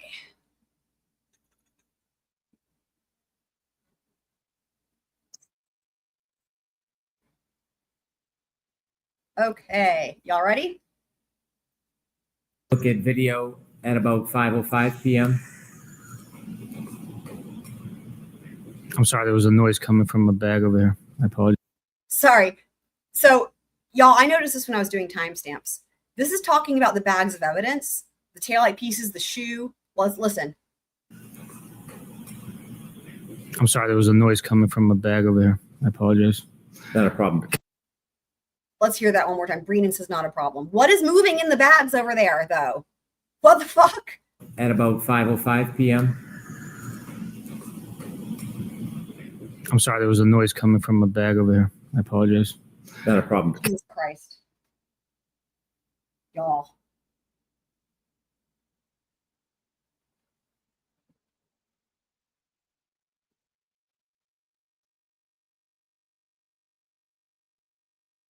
The text messages begin Wednesday, January 12th at 8:27 p.m. There is a haha acknowledgement, a Bitmoji showing teeth.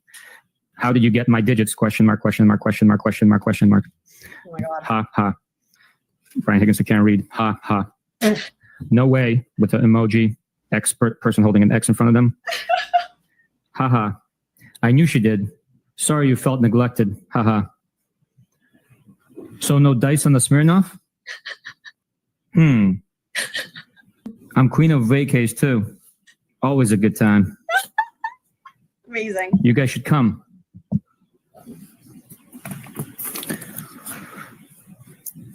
So you claim. Advertisement. Jesus. Is he alive? That's how I got my street cred. BC. That's how much I go in there. What do you do for work? What's random? Haha. You must go around beeping at a lot of weed whacker, then. I am not a hoe. Haha. I am shy. We'll probably do cards or something at some point. Some PT, excuse me. I'm inviting you. Haha. Haha. Did you tell him to text me? No. Well, he misread that. Wait, no. He's getting more and more dramatic. I need a drink. I had a blueberry beer. Really? How much you guys want to bet that Yuri Bukhenik got off the stand, walked out of that courtroom, and said this? I need a drink. Just like that. Haha. I was just thinking about you. Haha. I am not a hoe. Haha. You make me laugh. I know. I'm funny. Haha. What's on your mind? Sunday, January 16th, 12:59 a.m. You're nuts. And you're double. Trouble. You're hot. When was that? Hillside for sure. How are you texting right now? Ugh. Why are you getting your thing all twisted up over simple questions? Dong. OMG. No. No. Excuse me. Never. What's on the table? Haha. Haha. What does that mean? Usually means, what are you up to? Haha. That was my guess. Haha. What day? 2/26. Nice. You're just a tad poke. Pull. Oops. What pull and poke? My day was long. Oh, God. You avoid things. You clearly have a lot of feelings swirling inside of you. Haha. Geez, I just explained everything, I thought. Here it really sounds like Yuri is empathizing with Karen. This is hilarious, the way he says that. Geez, I just explained everything, I thought. This is great. I love it. Do I aggravate you? Haha, no. OMG, why? Last week. Like, why would he talk shut about me? Because we all like you. Everyone does. Geesh. Okay. How so? Details. So what do you want from me? I don't know. Why, oh God? Because I need some direction. Well, I'm not an FG Oracle, sorry. What makes you so sure? BC, she said, I'd love to set Brian up with my sister. She deserves such a good guy like him. That doesn't mean she wants to. Bang me. He self. What? Bet Melissa isn't like that. Haha. You're being silly, for the record. Haha.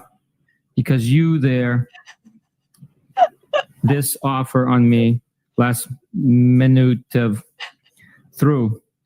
This is great. You're impossible. I agree. Let me know. I when you think everyone in this whole thing is impossible. Sup. You tell me, player. Oh my god. Oh my Just work. god. Haha. What's wrong with you? Excuse me? I didn't answer fast enough? Huh? Sorry to bother, young you. My only PT is that there's a difference between being married or someone and dating someone. And we have no intention of ever getting married. The PT of dating is to not get tied down if you're not confident you should be. In my mind, anyways. You're getting all dressed up for me. Haha. Haha. Oh, haha. Excuse me. I used to rent with my... That's one of my favorite parts. Hold on. I want to hear that again. It's the back-to-back. In my mind, anyways. You're getting all dressed up for me. Haha.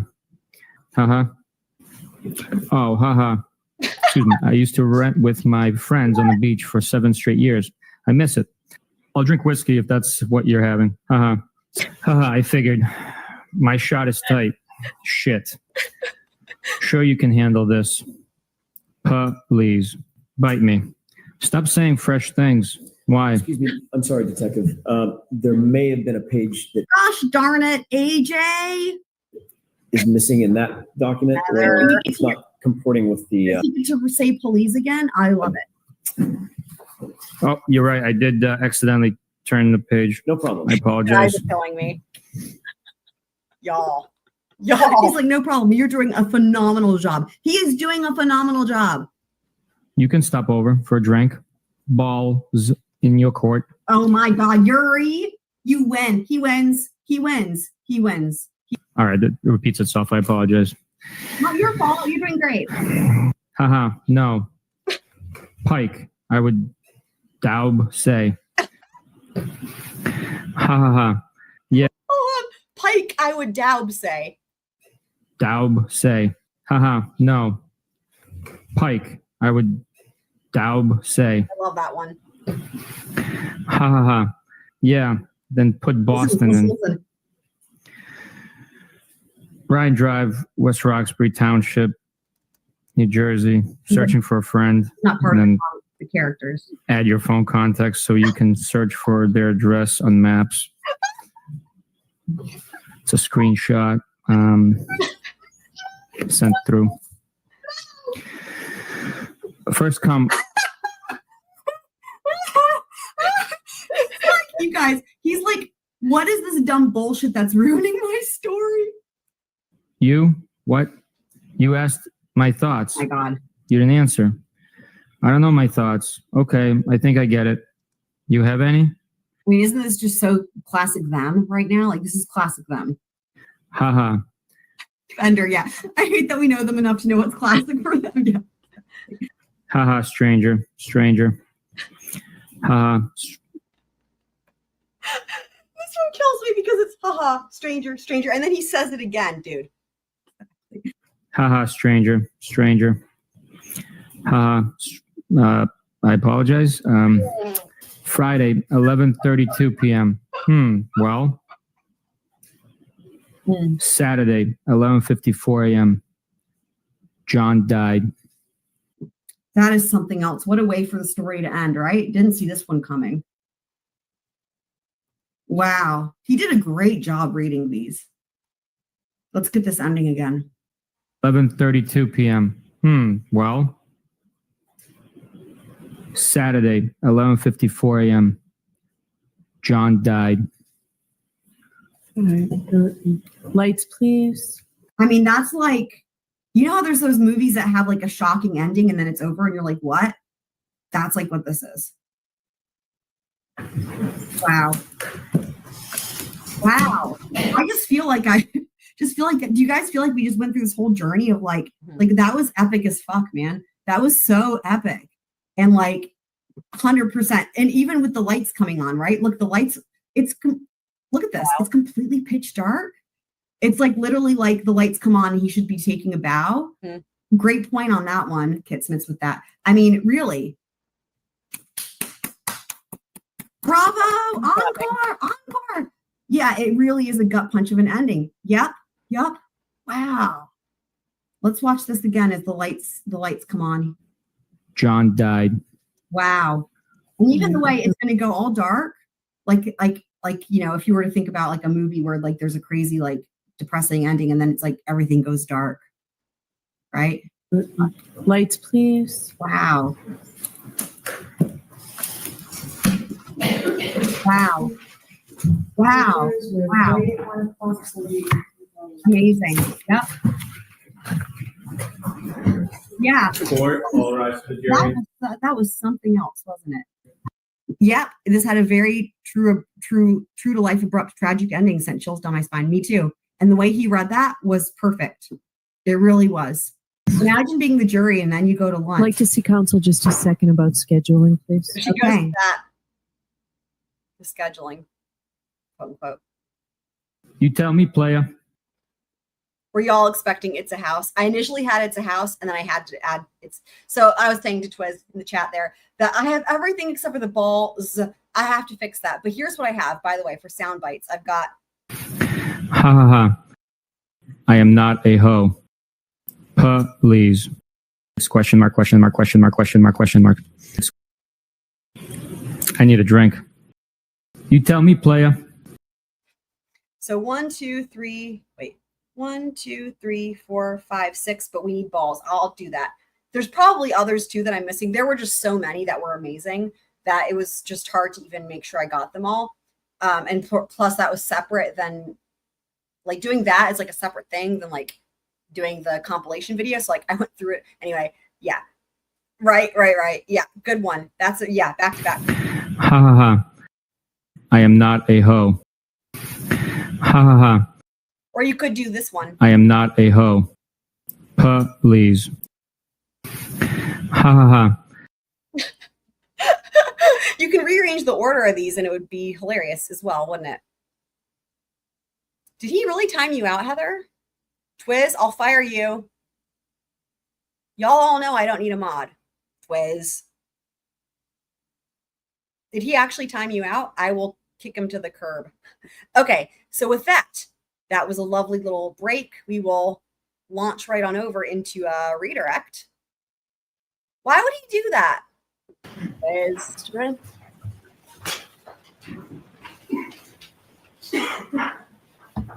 Now, I think we can actually watch this a little bit quicker. We'll see.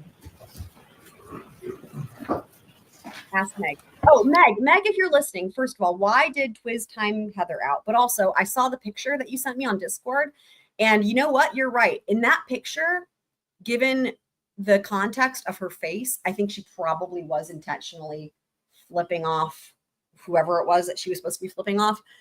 There's a big difference between that one and the one of Buster, which I forget what day in trial that was. Complete difference, huge difference. That looked like he was just resting his hand on his head on his hand, and it just happened to be very big difference. If I could find where that is, then we could do a side by side. You guys will see. So I was surprised when I saw that because I was like, oh wow, yeah, that really looks like it was intentional. Very different. Welcome, Kane. I mean, if you don't want him to time you out and it's pissing you off, then you know. I mean, I know you have your alternative account, but like, I mean, eventually, like, what happens if that one gets you know, YouTube does the thing. Like, what happens if he does it to be funny and then you don't have another way to come and chat? Like, that's not good. But happy to see you, Kane. Oops.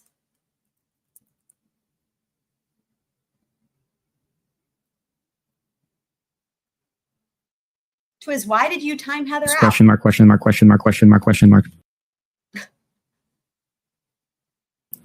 Please. Don't do it again.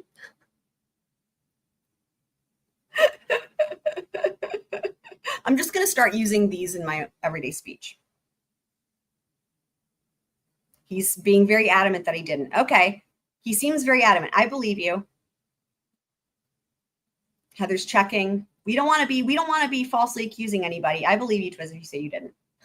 And she's back. Okay. Well, there you go. Heather.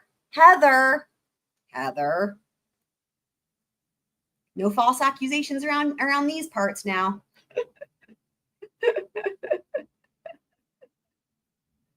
Twiz has been vindicated. Twiz has been exonerated. You guys are so funny. I tried to ask Meg. I don't know that Meg is here at this moment. In this moment, click Twiz comment history. I don't know what that means. Click Twiz. I don't know what that means. Are you saying that I can see what he was doing? Is there a way I can see that? I don't know how I would even see that. Is that like available for me to see? Like, I don't think that I can see that. I mean, where would that even be?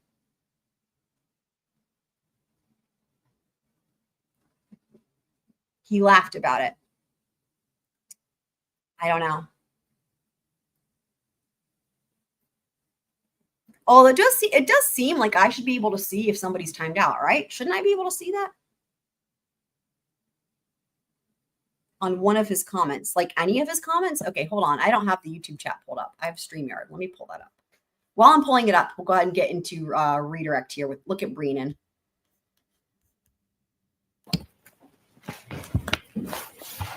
Here he goes. Good afternoon, sir. Good afternoon.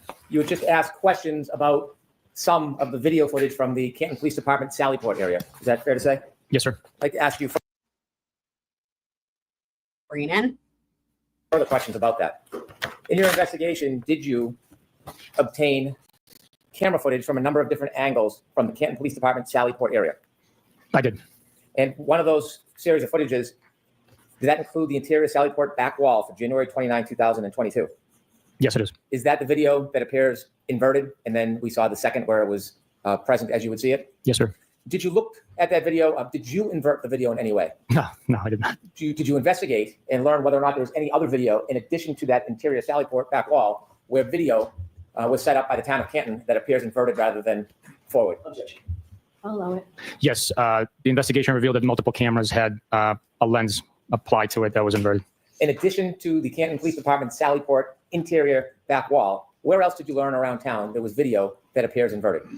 I believe it is inside the Canton PD, the hallways, possibly. And if I am not mistaken, the other locations within the town of Canton. And Ask the question. No, is that your answer? Is that your final answer? I wasn't finished, but yes.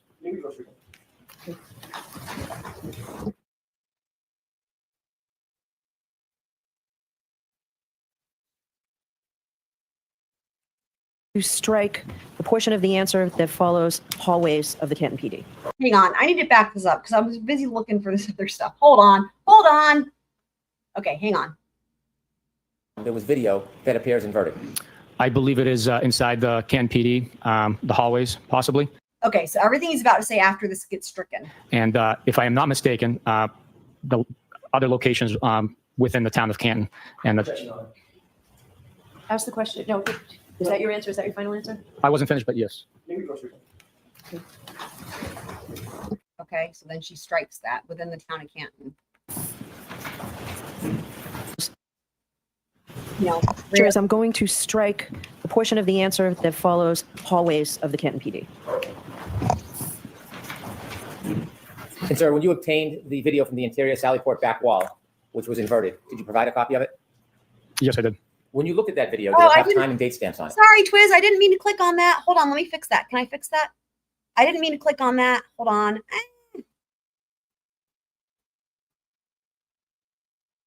Sorry, I was trying to click on the thing with the 3 dots and I accidentally, hold on. I didn't mean to do that. Sorry. Okay, I fixed it. There we go. Yes, it does. May I approach? Yes. I'd like to introduce a copy of that. Sorry.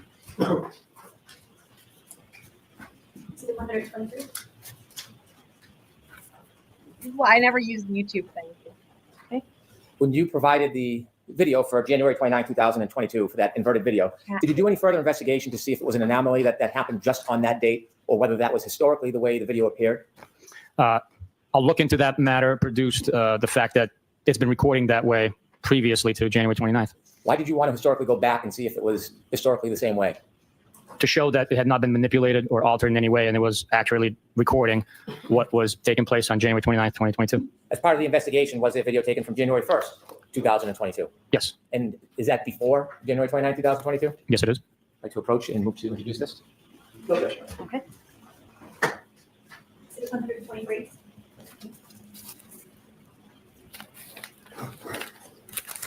Do you know how many cameras are inside the Lallyport? I don't know exactly. I know that there's at the very least 2 inside the side. You were shown a still photograph, not from the inverted video, but from a different video or a different camera. Yes, sir. Do you remember that photograph? I do. And you were asked about gaps in time. Mhm. Do you know what the health was of that camera around that time? I do not know. The health of the camera? Like, did it just eat a whole ton of spinach? Did it just go for a jog? What the fuck? Did you obtain How can and look she at video do- from that camera? How can she Yes. do that, though? May I How can approach? she do that? I'd like to introduce. Okay, good. Hey, Twiz. And how you look at this. Or introduce it. Do you recognize what that is? Yes, I do. What is it? It's a Lallyport videos, the original disc, or thumb drive. I apologize, not disc. Okay, hang on real quick. Have you guys seen Sleeping Beauty? One of my favorite Disney movies. This is like literally reading my mind. Heather saying we all have time at war soon enough. Have you guys seen Sleeping Beauty? There's a scene with the 3 little fairies, the fairy godmothers or whatever, and they're in the cottage. It's like maybe a little over halfway through the movie. They're in the cottage and they have their magic wands, and they're not supposed to use their magic wands in the cottage, but they decide to do it because they're all trying to be competitive and see who can like make the best cake and make the best dress and all that. And so then they're like one person's turning it pink, one person's turning it blue, and da-da-da. And it's like literally all 3 of them have their magic wands and they're just like wanding at each other over and over and over again until it becomes like an explosion disaster. And because of that, they get caught by the evil Maleficent, my favorite Disney villain of all time. I wonder if I could play that without a copyright because it's old enough. Like that one scene is exactly what this is with Time Out Wars, where it's just everyone's timing each other out and then no one can do anything. Yep. Yeah, Twiz is definitely Princess Aurora. You guys, I identified so much with her. Anyway, the singing to the squirrels, you know. The number of times I've actually gone strolling through a forest and sang that song that she sings to all the woodland creatures, it's like a lot. Anywho, okay. Okay. I know. It's like what it sounds like, Mary. It just means you can't. When you saw that dark photograph, you later saw a picture that was clearer, and you were asked questions about that. Do you know whether or not the video from that Lallyport area was It's clarified? It was. What does clarified mean? It means it was enhanced to look clearer. And that image you saw, was that a clarified photograph taken from the video that was not clarified? It appears that way, yes. Do you know who clarified the video? I do not know. May I approach? Yes.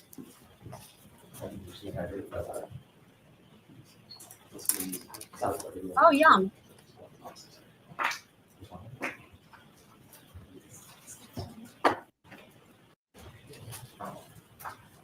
By the way, I was Maleficent one year for Halloween in college, because my friends and I, we all decided to be Disney villains, and I was like, dibs on Maleficent. And you better believe that my pet, her raven that she has on the staff, those of you guys who've seen Heather, I know you're probably doing the same gesture that I'm doing, the gesture she always does for her raven at the top of her like magical staff. I literally had, I probably still have it somewhere. I literally had the staff with the raven, and it was amazing.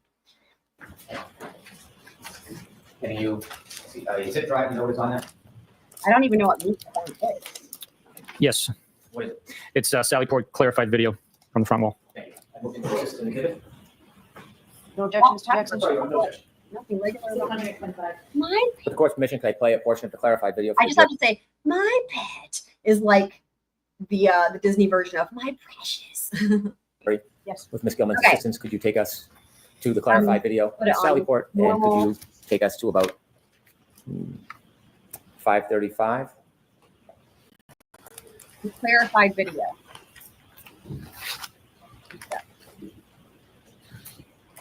What happened to Twiz? The music is awesome, by the way, as well.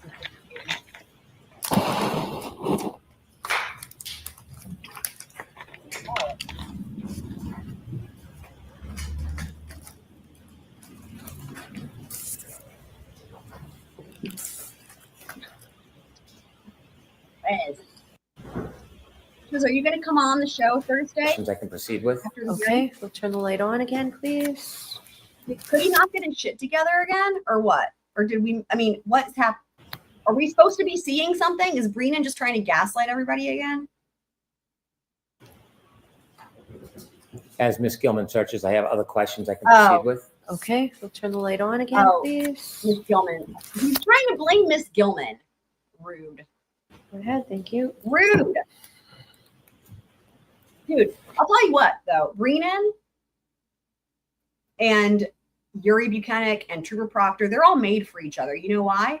Nothing is ever their fault. It's always someone else's fault. And look at Brennan trying to throw Miss Gilman under the bus. I mean, she's like the goddess of this trial.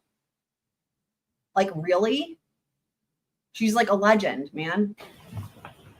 Fucking Did hell. you obtain video of outside the Lallyport to show what time the Meaning tow her. truck arrived? You know, Brennan just didn't fucking get his exhibits numbered correctly. He's had issues with that before, many times. With the defendant's Lexus? Yes, I did. Great point. May I approach? Yes. I also have some big ass, authentic type of Can you and I be handmade recognized? fairy wings somewhere. Like fairy spelled the Yes, I other do. way. What is it? It's a disc containing CPD exterior Lallyport video. Video from the front driveway of the Canton Police Department depicting the arrival of the defendant's Lexus. Yes. May I approach again, Your Honor? Yes. And Or we can have issues with this one. time you reached the Lallyport? To the best of my recollection, it was 5:35 p.m. is when the vehicle was placed into the Lallyport. When you left Dighton after the tow truck lifted the defendant's Lexus and put it on the tow truck, did you follow the tow truck back to Canton? Yes, I did. Did the tow truck stop at any point between Dighton and Canton Police Department? Other than red traffic lights, no. So now is where Brennan, to my recollection from what I heard earlier, just literally rehashes all of direct. It's very odd. When you were following, I mean, Yuri was on the stand for cross-examination for the end of, the afternoon session of day 12, all of day 13, and the vast majority of day 14. And I expected redirect to be at least a half a day, if not maybe the majority of a day, right? The redirect literally is, look, 5:20. God, it feels really long. 40 minutes. 40 minutes of redirect. 40 minutes. And the vast majority of it is just literally a literal copy of what he did on direct. 40 minutes after, if you total it up, it's like probably 2 full days. If you look at the amount of cross from today, and then from day 12 at the end of the day, that's like a full day. And then you had all like 2 full days across and 40 minutes of redirect. That says a lot too, doesn't it? how were you following the tow truck?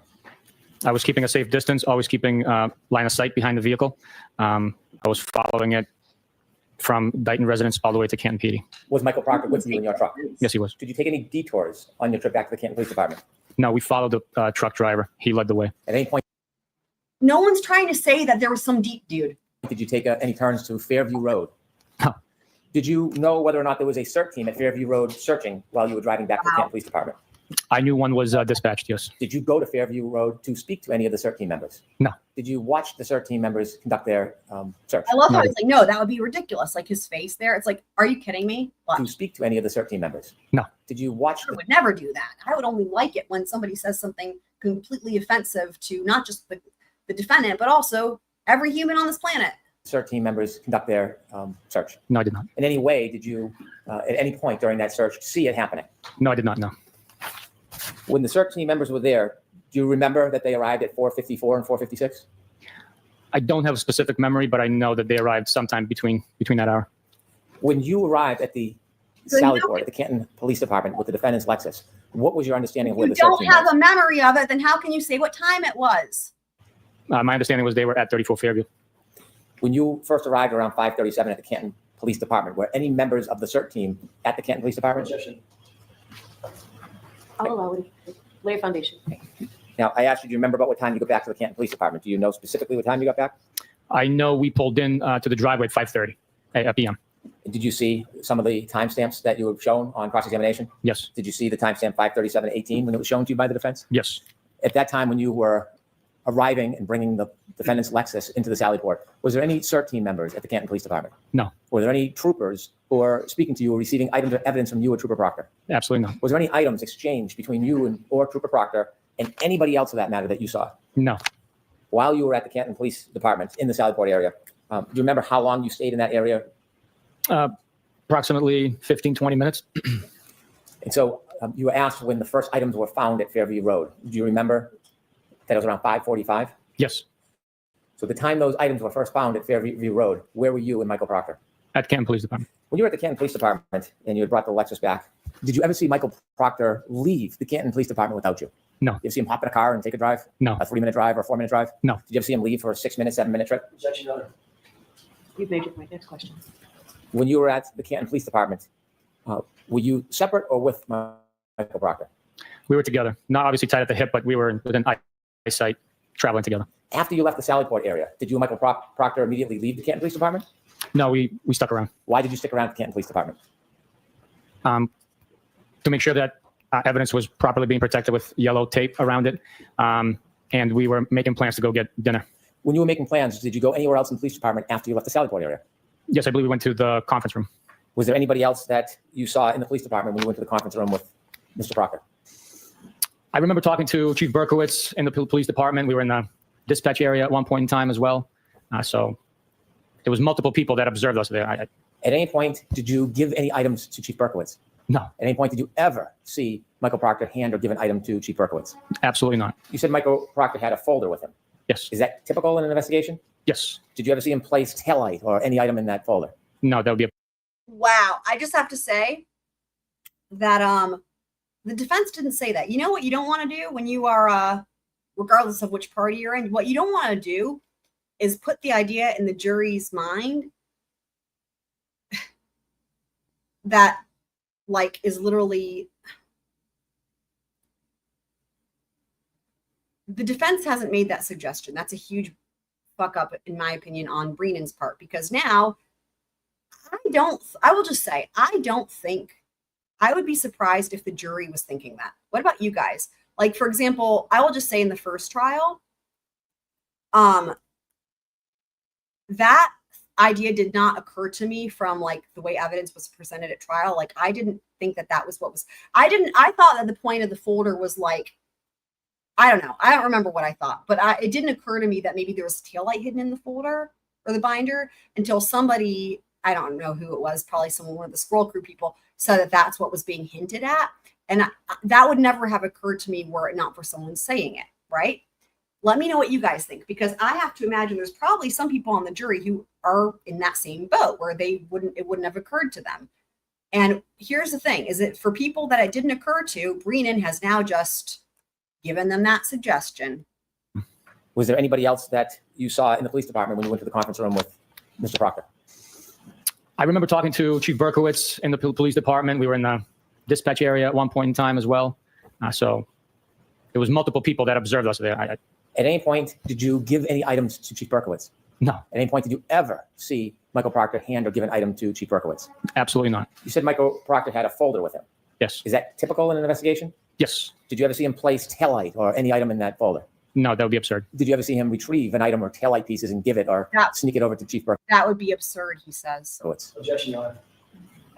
did you ever see Michael Proctor ever hand any piece of taillight to Chief Berkowitz or any other officer for that matter?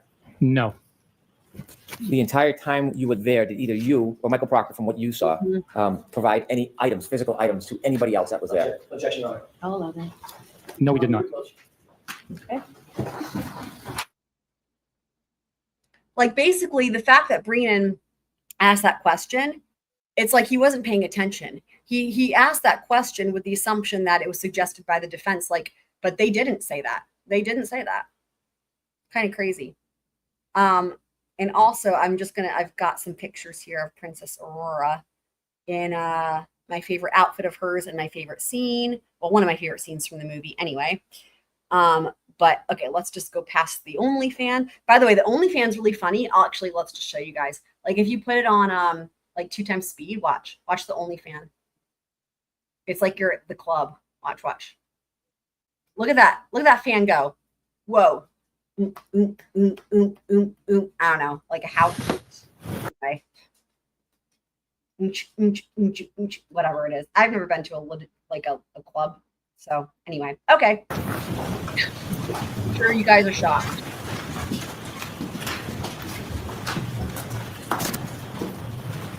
At any point from when you first arrived at the Canton Police Department with the defendant's Lexus to the point when you left to go to dinner or to get something to eat with Michael Proctor, did you ever provide any physical item to anybody at the Canton Police Department? No, other than dropping off the vehicle itself, we did not exchange anything. Oh, don't say we, I'm just asking for you. Now I'm going to ask you, at any point when you got to the Canton Police Department until you left to go to eat with Michael Proctor, did you ever see him hand any physical item to any other person whatsoever? No, I did not. And after, do you know about what time you and Michael Proctor left the Canton Police Department? I would have to estimate it to be around 6, maybe well after 6. At the point you left, do you know how many of the items had been found by the search team at 34 Fairview Road at the time you left the Canton Police Department? Objection. When you left with Michael Proctor, where did you go? I went to Norwood, Massachusetts. Is that where you ate? Yes.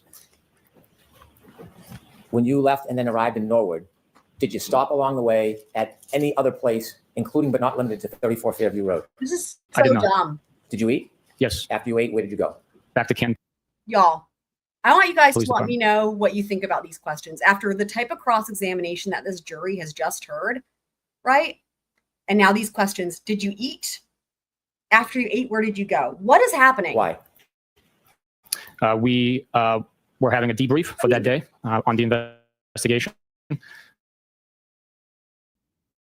so that everybody could get on a good understanding of what had been learned, what had been collected, and where the investigation stood, and to assign tasks on steps. Who were you at the Canton Police Department when you returned?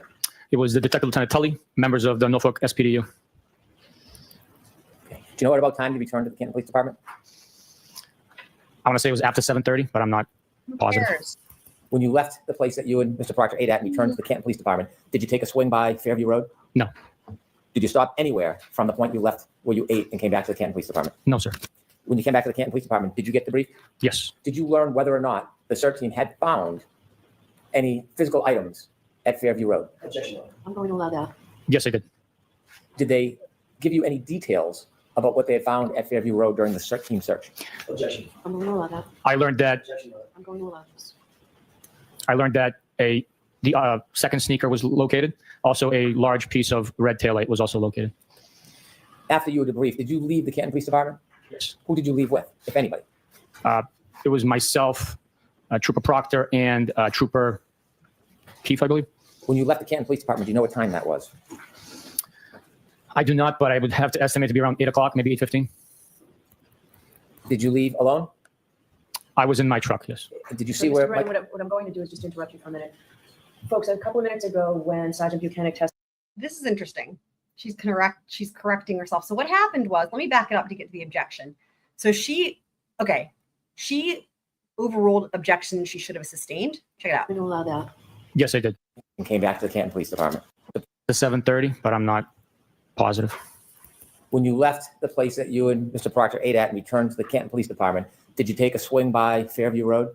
No, Did you stop anywhere from the point you left where you ate and came back to the Canton Police Department? no, sir.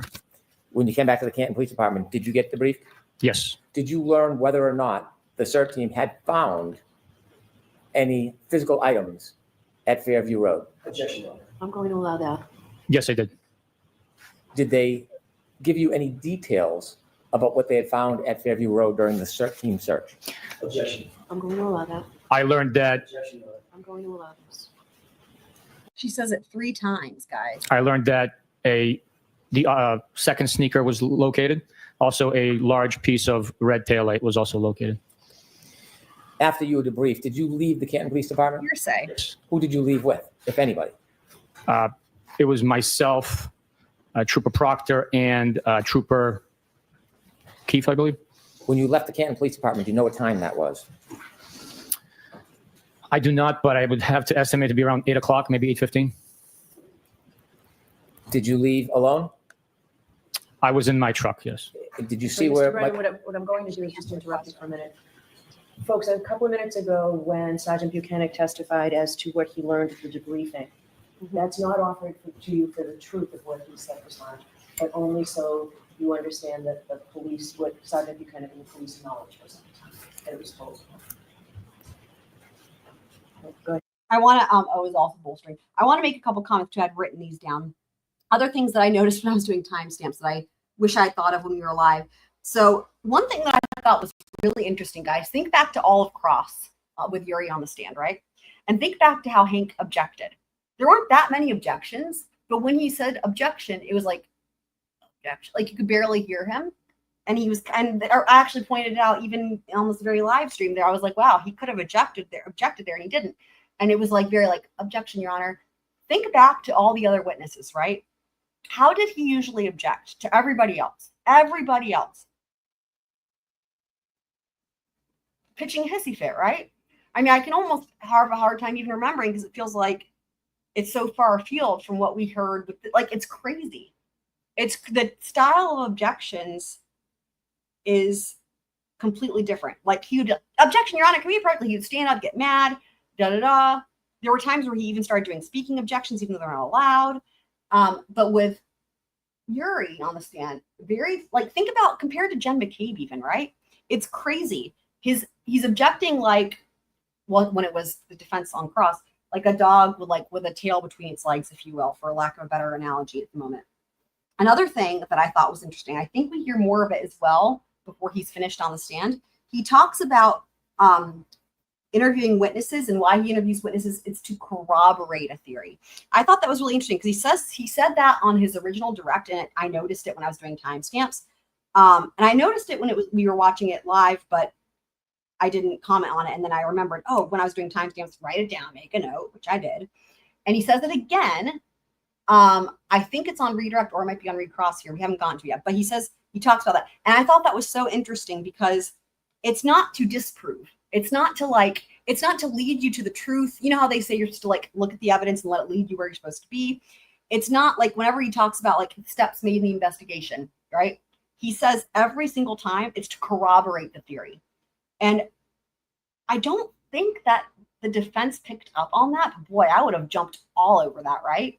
In other words, it's like to confirm your bias. It's like to confirm your theory, only to corroborate it, not to refute it or dispute it. You know what I mean? Like, I thought that was really interesting as well. So yeah, and there's a couple other things that I'll point out here when they happen. Thank you. When you drove away, were you alone? Yes. Okay. When the Lexus was brought to the Lallyport, did you have a chance to again look at that right rear taillight? Yes. And did you make observations of it? Yes.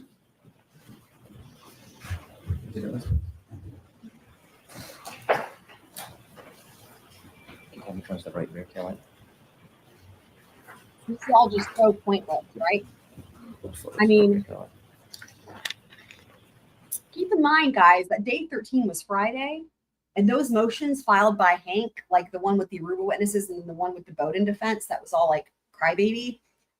Those came in over the weekend after day 13. Keep that in mind, right? again, shows a lot of insight, in my opinion, as to what Hank is thinking right now about Commonwealth's case. I have one. Go right there, Shelley. Annie, what are you talking about making up there?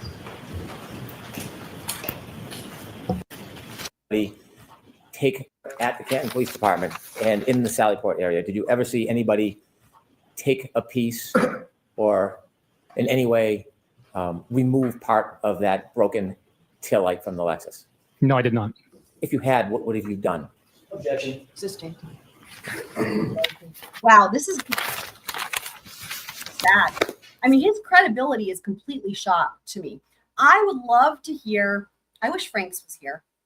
I would love to hear from somebody who is on the other side where, I don't know, I don't want to speak for Franks. I won't ever speak for people, right? But what I will say is this. I would love to hear from someone who thinks that the Commonwealth is proving their case, and more specifically, that Yuri Bukhenik moved the needle for the Commonwealth, right? That there was nothing amiss with any of this, especially if you even just taking those text messages. I mean, there's just so much, right? There's just so much. But I would love to hear legitimately, not to argue, like I would love for someone to explain it to me, right? I would so much rather be able to see it legitimately and be like, yeah, no, actually that does make sense. That's plausible, because I can't see it. And I've tried. I try.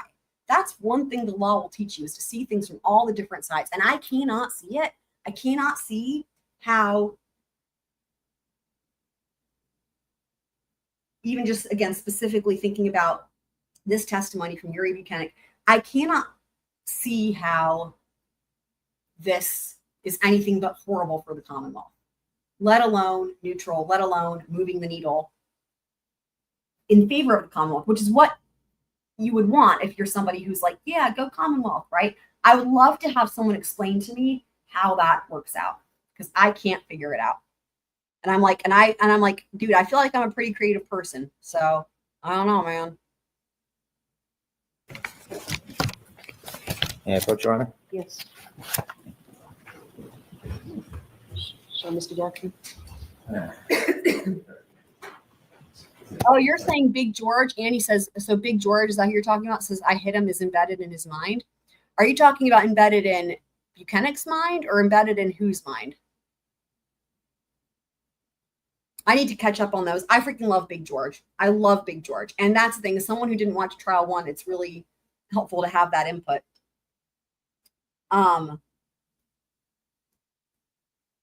So I'm curious if you want, I need to catch up on those. And they're not too long. If I put them on 1.5 speed, get through some of that, but I haven't seen any of the latest. So yeah, I hit him is embedded. Yeah, let me know. Can I have Exhibit 13 display, please? Okay. Could you zoom in a little, please, Ms. Gilman? Do you recognize that photo? I do. What do you recognize it as? I recognize it as the damaged and missing Really? pieces of the right rear taillight on the defendant's Lexus SUV. When the I'm really sorry. So Annie said, I'm surprised to hear that the lawyer knows dad watched and said, I hit him is done for him, but waiting for I'm surprised. I feel like from what I did see, right? He was like, rightfully so, eviscerating the Commonwealth's case. I don't recall hearing him say that again. I haven't seen all of it. And the other thing that's problematic is that the hit-ems are such a problem. I feel like I remember Big George saying that it was a mess. I mean, like, in other words, that quote unquote confession is a complete mess and it's all over the place and there's so many problems. And to me, it's like, even without seeing the first trial, like looking at, you know,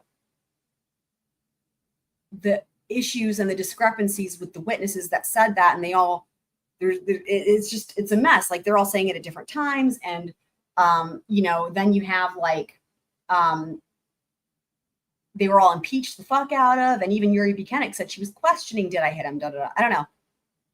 Interesting. So this was from today. Was this from today? Oh, Sunday night. Okay, I'll have to watch it. Interesting. Yeah, I will have to watch it, and we will follow back up. We will follow back up with that, because maybe that's something we could even do as like a members only or something, because that's really interesting. I find that really surprising, and I wanted that is great. I thank you for letting me know that, because that definitely would be worth discussing. Now, having said that, I guess that does in a way show that the Commonwealth proving their case to a certain extent, right? But yeah, Sunday night, I guess that would have been, well, I wonder what he said about Trooper Bukhenik, though. I can't imagine he had anything nice to say. Huh.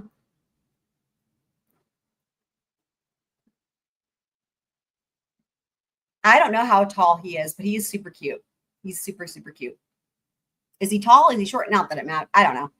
Anyways, that's probably a joke, an inside joke anyway, knowing you guys. The Lexus was brought into the Lallyport. Was there still snow on it?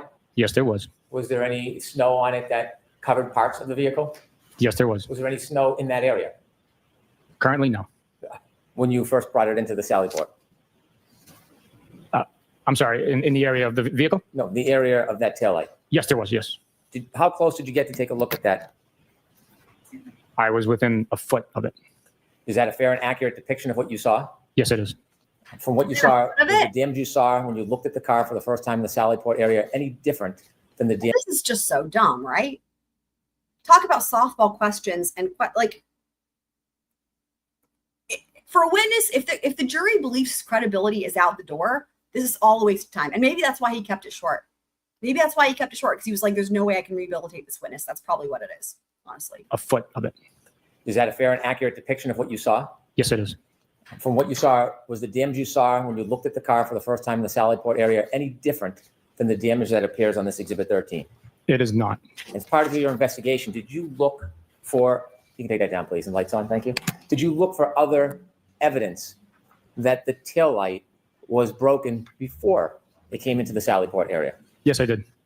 Did you have a chance to view the ring video from Meadows Road at 5:07 in the morning? Yes, I did. And when you looked at that, did you have an opportunity to look at the defendant's Lexus backing up and then leaving that driveway? Yes, I did. Did you have a chance to see if there was any evidence? Yes, I did. And what did you see that stood out to you about the taillight?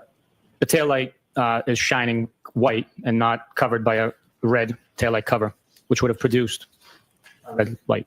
Did you further look at any video from the Canton Police Department dash cams to get a view of that taillight and determine whether it was broken before it was even brought to the Lallyport area? Yes, I did. And did you, in fact, look at video or still photographs from the Canton Police Department dash cam? Yes, I did. Could I have Exhibit 11 displayed, please?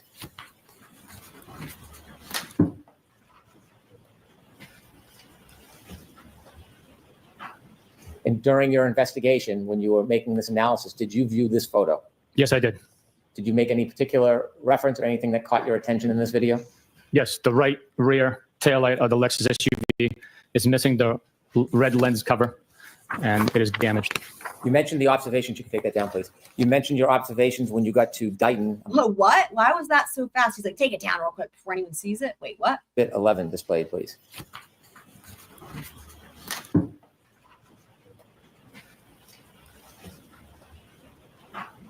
And during your investigation, when you were making this analysis, did you view this photo? Yes, I did. Did you make any particular reference or anything that caught your attention in this video? Yes, the right rear taillight of the Lexus SUV is missing the red lens cover, and it is damaged. You mentioned the observation. That looks different, though, from... Look, guys. Doesn't that look different?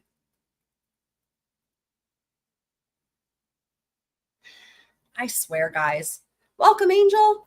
Yeah, by the way, Laura, you know, if I recall correctly, he's either exactly a week older than me or he's 4 days older than me. And the reason I say that is because his birthday's either exactly a week before mine or it's on my brother's birthday, but it's the same year. Because like my brother My brother is 2 years younger than me, but his birthday is 4 days before mine. And that's how I know it's either one or the other. Either it's exactly a week before mine or it's on the same day as my brother's. So that would make him 4 days older than me.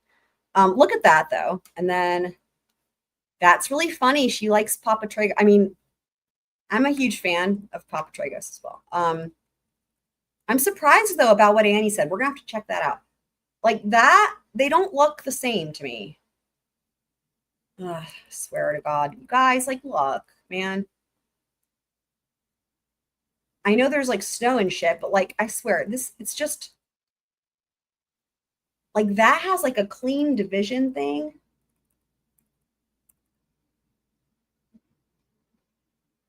It has a clean divide. And can you guys see my mouse? Where it looks like there's a clean divide in, actually, let me just make sure. Yeah, it's before the curve. If you guys look at the right taillight, look at where the car like curves around. It's before the curve, right?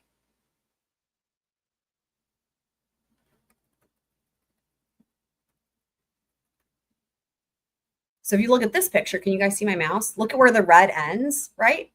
What it looks like in that picture is if you were to go straight up all the way, right? There's like a line. Like these just don't. And I'm not even talking about the snow because you can see the line here, right? Like the ridge, like you can see that. See what I mean? Like it's like what is the word I'm looking for? Like it's not the color, it's the fact that there's like a ledge there or a ridge, if you will. You know what I mean? Like a surface difference in the height of the surface or something. You see what I mean? And it's in line. Actually, notice that it's in line. There's like a ridge on the bumper. See, it's in line with that ridge. Now check it out. You can see the ridge in the bumper, like I said, and there it is in line with where the red ends. See the line? Can you guys see my mouse? There's that line, but then the line doesn't go all the way through. So I don't know. It's just a mess. Hank's like, take it down, please, Miss Gilman. I swear to God. Caught your attention in this video? Yes, the right rear taillight of the Lexus SUV is missing the red lens cover. No kidding. And it is damaged. And You mentioned the observation. Take that down, please. The random sepia too, right? I think Candace, you might have pointed that out at one point. I mean, it's very odd. You mentioned your observations when you got to Dighton about what you saw relative to the taillight. And then at some point, video was provided of the tow. Yes. Did you study that video as well? Yes, I did. And did you see anything in particular when you were making these determinations that stood out about the video of the Lexus being put onto that tow truck relative to the taillight? Yes, the video indicated that there was white light coming through, exposing the missing red right rear taillight cover. You told us on direct examination you've watched a number of. Okay, we're taking a break. Dude, again, 40 minutes for this redirect and it's grueling, right? Let's take a little break, a Disney break. So here's me as a Disney, not actually me, but anyway, I'm sure there are pictures somewhere. Okay. I was talking about Princess Aurora, right? So before I share this to the screen, to the stage, who wants to guess which Princess Aurora outfit was my Princess Aurora outfit? She really only has like 3 outfits, so you have like a 33.33333% chance of guessing it right. No, the tow truck driver didn't take any pictures, which is one of the many sus things because tow truck drivers always take pictures. Apparently, this one did not. So, I know it's weird because there's nothing on the screen. Don't think that bad things are happening. Let me just do this so no one thinks bad things are happening because I don't want to share this to the screen because then because I want you guys to guess. So purple dress.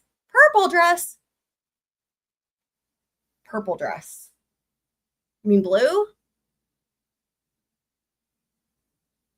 Was I a character at Disneyland? Like a crew member or something? So you're saying pink though, guys, right? The pink type of dress? Some of you guys will know why I'm asking that question. Some of you guys will know. Million squirrel points at stake here. Even if you guys can say why I'm asking the question about the color pink. Somebody's gonna know. I know Twiz can answer that part. I know Twiz can answer that. Come on, Twiz, are you there? Don't you want 1,000,000 squirrel points?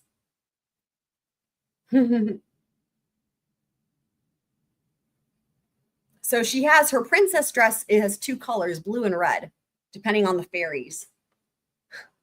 But there's another outfit. What's the question? Why? What's the significance of me talking about the color pink? Go for it. He's probably playing Dark Souls. Just a guess. Yeah, we're talking about Aurora. Yeah. Sorry.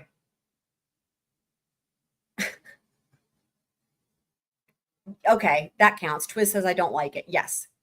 Understatement, but thank you.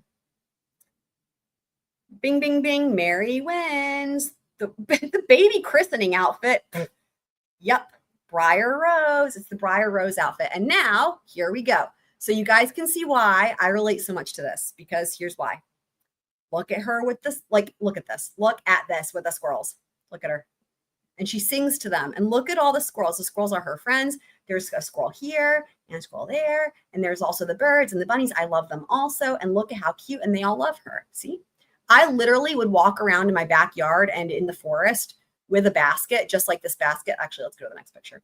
Just like this. I literally did this. Like my life growing up, I literally did this. I had a basket and I would put like some shit in it like this. And I would literally walk around and I would sing the songs to the animals, literally. And there she is again. So you can see the full outfit there. Now, as far as the historical like accuracy of this, the thing that bugs me is like the headband and the collar. Nope. I actually have, this is I have a lot of nerdy things. One of the top, I don't know if I could even rank it as top 10. There's so many things. Anyway, one of the nerdy things is I have an entire collection of handmade, authentic medieval and Renaissance garb that is like legit what you would wear back then. So I could go on and speak to what is accurate and what is not, like in specifics. I'm not going to do all that, but let's just say that while they did have headgear, the headgear was different, but the collar is the biggest thing. That collar, I mean, I understand they're just being fun and playful, right? This was when, what, like the 50s or something when this was made. And I'm going to leave it at that or I'll keep going. So.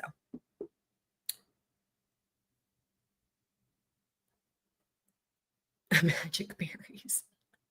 You know, we had blueberry and raspberry bushes growing up too, man. And we had all this honeysuckle and it was amazing. Yeah, the colors are not what you would have, but anywho.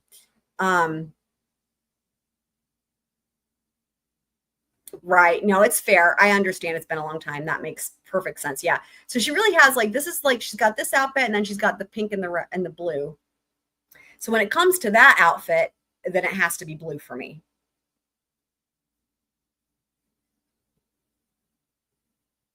Blackberry vines. That's amazing. I think Twiz went back to playing Dark Souls. So yeah, love Princess Aurora. And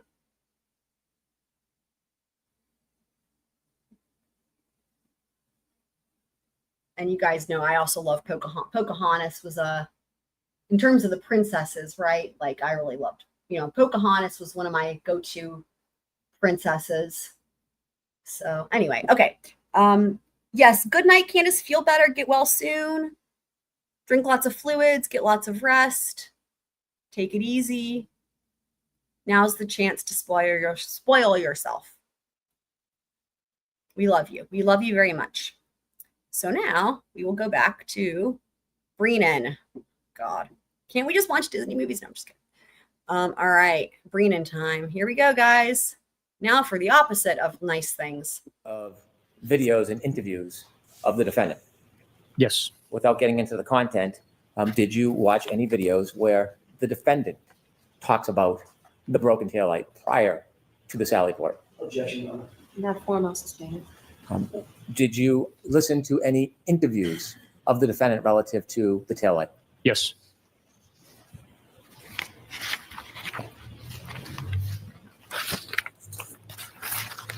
I want to go back and I want you to take us through your investigation.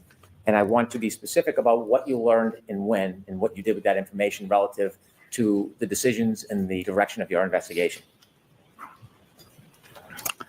When you were called, I have to say something real quick. Angel, you guys that are self-conscious and thinking things, people, it's all in y'all's imagination. So Twiz has been less chatty tonight. Not that there's anything wrong with that. I just wanted to say the whole night Twiz has been less chatty. I think he's playing Dark Souls. He's also tired. We know that much. So please, Angel, don't blame yourself. on the morning of January 29, 2022, when you first got a call, where were you? I was at home in bed. You mentioned that after you received the call, you called another trooper at that time. Yes, sir. And who was that? Michael Proctor. After you spoke to Michael Proctor, did you have any firsthand knowledge about what had happened prior? No, I did not. Did you have any firsthand knowledge about what had happened the night before? I did not. No, Did you have any firsthand knowledge about the participants or the people that may or may not have been involved? I did not. No, Did you at that point know, or were you friendly with Brian Albert? I knew who he was. I was not friendly with him. I did not know who he was. Had you ever socialized with him? No. Nicole Albert? No. Were you friendly or ever socialized with her? No, I've never. Jennifer McCabe? Did you know who she was or socialize with her? No, I did not. Her husband, Matthew McCabe? Did you know him or socialize with him? No, How about Julie Nagel? Did you know who she was or had you socialized with her? no, I did not. Ryan Nagel, is that name, was that familiar to you? No, it's not. Sarah Levinson, did you know that person? I did not. You mentioned that you knew who Guys, Brian Higgins was. Y'all, Yes. how dumb is this line of questioning? This is like saying, you've never murdered anyone, have you? Nope. Great. You're all rehabilitated then. Like what? You received the call, you called another trooper at that time. Yes, sir. And who was that? Michael Proctor. After you spoke to Michael Proctor, did you have any firsthand knowledge about what had happened prior? No, I did not. Did you have any firsthand knowledge about what had happened the night before? I did not. No, Did you have any firsthand knowledge about the participants or the people that may or may not have been involved? I did not. No, Did you at that point know, or were you friendly with Brian Albert? I knew who he was. I was not friendly with him. I did not know who he was. Had you ever socialized with him? No, Nicole Albert? Were No. you friendly or ever socialized with her? no, I've never. Jennifer McCabe? Did you know who she was or socialize with her? No, I did not. Her husband, Matthew McCabe? Did you know him or socialize with him? So stupid. No, How about Julie Nagel? Did you know who she was or had you socialized with her? no, I did not. Sister Ryan Nagel, is that name, was that familiar to you? Meanwhile, the jury still not even heard from Sister Nagel. I mean, the other thing is this. I had a whole sheet of paper here saved for the notes on the of Brother Nagel and co, if you will. And I was all ready for all of them. And the only people that the Commonwealth has called is Brother Nagel and Heather Maxon. And that's it. No Sister Nagel and no Ricky Dentano, which are arguably probably the most important witnesses of all. Why? Ricky was the one driving. He was the one who was sober. And Sister Nagel is the one who claimed to see a black blob on the lawn last year. So they've not called those two. Just wanted to note that for the record. No, it's not. Sarah Levinson, did you know that person? I did not. You mentioned that you knew who Brian Higgins was, Yes. and you had worked on a case or some involvement in a case with him. Yes. Did you owe him any particular favor or kindness at that time? Objection, Your Honor. I'll sustain it. Did you have any loyalty or friendship with him? Objection. I'll allow that. I did not. No. At this point, you were how far into your career as a Massachusetts State Police officer? In 2022, I was approximately 10 years in. And you had been honorably discharged from the military Yes, I to was. serve the president? Yes. And so cares? at this point, how about Heather Maxon? Did you know that name? I did not know. When you first received the call, did you have any firsthand knowledge whatsoever? No, just what I was told over the phone. You mentioned you went to the Canton Police Department first and spoke to Canton police officers. Yes. Was it at that point you learned about a physical item that was found at the scene? Objection, Your Honor. Sustain. What did you learn from them that was important in your investigation when you first got to the Canton Police Department? I learned that there was a broken, shattered cocktail glass that was recovered from near where Mr. O'Keefe was found. And also his phone was underneath him at the scene. And were both those items available to you? Yes. Did you also learn any statements made from any witnesses that were attributed to the defendant at that time? Yes. And what was the statements? At that point in time, while at the Canton Police Department, the statements were, "Oh my God, did I hit him? Did I hit him?" In a question format, questioning. Yes. And based on that information, was it somewhere around that point when you called the hospital or medical examiner's office? Yes, I made a call to the medical examiner's office. Was that all the information you learned that morning? No, it's not. After you learned that information, did you ask the police officers? Well, let me ask it this way. After you learned that information, did you want to go somewhere? Yes, I did. Where did you want to go? I wanted to interview the individuals that were with the defendant when Mr. O'Keefe was located and get their accurate and most first-person information from them directly. Do you know whether or not, were they suspects at this point? No, they were not. Did you know whether they were eyewitnesses or differently witnesses? At this point in time, prior to speaking to them, I just knew that they were eyewitnesses for the location of Mr. O'Keefe, but I did not know if they were eyewitnesses or witnesses. And who did you speak to? I spoke with Ms. Jennifer McCabe, Mr. McCabe, and Mr. Brian Albert. When you spoke to them, did you separate them or speak to them as a group? I separated them. You went to whose house to speak to them? The McCabe household. Is it typical to go to a person's house rather than bring them to the station under these circumstances? Objection, Your Honor. Ask it differently, Mr. Why did you go to their house rather than ask them to come to the police station? Well, there were multiple factors involved in that decision. One, the driving conditions. Two, these are witnesses that had suffered some sort of traumatic event finding their friend on the front lawn of. This is interesting. Let me back this up. I thought this was actually a good question from Brennan, if I can say, the only one that I thought was a good question, like for the Commonwealth, right? Let's Separate them or speak to them as a group? Hang on. Witnesses or witnesses. And who did you speak to? I spoke with Ms. Jennifer McCabe, Mr. McCabe, and Mr. Brian Albert. When you spoke to them, did you separate them or speak to them as a group? I separated them. You went to whose house to speak to them? The McCabe household. Is it typical to go to a person's house rather than bring them to the station under these circumstances? Objection, Your Honor. Ask it differently, Mr. Why did you go to their house rather than ask them to come to the police station? Well, there were multiple factors involved in that decision. One, the driving conditions. Two, these are witnesses that had suffered some sort of traumatic event finding their friend on the front lawn of their own town. So going to their home would provide hopefully a more comfortable scene for them to recall information in the comfort of their own home. So again, I can't say anything nice about Brennan or compliment him on this day in trial, but here's what I will say. I thought that was a really good question, and here's why. Because first things first, I'm the realist. Drop this and let the whole world heal it. No, okay. Sorry. You always do that one. Okay. So because it's, well, the first point, right, is it's being like, yeah, there was nothing weird or there was nothing nefarious about it, right? But once he asked this question and I heard the answer, my brain went to this. I immediately thought, oh, well, see, that's why they're spoiling the McAlberts, because they didn't do that with the Karen. And then I interrupted my thought process when I heard this earlier. And I was like, oh, but wait, they did. They did the same thing with Karen. So that's why this is a powerful question, because if you're like, yeah, that was like, that was sus, or that was, you know, improper or whatever. I mean, yeah, they shouldn't have been allowed to be around each other for sure. But in terms of them being questioned at the house and that there's something wrong with that, well, they afforded the defendant the same exact privilege, right? So it's not like it was one-sided. And in fact, I think they actually bring that up here in a second, but I just wanted to point that out, that is a, you know, to the extent that they shouldn't be questioning people at their houses in the first place, at the very least, it was equal, if you guys see what I'm saying, right? It wasn't just like one-sided towards the McAlberts. So yeah, that's about the only credit I can give Brennan on this day. When you spoke to them, did you receive any information from any of them that Mr. O'Keefe went into 34 Fairview at any time that night? No. When you were asked questions about scene versus crime scene, was 34 Fairview, the home, the inside of the home, a crime scene in your mind? No. Was the area where Mr. O'Keefe found an important or unimportant area? It's very important. Did you know whether or not any of the Canton Police Department officers at that time had done any type of limited search of the area? Objection. Just whether you knew. At that point in time, we did know, yes. What did you learn about the scope or the breadth of that search by the Canton Police Department? Objection. I'll allow that. I knew that it was brief based on the weather conditions and the item that was recovered. After you spoke to Jennifer McCabe, and did you say Brian Albert? Jennifer McCabe, Matt McCabe, and Brian Albert. Okay. At that point, did you have any reason to want to go into 34 Fairview?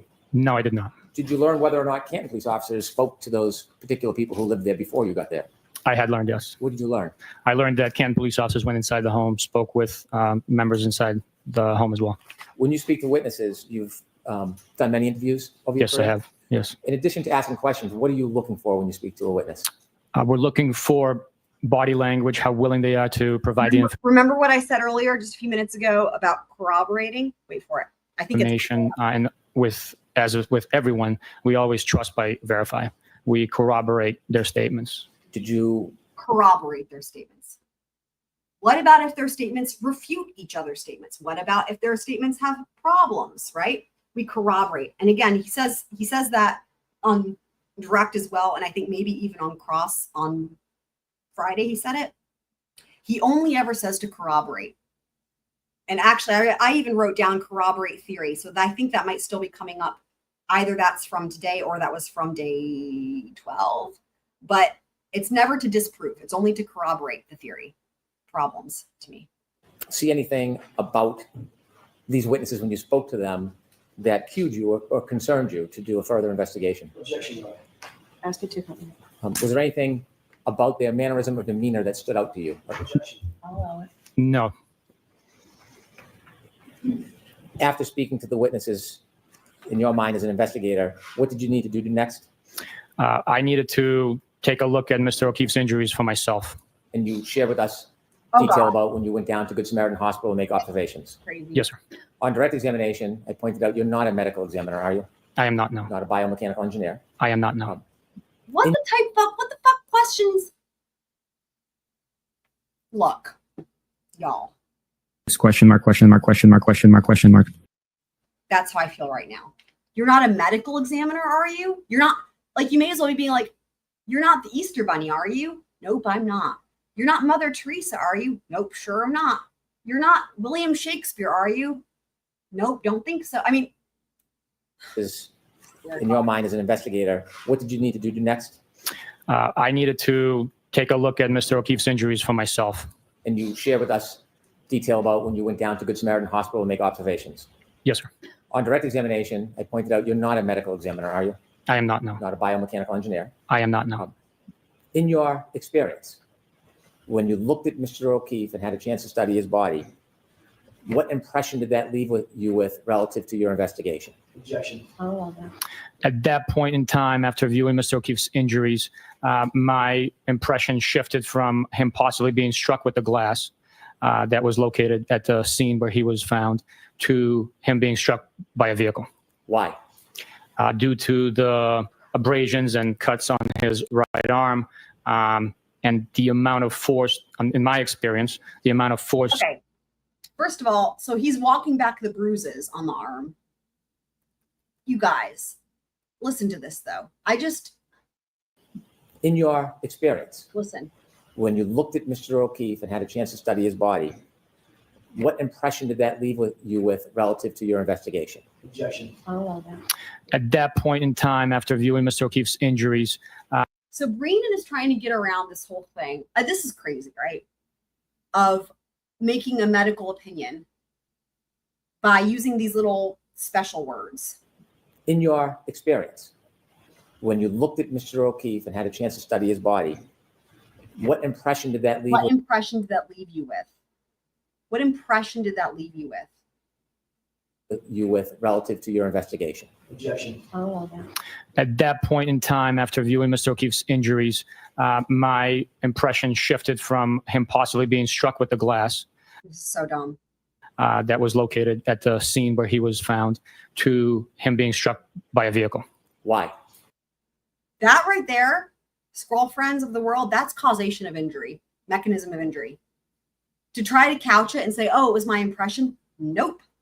You better believe Bev said the ARCA dudes can't offer even remotely such an opinion. They can't get into it, but he can. And the worst part of all of it is Brennan literally just established you're not a medical doctor. You're not a medical examiner. You're not a biomechanic, But you do have this experience. And so here's your impression. But literally, he's saying the mechanism of injury, which in Massachusetts, You're supposed to be an MD, according to Judge Bev. Remember, that was her rule. That was her rule that she made up. Never found anything to support that. She never offered anything to support that. And she walks it back when she pleases. Because for the Commonwealth, any old person off the street can make a medical opinion as to causation of an injury. But the ARCA dudes aren't qualified for the defense. Wow. Due to the abrasions and cuts on his right arm. Now he's left the bruises out. And the amount of force, in my experience, the amount of force one would have to generate to... The amount of force. Listen to this. Did Brennan give him this answer and tell him to memorize it? I mean, he's literally testifying, first of all, to the causation of the injury. So that's MD territory. Now he's talking about the force as if he's a biomechanics or in the realm of physics, like ARCA. What? The abrasions and cuts on his right arm. Incredible. And the amount of force, in my experience, the amount of force one would have to generate to produce the wound to his head. I don't even know why Brennan's asking this question, because literally Commonwealth experts, they should, when they call them, that's the testimony that should be offered from their experts. Does this mean that their experts are not going to offer that test? Like, I don't understand why you would ask it of somebody who's not qualified and has also been like, he has no, I mean, to the extent he has any credibility left, which again, I don't think is possible. Like, why would you bother? Why not let them hear it from the experts?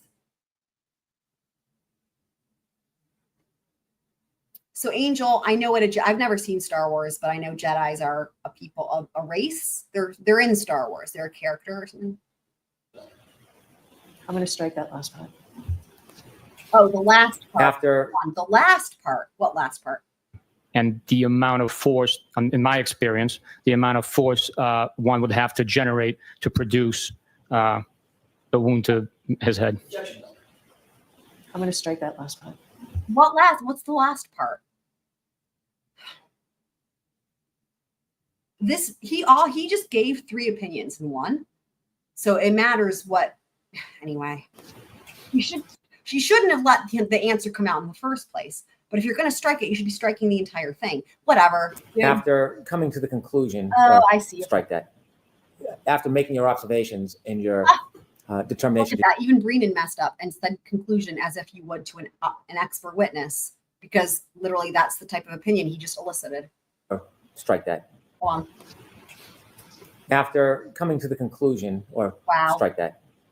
Reading After down making your observations and your determination, did your Reading gas focus yourself. shift at that point? Yes, it did. Where did you want to go next? I wanted Where did you want to go next? to observe the vehicle that the defendant was driving. What were you going to be looking for? Any damage to the headlights, windshield, and other parts of the vehicle that would have come into contact with Mr. O'Keefe. You mentioned the windshield and the headlights. Those are in the front of the car. Did you have an impression at that point? Yes, majority of the cases that I had exposure to with pedestrian vehicle strikes, the strike comes from the front of the vehicle. So in my assumption, speculation at that point in time, based on the limited information I had, that was my theory. When you got Notice he's not forgotten what theory means. He just offered the word theory. That was my theory. But you needed a dictionary on cross-exam to understand the word theory, but now you're using the word theory. And then Brennan actually says the word theory right on back. No trouble here. I guarantee you, here's the thing, I guarantee you the jury noticed this, because the thing about the word theory was such a big memorable moment in cross with the whole thing with the Merriam-Webster's dictionary. I guarantee you when he said the word theory, they heard this. And then were like, okay. Vehicle. So in my assumption, speculation at that point in time, based on the limited information I had, that was my theory. when you got to Dighton, did that theory change? Prior to our arrival to Dighton, the theory had changed. Based on information you received from Jennifer McCabe? Objection. Sustained. What was that based on? It was based on information I received from Jennifer McCabe's phone conversation. Literally, this is why leading is dumb. Like, this is why you can't, like, listen to the grossness of this, guys. Prior to our arrival to Dighton, the theory had changed. Based on information you received from Jennifer McCabe? Objection. Sustained. There it is. What was that based on? It was based on information I received from Jennifer McCabe's phone conversation. He only added the words phone conversation. Disgusting. What was that information? That the defendant told her that she had damaged her taillight and showed Mrs. McCabe and Mrs. Roberts the missing pieces and damage to the rear right taillight of her vehicle. When you got to Dighton and had a chance to look at the defendant's Lexus, did your focus of your investigation develop in any way? Yes, seeing for myself that there was actual damage, coupled with the statements made, did I hit him, could I have hit him, along with the my observation, obviously, of the vehicle. My focus began to concentrate on the defendant. You share with us that you went inside and spoke to the defendant. Yes. Why did you speak to her at her home rather than ask her or force her to come to the police station?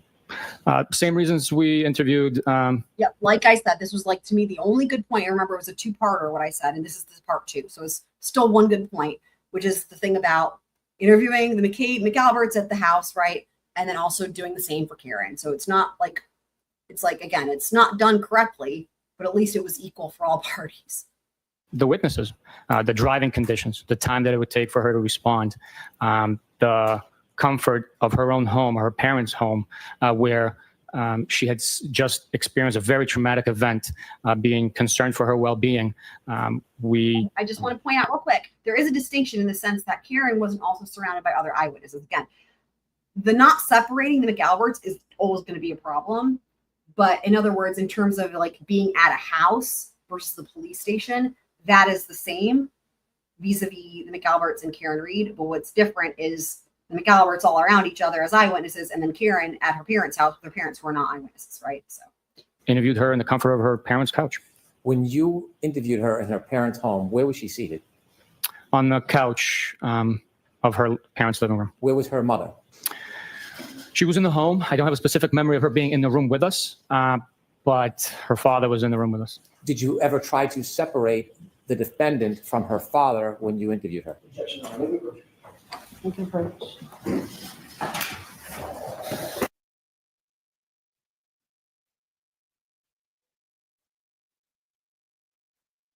Thank you. Pleasure. Nobody sneezing. Right ahead. Thank you. Trooper, to get back to my question, when you decided to speak to the defendant, did you ask her father to leave the room? I did not know. Why not? We just simply wanted to get her recollection. Her father did not pose us a safety risk to us.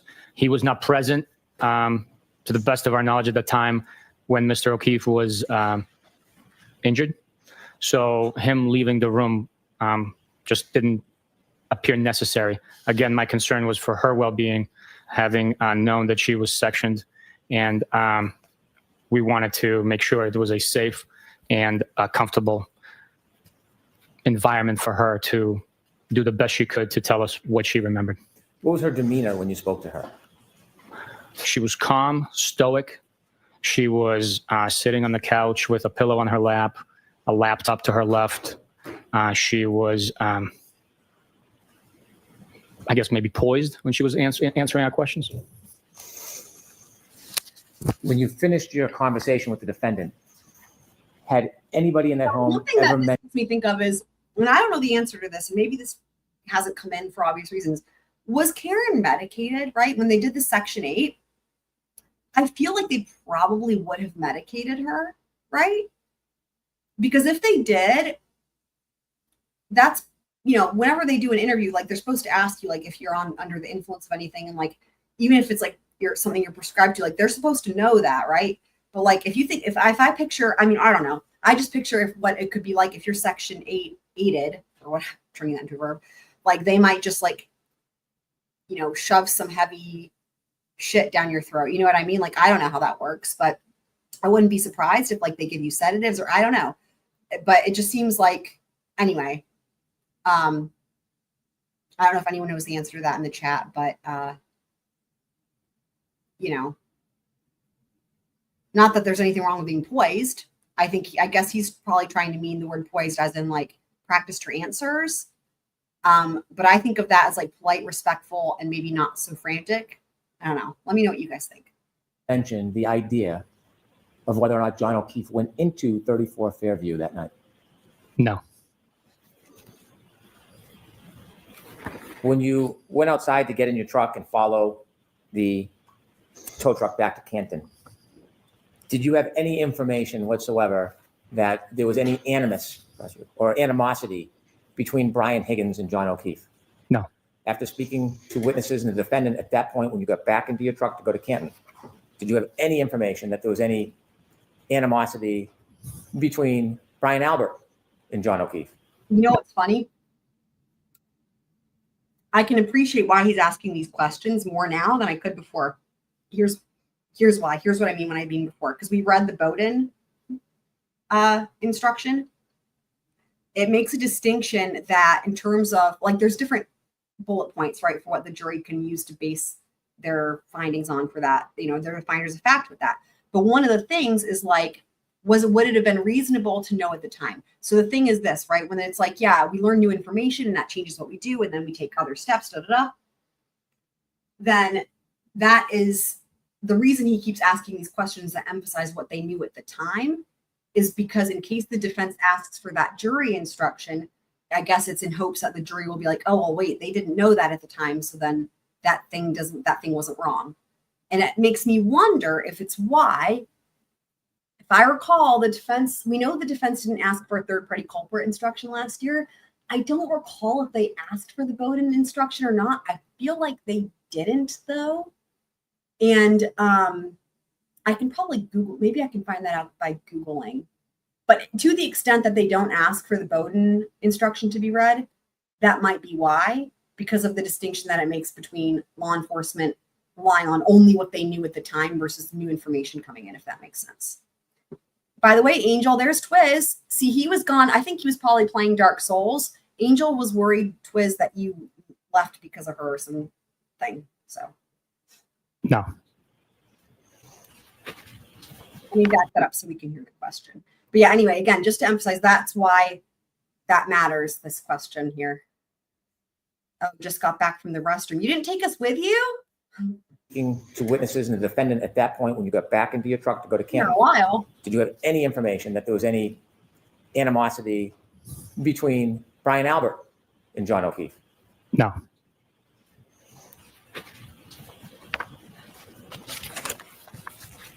We've already talked about, out of order, your return back to Canton, the Lallyport, and then you and Mr. Proctor going out to dinner and going back. So I'm going to skip all of that.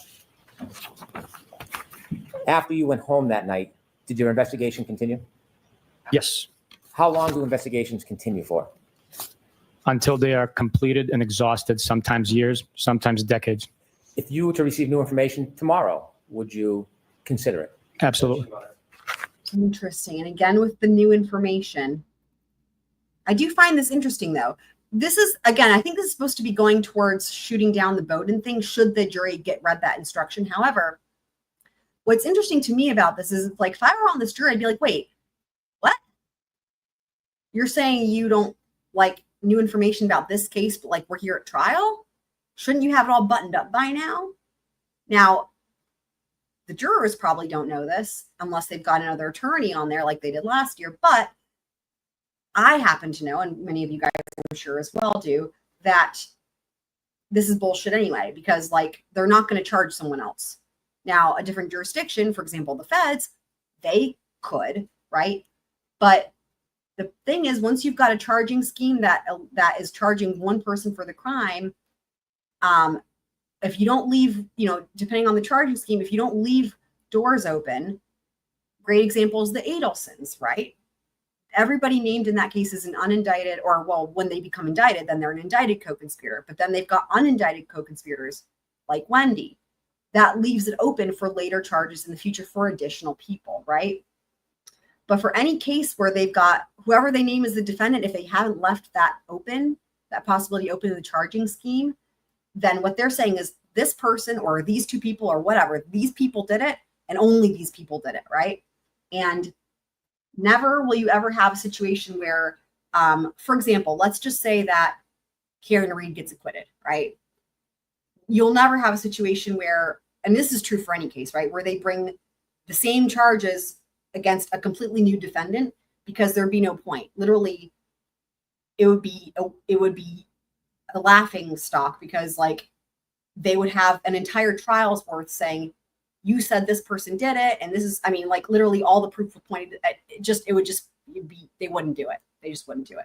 So even if they find out later, this is the person that, take, for example, when people get like, exonerated after they've been wrongfully convicted, they don't go back and charge the person who really did it if they determine that. Let's just say that there was a problem with the DNA and then like, oh, here's who really did it. They don't go back and charge that person.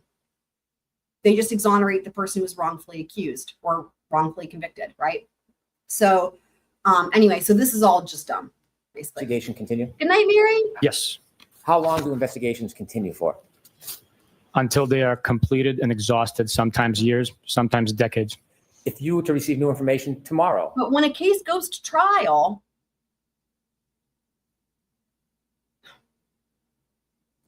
this is so dumb.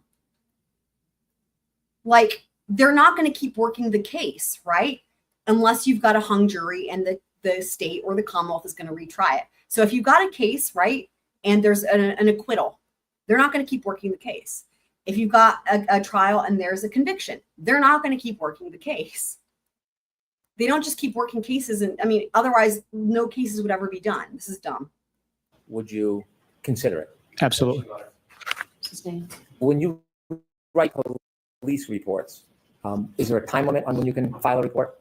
No. Throughout this case, did you write a number of reports over time? Yes. Did you engage in tasks after the case began? Yes. Have you engaged in tasks recently? Yes. Like memorizing. As you were investigating this case, did you speak to a number of witnesses? Yes, I did. Did you consider reports that were provided by other troopers who interviewed witnesses? Yes. Mr. Proctor was the case manager of this case. Yes. You were his supervisor. Yes. Were there other troopers who participated in this case? Yes. Do you know whether or not Lieutenant O'Hara participated in this case? I do know. You do know? I do know Did that he he? participated. Yes. Did he? Yes. Do you know if he had a team with him of other troopers? Yes. Do you know if Trooper Prince engaged in any interviews? I do know. Yes. Are you familiar with the name Nick Gianturco? Uh, Guarino. Nick. I saw. Wow. Yes, I am. Turco. That's quite a Do you know if mistake. he engaged in any tasks in this case? I do know. Yes. What did he engage in generally?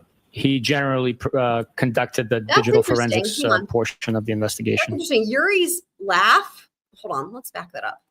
Interesting. Hold on. Guarino. Are you familiar with the name Nick Gianturco? Watch his reaction. Guarino. I saw. Yes, I am. And do you know if he engaged in any tasks? Is that a real person? Why did he laugh? Like, Brennan has a lot of flubs pronouncing things, but that, I don't know. What do you guys think? Are you familiar with the name Nick Gianturco? Guarino. I saw. Yes, I am. He looks for a moment like he'd seen a ghost or something, and then he's laughing. I don't know. It's weird. And do you know if he engaged in any tasks Huh. in this case? Interesting. I do know. Yes. What did he Interesting. engage in generally? He generally conducted the digital forensics portion of the investigation, extractions. I'm Trooper gonna. Keefe, is that a name familiar? Yes, it is. Sorry, I'm gonna play it one more time because I'm gonna see if I can try to spell it phonetically and see if this is a person. Hold on. Nick Gianturco. Gianturco. All right. Guarino. We'll I see saw. what I can do. Yes, I am. Gianturco. And do you know if he engaged in any tasks in this case? I do know. Yes. What did he engage in generally? He generally conducted the digital forensics portion of the investigation, extractions. Trooper Keefe, is that a name familiar? Yes, it is. And do you know whether or not he was involved? Yes, I do know. Were there a number of other troopers who were involved in different aspects of this case? Yes, there are a number of different ones.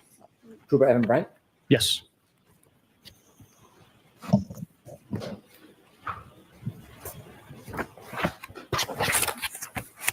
Did you look or seek other information after you left the defendant's house? Yes. Did you look for other witness statements? Yes. Did you try to obtain further evidence? Yes, we did. Was there an interview with firefighter Timothy Nuttall on February 8th? Yes, there was. That was about 10 days after the incident. Approximately, yes. Did you learn any statements from him in addition to the earlier statements you learned that added to your investigation? Yes. I'm going to allow it. And do you remember what Timothy Nuttall told you on February 8th, 2022 about any statements of the defendant? Objection. So folks, again, this is being offered not for the truth of the statement, but simply to show that the information was provided to the police. Yes, Mr. Nuttall was one of 3, I believe. So talk about Mr. Nuttall, please. Mr. Nuttall told me that the defendant stated, I hit him, I hit him, I hit him. Was that information different than the statements that you were first learned about that she had allegedly made earlier that night? Yes, it was.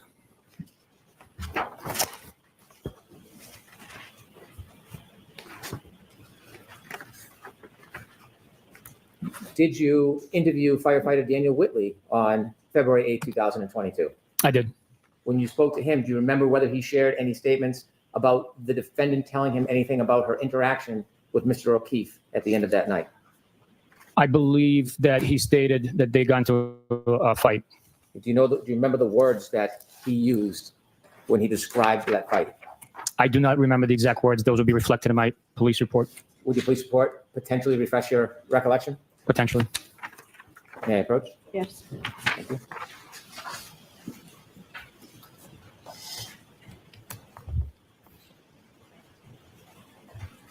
Handing you a document, I do not want you to read from it. I Okay. want you to look at it, determine whether it refreshes your memory, and then I'll ask you if it refreshes your memory. If it does, I'll ask you about it. If it doesn't, then I won't. Okay, sir.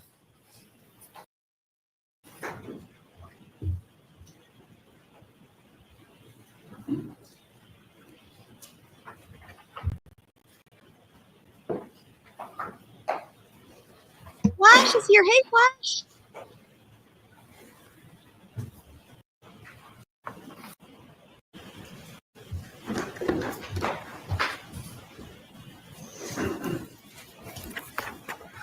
After reviewing your report, does it refresh your memory about your conversation with Daniel Whitley on February 8, 2022 about statements made by the defendant to him? Yes. And could you share with us what the statements were as related by Mr. Whitley back on This February is dumb, and here's why. He already testified. Mr. Whitley already testified. 8, 2022? Jury The heard it. statement was, Objection, Your Honor. Okay, jurors, this is an offer for the truth that's contained in the statement, simply to show that this information was provided to the police. It's just like bolstering. the defendant made a statement questioning whether Mr. O'Keefe was still alive. And anything about the nature of their disagreement? Mr. O'Keefe and the defendant got into an argument. Objection. So for this, the same purpose. As you're learning this information, does it in any way shape your continued investigation? Yes, it further supports witness statements. It further supports and corroborates information that we're learning. The more information we collect, the stronger the case becomes. Did you interview a person by the name of Anthony Flamate? Yes, I did. And when you spoke to him, do you recall whether he shared any statements that the defendant made to him? Objection. Overruled. Yes. And do you recall what those statements were? I do have a general recollection of what they were, but I don't want you to guess. Would your report potentially help your memory? yes, it would. May I approach? Yes. Call that I mentioned before. Take a look, see if it refreshes.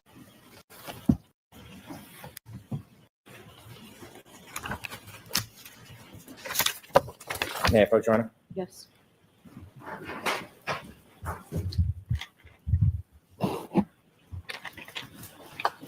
The way, guys, I found that King Kirko guy. After looking at your report, does that refresh your memory at all? Yes, it does.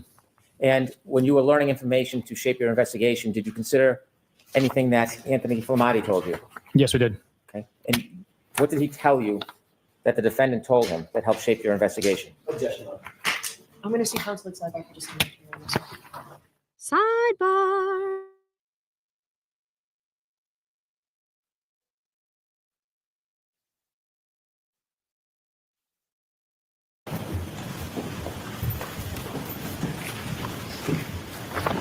was a quickie.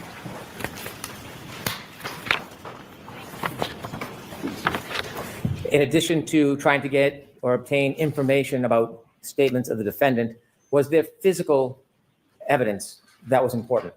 Yes. Was there any data evidence that any of the team from the Massachusetts State Police were you aware of them pursuing any data type evidence? Yes, there was. Was there some phones involved? Yes, there were.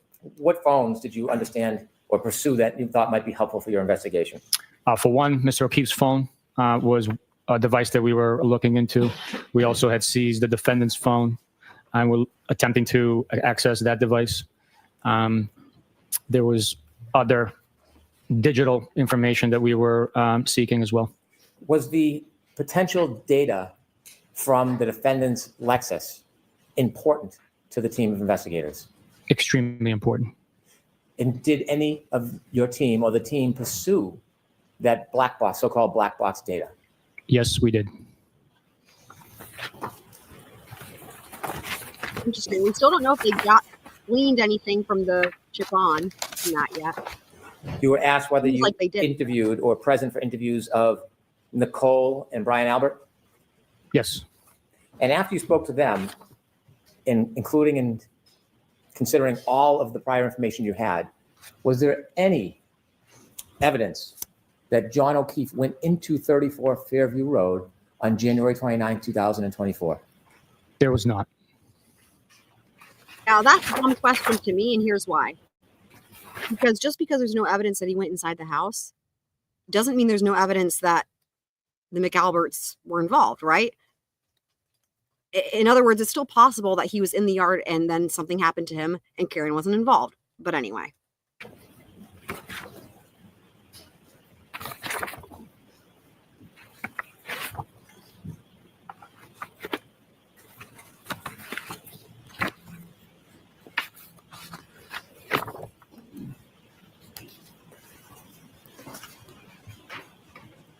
Relative to the information that could be stored in the computer systems on a Lexus, do you know which troopers, or do you know if Trooper Garino was involved in any process regarding that? Yes, I do know. And yes, he was involved in conducting that portion of the investigation. As part of the investigation, was it important or was it considered to look at John O'Keefe's phone to see if there was any specific or particular information on it that would be helpful? Yes, it would be. What were you looking for? What was the team looking for on Mr. O'Keefe's phone? Well, the all-encompassing data includes location of the device. It includes communication, the party's identity with whom an individual could possibly be communicating. In this case, Mr. O'Keefe, his text messages, phone calls, emails, other applications like Signal and WhatsApp could have been also in use. How about voicemails? Voicemails, yes. Did you ever review or consider any of those things that you just mentioned in your investigation? Yes, I did. Speaking of interviewing witnesses, did you, along with Michael Proctor, interview Katie McLaughlin on January 30th, 2022? Yes, I did. Was this the very next day? Yes, it is. And as part of your investigation and the direction and scope of your investigation, did you consider the interview with her and what she might have told you? Yes, there When was. you were speaking with her the very next day, is there any statements that she attributed to the defendant that you considered in the next days of your investigation? Yes, there was. Do you remember what she told you the defendant said that was part of your consideration for your future investigation? Yes, I hit him. Objections are. Going to allow it. Remember that the statement is not being offered for the truth of the statement, but simply to show that the I information. don't know why. We're just rehashing direct. Did the statement that Katie McLaughlin attributed to the defendant that very next day, January 30th, 2022, did that shape your investigation at all? It helps attribute to the investigation. Again, all the evidence, all the statements, all the digital, all the circumstantial, all of that information is coupled and then put together, capped off by the defendant's statements herself to form the case.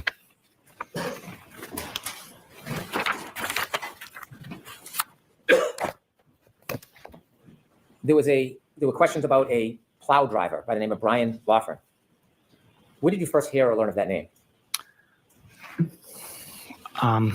It was quite some time after the case had made its way through the court system. When you learned his name, did you I think we're attempt to almost speak to done him? with redirect. Yes. And before you spoke to him, were there any issues you identified relative to Mr. Loughran before you actually spoke to him? In regards to him, no, I didn't know him. I've never met him. Did you, in fact, speak to him and interview him? Yes, I did. Was that interview, did anybody attend that interview with you? Yes. It was asked whether or not there was a car that was seen. And that was what type of car? Ford Edge. Was he specifically asked whether or not that was a Ford Edge owned by the Albert family? In our interview? Yes. I don't remember specifically, but it is along the line of questions that would have been in my report and transcription of the audio recording. In one last interview, did you speak to Brian Albert Jr.? Or did you consider a report of his interview? I saw a report and Did you considered. attend that interview? I did not know. What did you understand his relevance to be in your investigation? He was at the home, at his parents' home, when some of his relatives and parents' friends came back to 34 Fairview. And after you considered that interview, did it change your perspective or knowledge about whether anybody had suggested that John O'Keefe went into 34 Fairview Road that night? No, it did not know. When I asked you questions earlier on in the case, days ago now, we went through a number of pieces of evidence that was found at different times at 34 Fairview Road. Do you remember those questions and going through that process? I do remember, yes.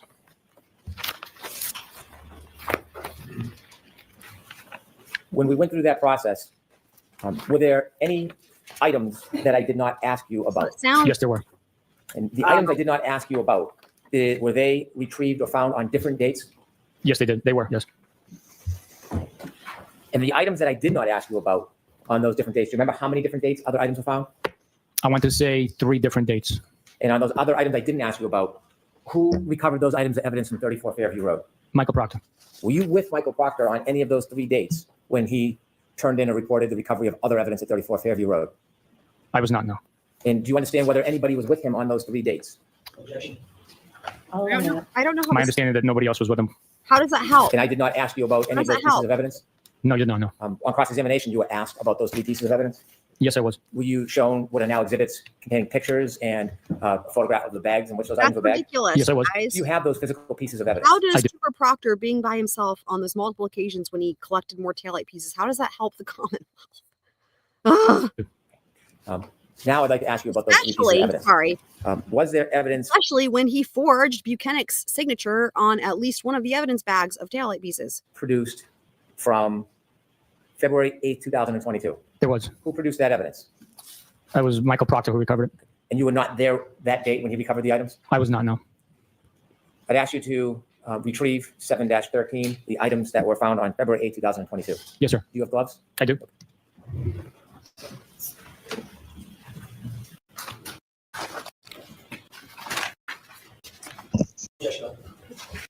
Can you just The description is 1 large piece of plastic, red in color, 1 small piece of red plastic, and 1 piece of black plastic. I will open it to further show.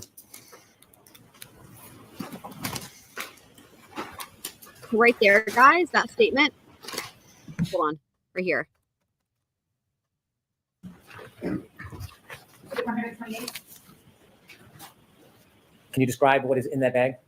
And if necessary, you should open it and show it to the jury. The description is 1 large piece of plastic, red in color, 1 small piece of red plastic, and 1 piece of black plastic. I will open it to further show. Remember how earlier I said that there's one thing he says that does give away the his upbringing of being, you know, like Russian and Ukrainian, like being his native languages. Not that he said that, but I know that that's the case, and English is his 3rd language. That is the thing. I will open it to further show. That is like how, like, that is not the most natural way to phrase that in English, right? I will open it to further show, but that is how, if you were to if you were to write this sentence in Russian or Ukrainian, and then verbatim translate it into English in terms without changing around the order of words, because word order is completely different in Russian and Ukrainian, that's how it would come out.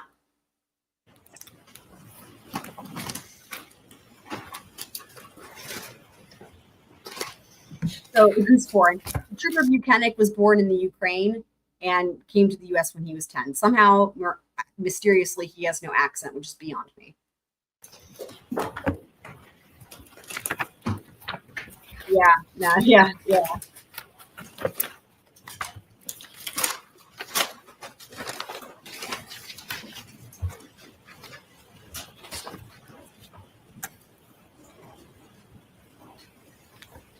This one's labeled 22-02-184-7-13 as the bag, and this is letter labeled A as an alpha.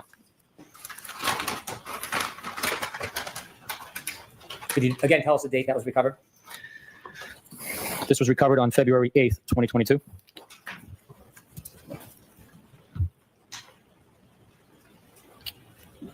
This appears to be a black piece of plastic, same identifying numbers, but this one is labeled with the letter B as in Bravo.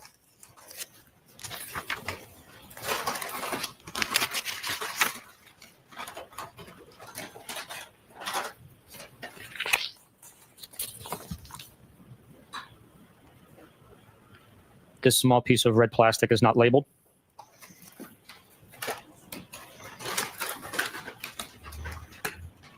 Thank you. You mentioned this was on February 8, 2022. Earlier in, are you done with that package? Yes. Earlier in your testimony, you had shared that you went back to 34 Fairview on February 10, 2022. Yes, I did. And on that date, you recovered pieces of taillight. Yes, I did. At that point, on February 10, 2 days after that February 8 production, was there still any snow on the ground at 34 Fairview? Yes, there was still snow on the ground. Obviously not in the amount that was there the first day. The second production from Mr. Proctor, do you know what date that was? Don't hold me to it. I want to say the 11th of February. And did you bring 7-14 and 7-15 with you? Yes, I did. Could you produce those, please?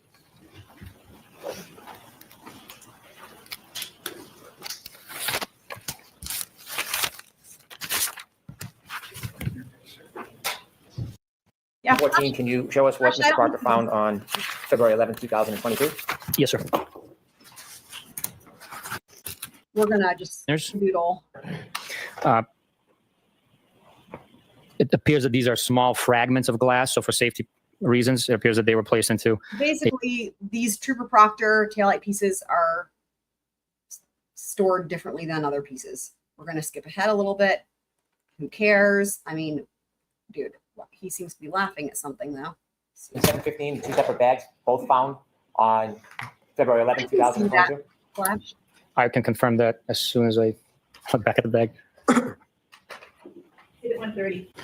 Great. He's gonna confirm. 15 and the letter A. Look at that size of that though, right? Exactly where they find it. It's crazy. Left is labeled H. And this is exactly the point. The Trooper Proctor pieces, right, are like giant, and they're the biggest pieces of all of it. The one on the right is labeled It F, if my eyes are not failing me. to say it strains credulity is an understatement.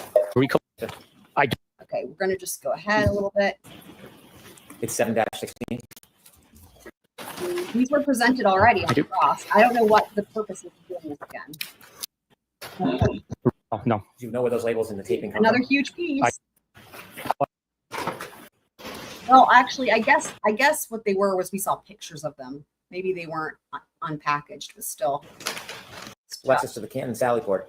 Do you know if there's a video depicting that arrival? Yes, there is. With the court's permission, I would like to play a portion of Exhibit 127. Great.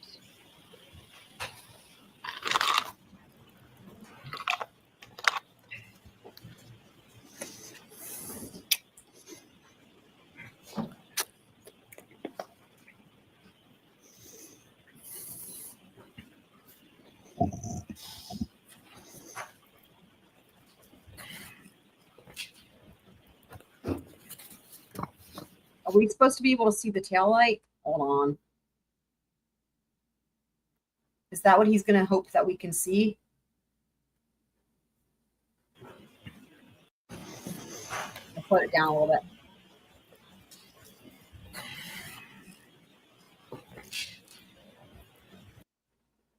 I mean, you can't see shit. Great. Great. Well done. Not. And I guess that's him falling behind.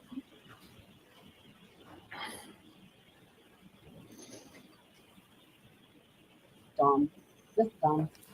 Have you seen that video before? Yes, I have. What does it depict?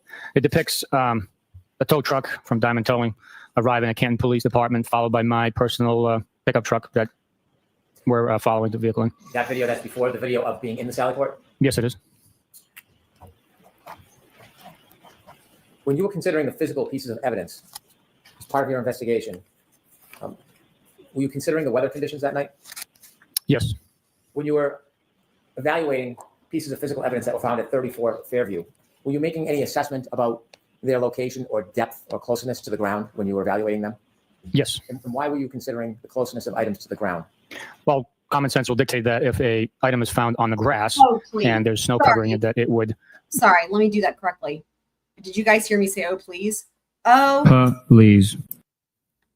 to say that they use any common sense is just disgusting. It would have to have been placed prior to the snow accumulating. If an item is shoved into the snow, it will be exposed as the snow melts prior to it reaching the ground level. I'm going to ask you to, with the court's assistant, retrieve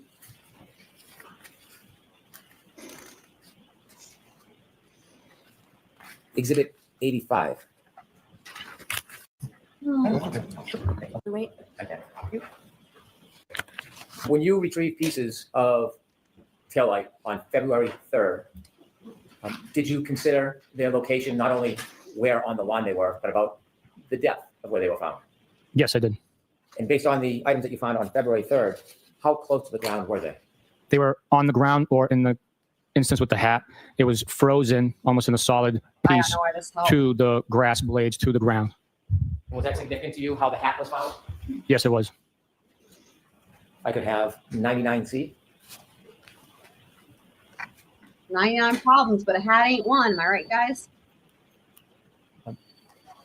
Beneath the hat on the left side next to the ruler, what do you see? Shouldn't they? Yellow grass and a leaf, I believe, a brown leaf. Was that of importance to you? Yes, it was.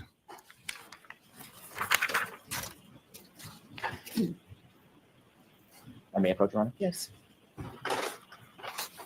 And if you could turn the lights on and take that down, please. Thank you, sir.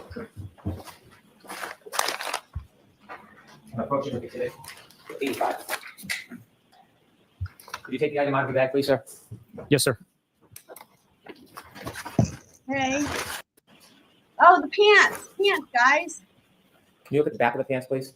Okay. Are we going to get to the cut pocket? By the way, I'm just now noticing there's also a big cut here on the leg, which I don't think, I mean, I certainly didn't notice it before. And there's also a big cut there on the right pant leg. Look at those other cuts. So with that, like, I don't think I noticed those before. I don't know, did y'all? But that to me would make it seem like, I mean, I don't know. They haven't offered an explanation for this, right? Like either medical personnel cut. I mean, I would imagine it's likely that if it was medical personnel, they made these cuts at the same time, like the leg, the two pant legs, and then the pocket. But no one's offered an explanation, and I wonder if we're going to get one here. I haven't seen this part yet. As part of your investigation and the significance of the evidence, did you consider any debris on the back of the pants as part of your analysis? Oh, the grass. Yes, the grass stains on the left, the appearance of Go ahead. Oh, so basically it was never tested. the staining that's taken place or had taken place on these jeans was significant in the fact that To me, that looks like it could also be a mud stain, though, you know? it appears to be green and grass stain. I mean, I don't know. Maybe it's different in court. Jury will determine What did it. that suggest to you as part of your evaluation of your investigation Crazy that it wasn't tested, though, right? and the decisions that you I made mean, not. after? It suggests that Mr. O'Keefe I guess in this case, it can't be surprising. impacted the grass area with his left glute, Wait, transferring green staining wait. I thought he was supposed to be impacting with his head. onto his pants. Okay, you guys. If somebody was hit by a car, right, or whatever, and they landed on their butt, you know what they wouldn't be landing on, right? If that's taking the brunt of the impact, Twiz, maybe it wasn't mud, haha. Their head wouldn't, right? Like that would be an optimal way to land so that you don't get like gravely injured. Are you, Wow. know from your investigation the amount of snow that was on the ground at about 12:32:09 to 12:32:12 on January 29th Okay. of 2022? Yes, based on my Interesting. So I kept wondering to myself, why on cross exam did the defense not bring this up? I know a lot of people were asking this question, and now it's making sense why. And here's what I think: because of the fact that the amount of snow. So the defense theory would be that he went inside the house, right, and he wasn't on the lawn, and it wasn't until much later that he was outside. And at that point, there would be more snow. And I guess the point being that if there's more snow, then there's less likely to have contact with the grass. And I will say, in the videos at the bar, we don't see those stains on those pants, right, during those videos. So this makes sense as to why the Commonwealth is addressing this and not the defense, because it would mean that he had to have closer contact with the ground, whether it's mud or grass or whatever, right? Either way, if there's more snow, I mean, still, we know that it wouldn't have been that much. I still think it could have gone either way, right? Let's just say that it was an hour later. I still think that it's possible and likely that you could still get that stain. I don't think that the snow was accumulated, because, you know, we heard from everybody, right? It wasn't that much accumulation until like the next morning, right? So let's see I wonder how they'll handle this on Reed Cross. my investigation and review of video I'll see. from surveillance footage, it appears to be very little to a coating of snow in some areas. You could repackage that for us, please? Yes, sir. He called it whiteout conditions, though, he being Yuri, when they were watching those videos of Higgins at the Canton PD. Obviously, Port TV messed up their time code. Not reached off yet. This might be the end of the stuff, so I'm going. I have just a few final questions for you, Trooper Bukhenik. Yes, sir. Great. You were asked questions about interviewing Brian Higgins. Yes. And you shared with us that he provided you a number of text messages between him and the defendant. Yes. You began to explain that you vet information during your investigation. Yes, we do. What did you tell him you were going to do with the messages he was giving you? I explained to Mr. Higgins that we have in our custody and will eventually get into both the defendant's phone and Mr. O'Keefe's phone, so that protect his integrity as a law enforcement official.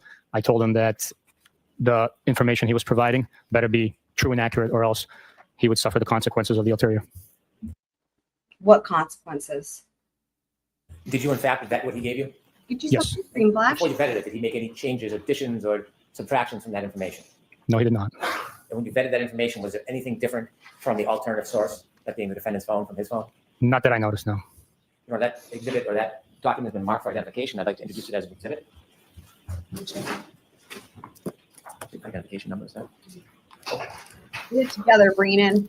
My apologies. I'll need to look. I don't know the number. It must be emails. Oh, was introduced. You look to see if there was any animus or difficulty between Mr. Higgins and Mr. O'Keefe prior to Mr. O'Keefe's death. Yes. Did you look at text message records to see if there was any motive that was Oh, come on. evidenced in those text messages for Mr. Higgins to want to murder Mr. O'Keefe? I did look. Can I approach? Yes. What about the text messages between him and Karen, though? Look, they're trying to say that the text messages between Karen and Brian Higgins are enough for her motive. Why is it not enough for his motive? Gotta be kidding me. He was the one that brought up her boyfriend being in the way a bazillion times, and she's like, it's fine. I swear to God. Higgins' phone dated 2/3, meaning February 3rd, 2022. Once I And it is a conversation between the defendant and Mr. Higgins. Does it extend a number of different dates? Yes, it does. Did you look through those conversations or text messages to identify whether there was any animus or motive? Yes, I did. I moved to introduce those documents as the next exhibit. No objection. Did you find any? Hold on. 132. Thank you. Trooper Bukhenik, did you find any evidence in the conversation? Hold on, I'm sorry.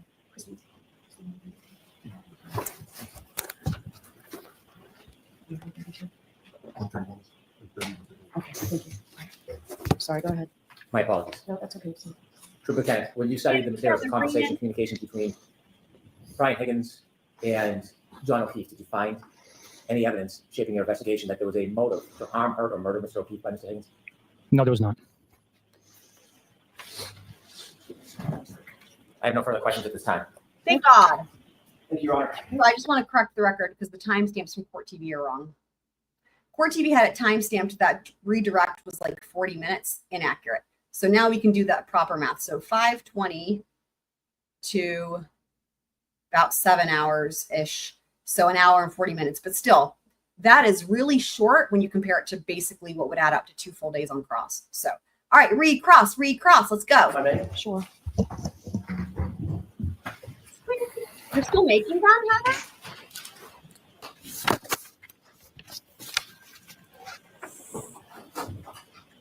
You were just asked about Brian Higgins in your interview with Brian Higgins. Where did that take place?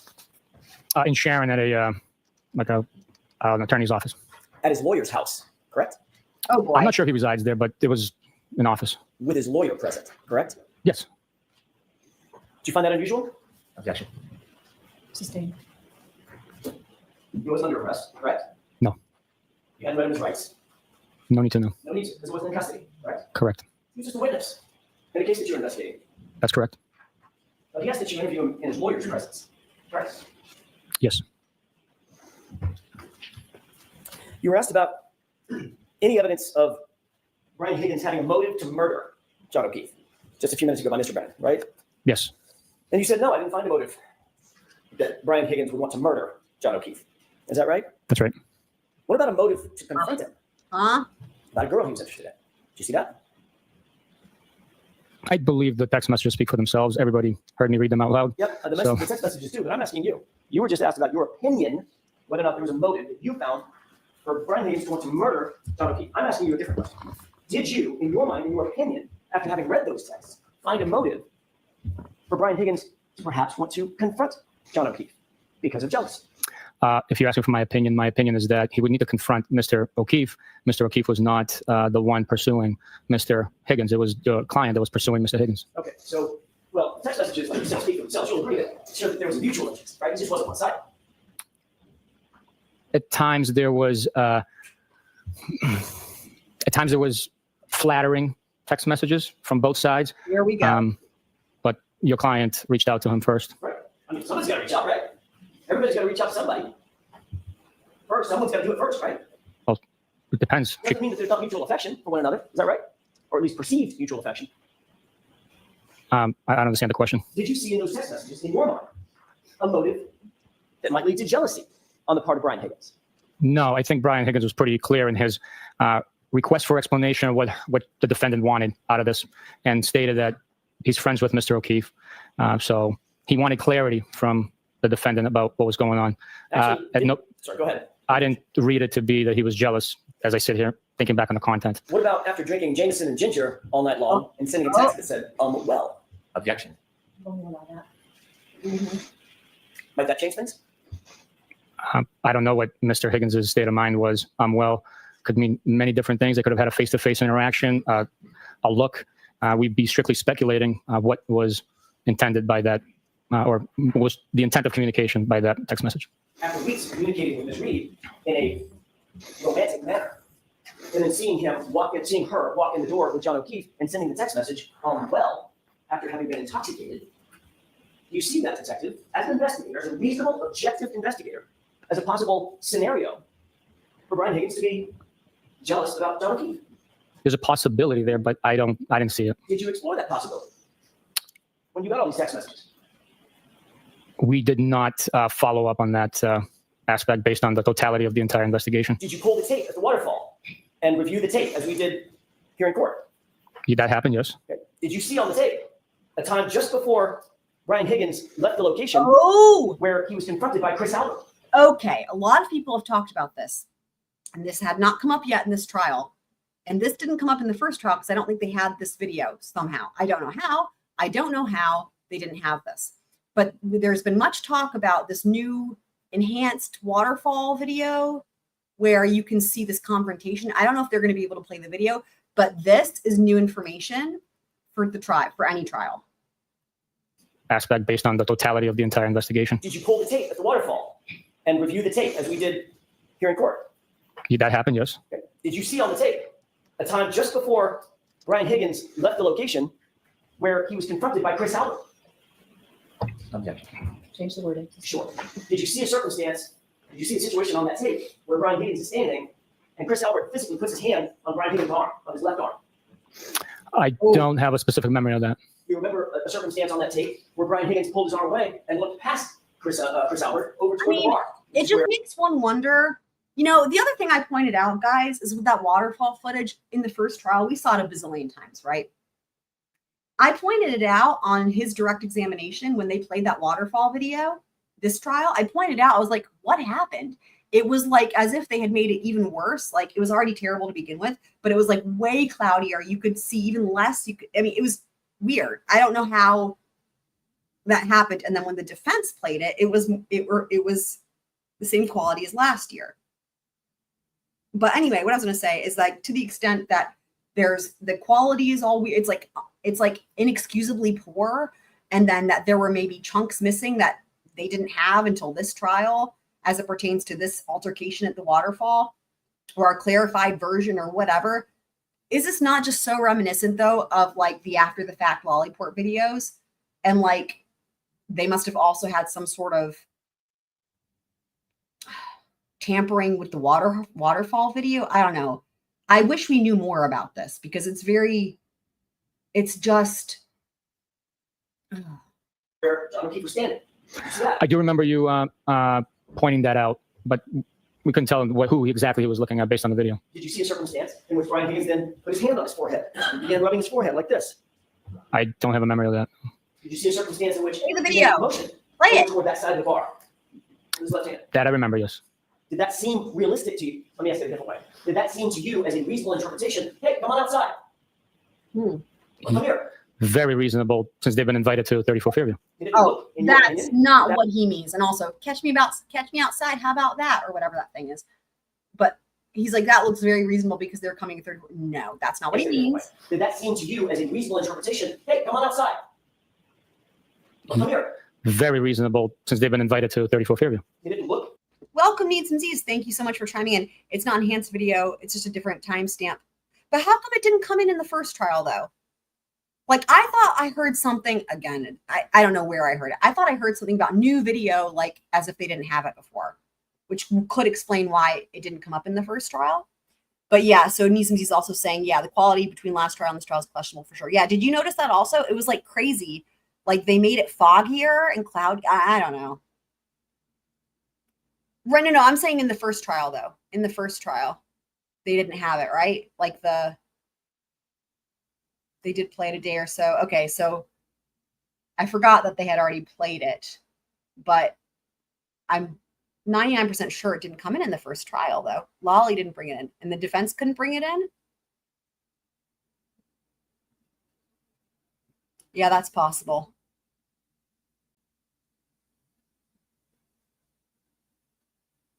I wonder, too, to the extent that the defense didn't bring it in or couldn't bring it, tried but couldn't bring it in, I wonder if Bev was like, nah, it's not relevant. Interesting. So in this case, the Commonwealth brought that in, but last year the Commonwealth didn't. But yeah, the defense should have been able to bring it in. And of course, I mean, with Judge Bev, then that doesn't really mean a whole lot. So. In your opinion, that was just a, hey, let's go together? Or did it look more to you like, hey, come outside? Or let's step outside? The totality of the investigation, the fact that when they stepped outside, there was no confrontation and they were invited to the address. Again, totality of the investigation suggests otherwise. Let's talk about that totality of the investigation. You're aware that Brian Higgins left first. He was the first to arrive at 34 Fairview, even before Brian Albert. This goes back to like what I was saying, right? His own statements, as in Yuri's own statements, everything was to corroborate their theory. So in other words, if you're viewing everything through that lens, then you're saying that in terms of this waterfall shit, right? Versus like rebut or disprove your theory, because your theory could be wrong. Like, this is not how you're supposed to do this.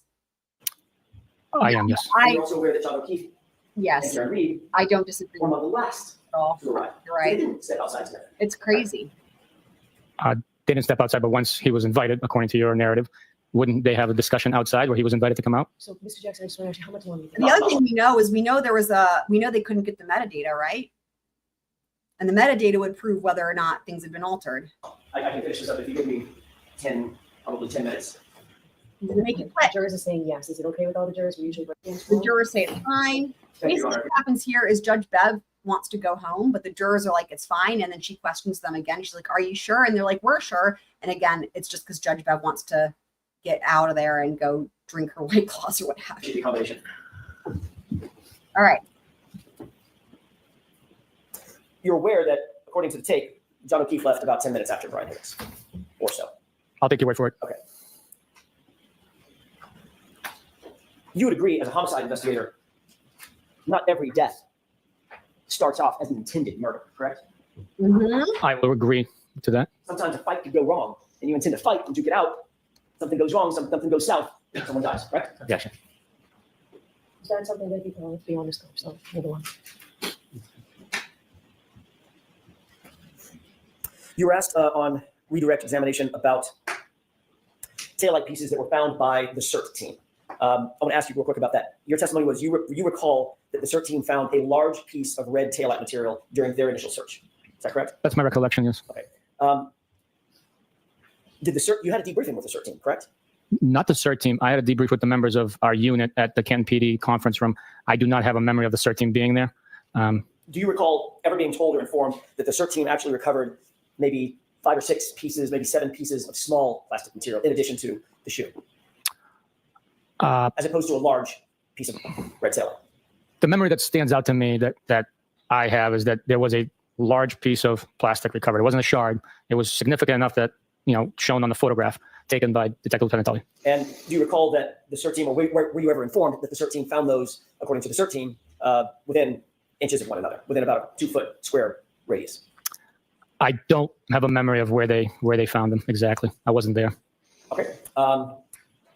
You were asked about the taillight. You were shown a photograph of the taillight where almost the entirety of that lens material is missing. It's gone, correct? Yes. And you remember talking to Jen McCabe originally, interviewing her within days of this incident happening, correct? It was the 29th. We interviewed. That day. That day, yes. Do you remember her saying that the taillight was cracked/broken? She communicated that over the phone to Michael Proctor, which was then documented later on in the interview report from earlier. I'm sorry, go ahead. And it was documented within the interview report. Okay. And in that interview report, it doesn't say the entire lens cap of that taillight is gone, correct? Correct. The report does not say that, no. And she didn't describe that, did she? I don't know what she described to Michael Proctor over the phone. You pulled out a pair of jeans belonging to Mr. O'Keefe just a second ago. Yes. And you noted that on his, what would be his left good. rear pocket, there was a stain. Yes. You said that was an apparent grass stain, and it was green. Based on my observation here holding them, that's what it appeared. Yes. Could have been mud. Maybe dirt, maybe other substances. Yeah. That was my question. Did you seek to analyze what that discoloration was from, or have caused that to be analyzed by the crime lab or anybody else? The genes were processed. I don't know what their protocol is to analyze it. They process those genes. There's pieces missing from cuttings and stuff like that. Understood. So as you sit, Okay. Well, so that explains the cuttings. Okay. Well, that is interesting. So then the fact that they cut open that back pocket or took a piece of that back pocket must mean that they saw something there that they thought maybe was presumptive for blood. Same with the big chunk on the, what was it, the left leg, and then the bottom part of the right leg. That at least, I don't know why we didn't have the people who did that testify to that. We didn't in the first trial, right? Like, why would they not come in and say, like, in every other trial, right? This one's not normal. In every other trial, right? They come in and they say, yes, I examined this clothing item and and they explain to you exactly what they did. And they talk about what they cut out and how it's just mind boggling that if that's what happened here, no one explained it. And we've all been sitting here like, what the fuck happened?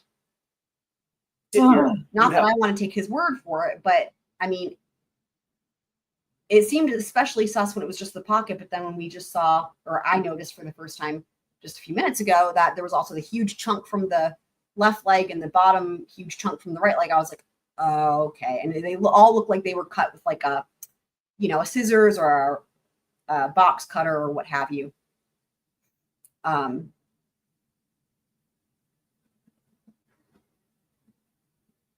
mean, yeah, you guys know that I'm asking these as rhetorical questions, right? It's just another thing where it's like not normal, right? Like in every other trial, when there's items of clothing that were examined, and if they did any whatever, I mean, it's just not normal, man. Yeah. Well, and I don't know if you were here when we read the new filings, but boy, I had a lot of thoughts on those as well, and what I think it says about Hank's opinion of how his case is going, his case in chief. So, I mean, the people on the jury should be asking themselves, and they probably are, like, why haven't we heard someone explain this? Have no evidence at all that those are grass stains, correct? Strictly my experience of knowing grass stains and Oh, for fuck's sake. observing it. Could be dirt, Could be. could be oil or grease. I don't know about that, but They look brown. Stains look brown, don't they? The point is, it could be anything because it wasn't fucking tested, apparently. there's different parts of the stain. Some has brown, some has green, different parts of it. Could you get, in your experience, stains on the back of pants from being dragged? I've never dragged anybody, so from my experience, I can't tell you. I didn't ask if you've ever dragged anybody. You've never murdered anybody either. But you're a homicide investigator, right? Did you get those stains from being dragged? It's just a common sense question. My common sense dictates that it was not a drag, a mark, because it would have linear characterizations, and it would be both buttocks that are engaged in contact with the ground while being dragged. If you're being dragged and he has something in his pocket, or being dragged at an angle, It can be. dragged Yeah. through a crease spot that was holding on the left. What about all those possibilities? Again, my opinion, common sense dictates it was not the case. But you certainly didn't take any action to investigate forensically what those stains actually were. I did not know. By the way, can you lose a shoe from being dragged? It depends. I guess you can, depending on how loose it is. Of course you can. Of course you can. You said that there was no information that you had regarding Brian Higgins and John O'Keefe having any animosity toward each other prior to January 29th, 2022, correct? Correct. But you did, now let's talk about on January 29th, 2022.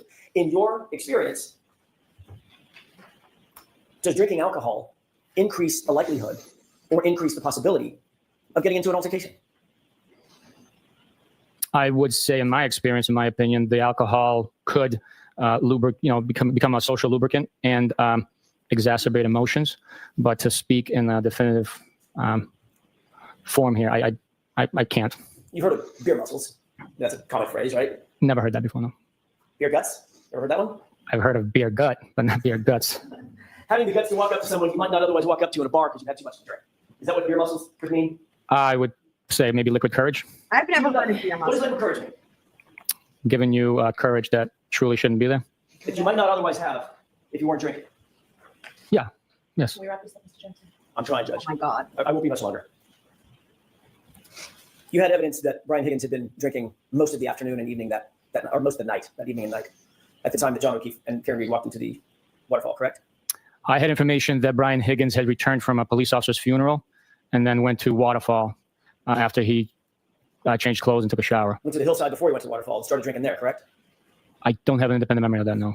But you did, at the time, you didn't pull the tape at the time, you didn't pull the tape at CPD that you Gesundheit. saw with Brian Higgins on the phone at 1:30 in the morning, correct? You didn't have that information. I'm sorry, can you At the time- give me a reference when Sure. at the time? At the beginning of your investigation, January 29th, and probably the next, let's call it a couple months. Mhm. You did not have that information, correct?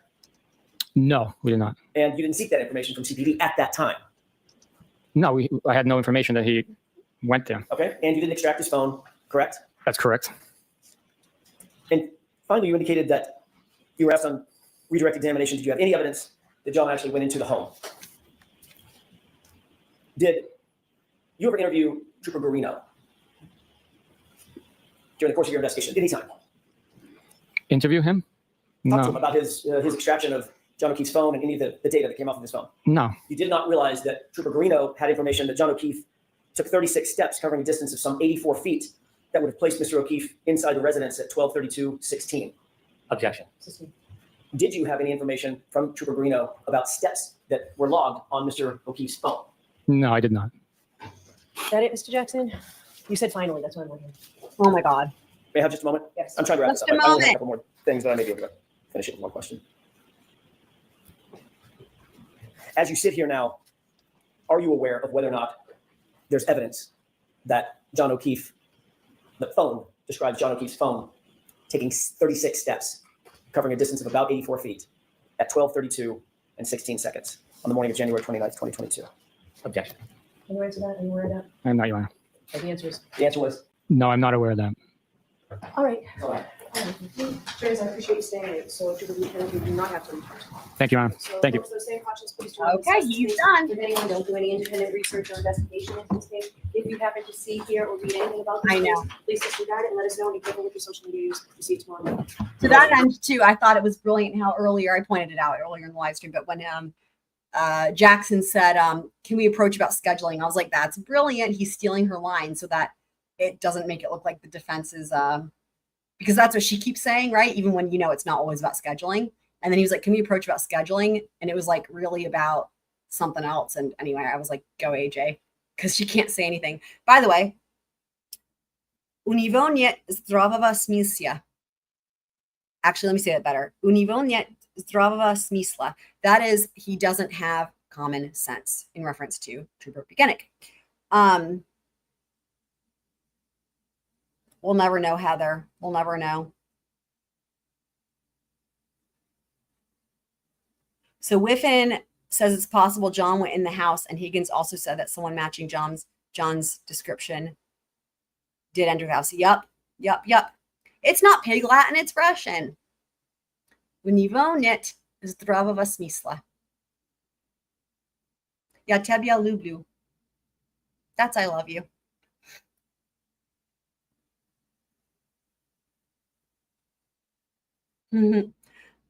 So by the way, I found, guys, remember when there was that crazy name earlier? What was it? Nick June Turco or whatever, when Brennan said it, and it was like, who the fuck is that? I found him. And boy, oh boy, is this interesting. I found him. What I'm thinking, though, I might do, I'll just give you guys a little hint. It's related to Whitey Bulger. It was an interesting slip of the tongue from Brennan. So what I'm thinking I might do is I might cover this trial tomorrow, maybe all of it, maybe some of it, like live when it's happening.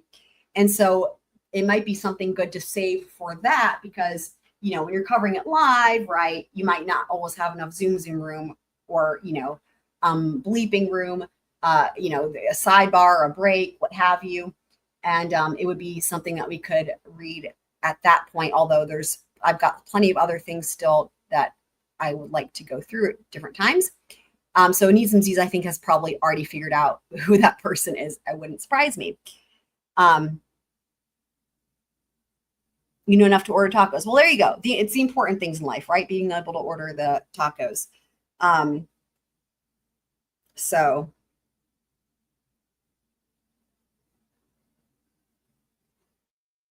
what else was I going to say? For anyone who missed it, so we do have the compilation video of the dramatic reading of the text messages. It is freaking hilarious. And it is, we watched it earlier, but it's also as a video. It should be actually in the playlist as well for Karen Reed, but it's like 10 minutes and it's hilarious. And it has the best of the compilation. It's a compilation of the best of the dramatic text message reading from day 13.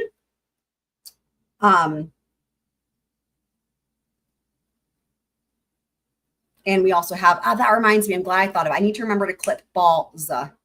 Need to remember to do that as well. Glad I thought of that now.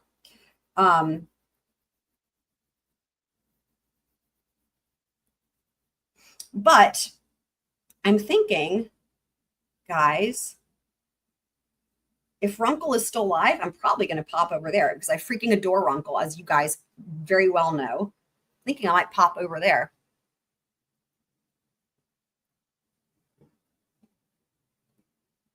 Don't have to skip on trial. What sidebars are you talking about there, Flash? Sidebars. We haven't heard much from Twiz. Twiz, are you okay? Let us know. I know some other Scroll friends went to bed. But it'll be interesting. We have fresh witness tomorrow, right? Fresh witness. what's going to happen? Actually, let me double check and just see if there's anything else that came out regarding Aruba. Let me see here. Oh, my keyboard is still in Russian. Let me switch that back over to English. That is hilarious. It's so confusing because the letters are not in the same places. Okay.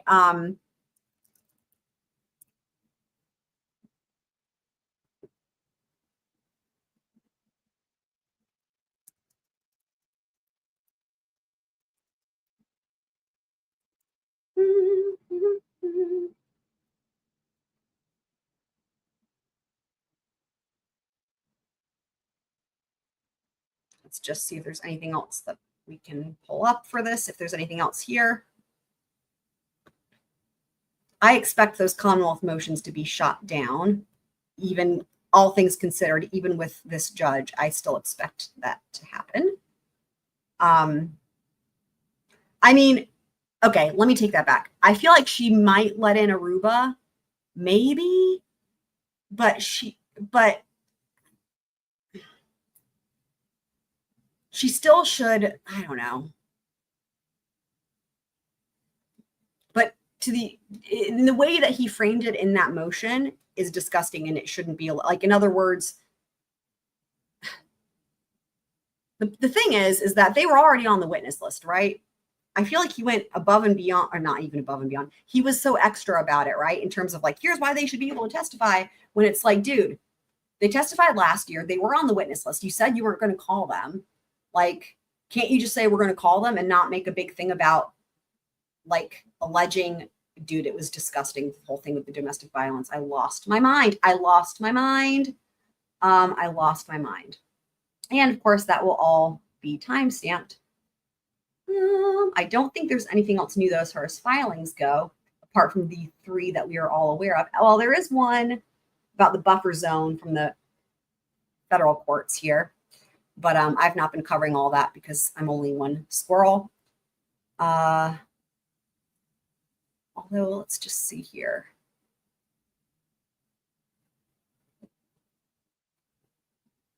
Wait, who's moving? Let me just see.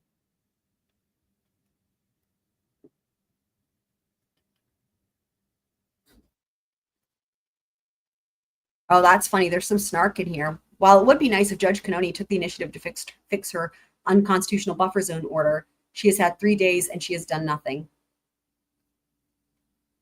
Oh, I think this had already come out. This came out already, didn't it? Like a few days ago?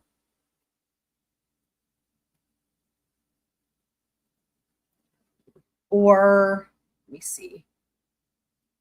Emergency motion for clarification to enforce this court's May 9th judgment. Oh, okay. So the few days ago is the May 9th judgment that I was referencing. So this is a new one. This is a new one. It's an emergency motion for clarification and to enforce the May 9th judgment. Interesting. Do you guys want to take a look at this? Well, what I should do is, again, save it for tomorrow for while we have court breaks and stuff, if you guys are interested. It's really scathing about Judge Bev, to be honest. It might be worth going through, even if nothing else but for that. Oh, even...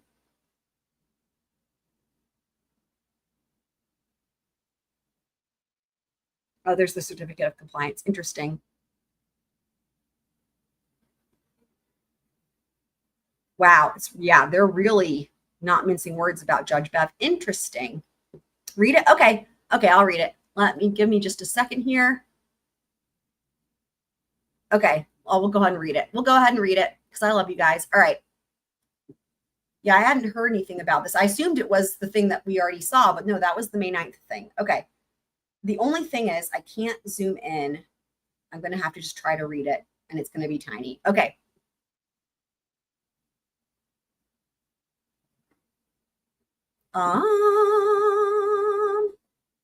Okay. It's going to be hard to see. All right. If I took a second, I could make this bigger, but let's just see if I can. Do you guys want me? Okay. Do you guys want me to try to read it to y'all, or do you want me to take a second to make this bigger? Okay, I'll read it. I'll read it. I'm gonna start reading, and y'all let me know if you want me to make it bigger. That's what she said. So, so here's the front page, right, or the cover. So, United States Court of Appeals for the First Circuit. There's your plaintiffs on appeal. Emergency motion for clarification and to enforce this court's May 9th, 2025 judgment. That's right. Flash can't see it anyways, but you guys, other people, not Flash, let me know if you want me to it'll just take a minute, but I can make it bigger if you guys want. Okay. Emergency motion for clarification and to enforce this court's May 9th, 2025 judgment. Plaintiffs, appellants respectfully move this court to clarify and enforce the per curiam opinion and judgment that it issued late in the afternoon on May 9th, 2025. The court vacated the district court's denial, hopefully you can at least see my mouse moving here, of plaintiff appellant's motion for preliminary injunction and instructed the district court, quote, to determine how the buffer zone order has been interpreted and applied and whether the lack of a mens rea requirement renders the court insufficiently tailored. The district court has failed to do that. Instead, it is letting the case languish for a week so that Judge Cannoni, the state court judge, might act if she chooses to do so. Specifically, the district court issued an order staying the case until a May 19th, 2025, further status conference, not in parentheses, not even a hearing, close parentheses. This is spicy. A stay is the antithesis of what this court directed the district court to do. Wow. While it would be nice if Judge Cannoni took the initiative to fix her unconstitutional buffer zone order, she has had 3 days and has done nothing. She could have done something. Something is in italics. Oh my God. After all, she's a party to these proceedings. The district attorney is as well, yet nothing has happened. The Commonwealth filed no modified proposed buffer zone order. Judge Cannoni did nothing sua sponte. Plaintiffs' appellants have no ability to intervene in the Reed case to seek immediate action. Urgency is required. Every day the buffer zone order continues unrevised is a day the First Amendment can never recover. But the district court should not be permitted to wait another week, let alone another day, without a guarantee of relief for plaintiffs' appellants. And as plaintiffs' appellants have wrongly been accused of sleeping on their rights, they have no choice but to seek emergency relief here. Moreover, as the court knows, its opinion affected 3 separate district court cases in the U.S. District Court for the District of Massachusetts. In addition to this case, the opinion is relevant to DeRosier, I'm probably going to mispronounce some of these, DeRosier et al. V. Noble, et al., Delgado v. Noble, and some other case numbers here. The DeRosier and Delgado cases concern much simpler constitutional questions than the court faced in this matter. The DeRosier case is about journalism. In DeRosier, the Massachusetts State Police used the buffer zone order to prohibit journalists from engaging in news gathering activities, sometimes violently within the buffer zone. In Delgado, the state police threatened a citizen with arrest for merely walking through the buffer zone with a sticker on his clothing referencing the Karen Reed case. Emboldened by the federal court's nonchalant approach to enforcing the Constitution, the Massachusetts state police have escalated their actions, going so far as to compel a woman to remove her shirt. What? And walk out of the buffer zone half naked or go to jail. I'm going to read that again. Oof. Y'all. Emboldened by the federal court's nonchalant approach to enforcing the Constitution, the Massachusetts state police have escalated their actions, going so far as to compel a woman to remove her shirt and walk out of the buffer zone half naked or go to jail.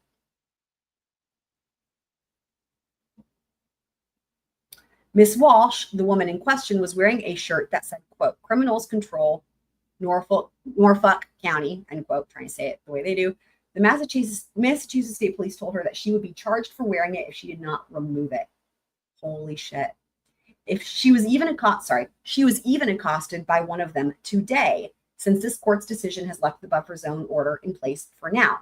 This needs to be resolved now, not once Judge Cannoni decides that perhaps she might be interested in taking the hint that this court gave her.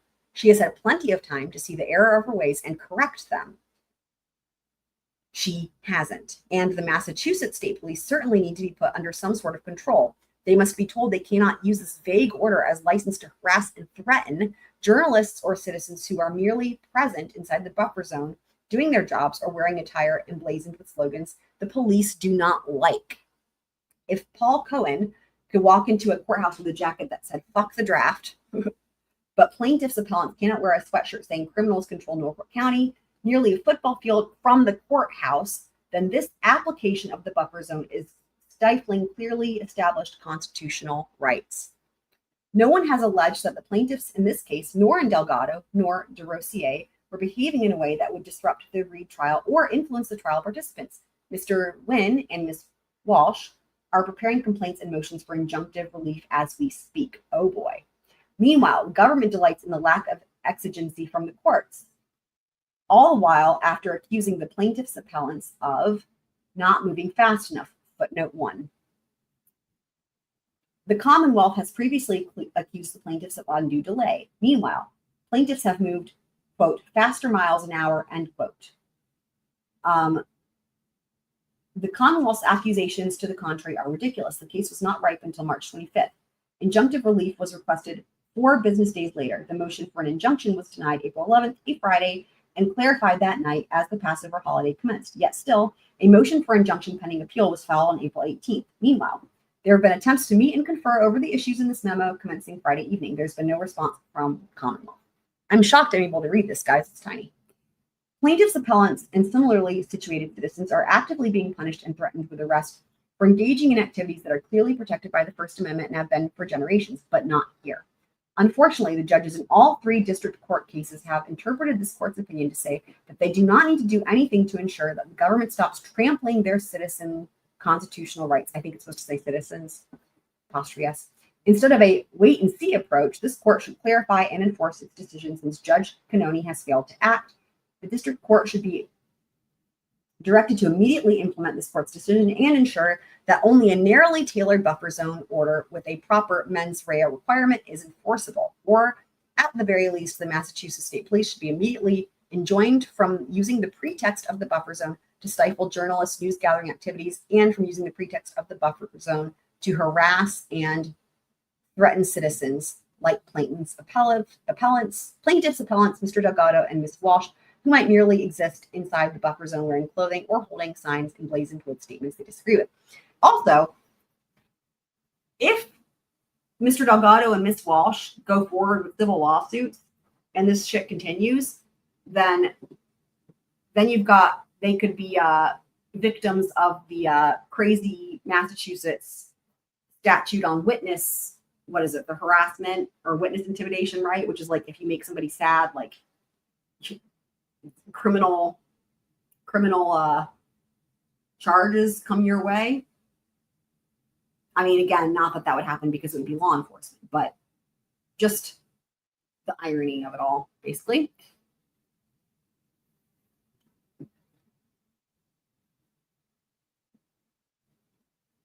Especially that had nothing to do with the order. Yeah, I mean, well, what did it say that it said? It said criminals control Norfolk County, which, you know, I guess she just didn't like it, you know?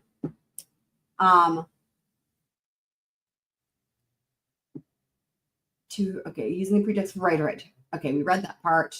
Emblazoned with statements, right, there it is, right there. Emblazoned with statements they disagree with, right. So of course, while that, it's just gross and disgusting. If it was this court's intent to permit Judge Cannoni to have a chance to give respect to the Constitution, the only permission she needs is 24 hours to see the error of her ways. She trampled plaintiffs' appellants' First Amendment rights without due process. She has had what she would not give the plaintiffs, due process. Ooh, that's good right there. Well said. She has had an opportunity to be heard. She's had the ability to correct herself, but has thus far declined to do so. Norfolk County remains part of the United States, and the Constitution is not a mere inconvenience there. It is the law of the land. This case needs a firm timetable, not a wait and see and take your time pocket veto. 24 hours is sufficient for both Judge Cannoni and the Massachusetts State Police to rejoin the union. Wow. Strong words here. So 24 hours, let me just see, when was this filed? They're saying 24 hours. Oh, it's at the top, right? 5/12. So they're saying 24 hours. That would have put it over to today. They're saying give her 24 hours. And I think we are probably past that 24-hour period. And then that's it. Then we have the certificate of compliance here. So it complies with the typeface requirements, the type volume limitation, There you go. Oh, hold on. Hang on. Glad I kept clicking. Look at this, guys. Exhibit A, Declaration of Erica Walsh. Oh, boy. Okay, let's read it. And it's a civil action. Called that one. All right. Civil action, declaration of Erica Walsh. I, Erica Walsh, hereby declare, over 18, blah, blah, blah. Okay. On Friday, May 9th, I was within the buffer zone created by the order of Judge Cannoni in the Karen Reed case. I had been there for several hours without incident. During that period, I was wearing a sweatshirt that read Criminals Control Norfolk County and the logo microdots. The sweatshirt appears as below. There it is. There's the picture. As I was leaving the bathroom and heading to my vehicle that was parked within the zone, I was surrounded by 3 unknown Massachusetts State Police officers. Oh boy. The officers detained me, saying words to the effect of, "You're not going anywhere."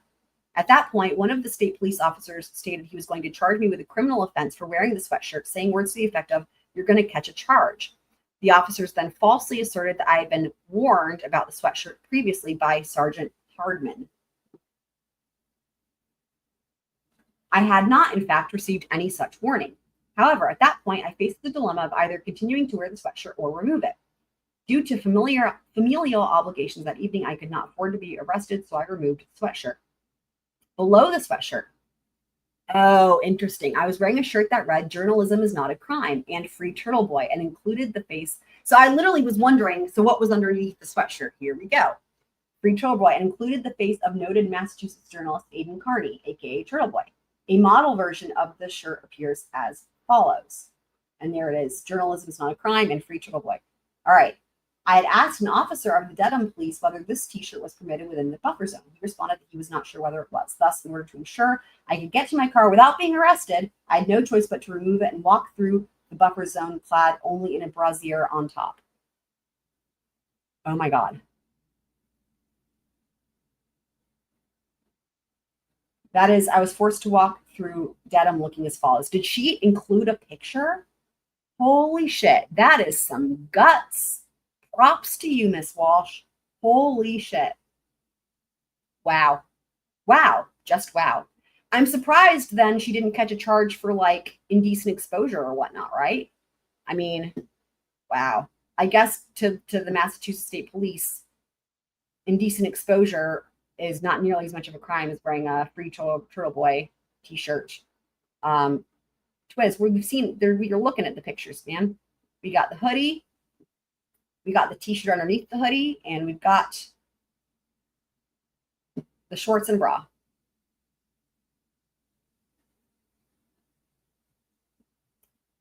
On Monday, May 12th, 2025, I was again wearing the sweatshirt in the buffer zone. As I was exiting for the day while walking with a YouTube content creator journalist, Sergeant Hardman accosted me and said words to the effect of, quote, "You're causing a ... end quote, though he never said what I was causing, and that I was, quote, told about this, end quote, threatening me for having worn the sweatshirt. I believe the only reason I was not arrested by Sergeant Hardman for wearing the sweatshirt on May 12th was because an individual was filming the encounter." Wow.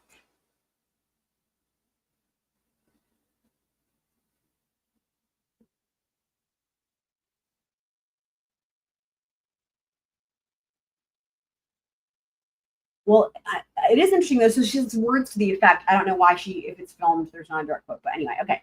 I'm submitting this declaration in furtherance of injunctive relief against the buffer zone because it is being employed against citizens, including myself, merely for wearing clothing with words on it that state police officers do not like.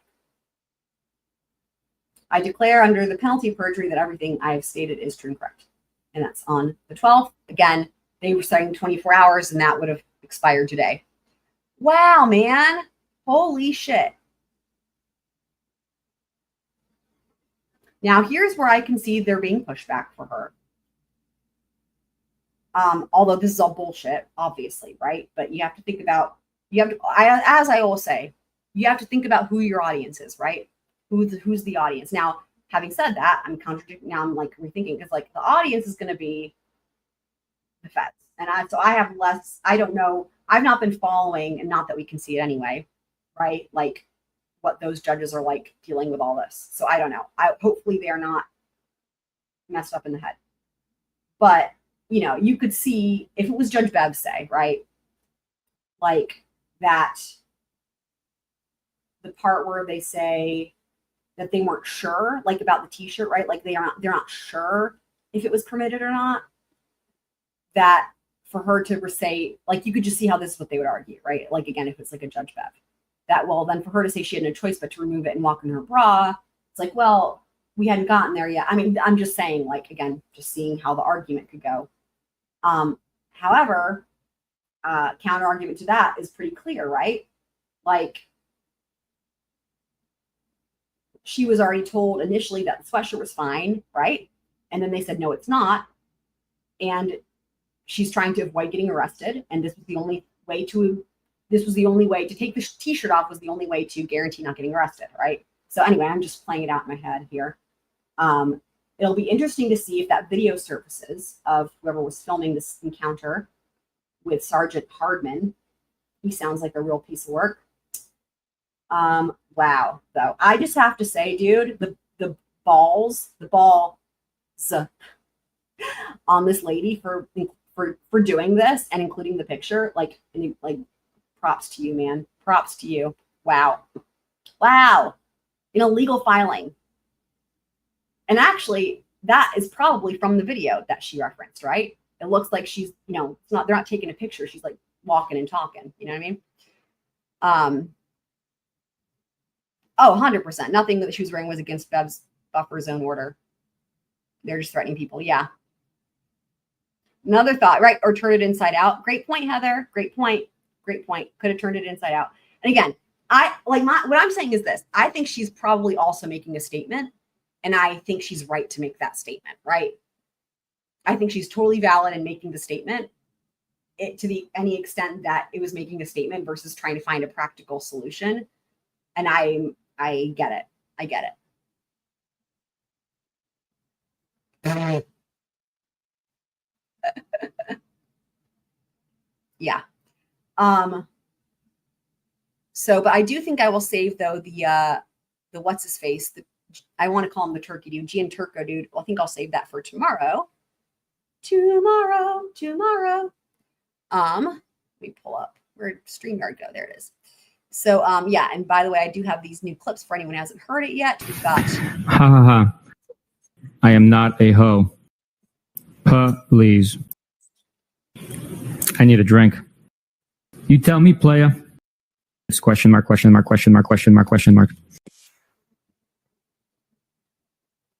None of those are sped up. That's all in real time, by the way. Because he does say question mark really fast.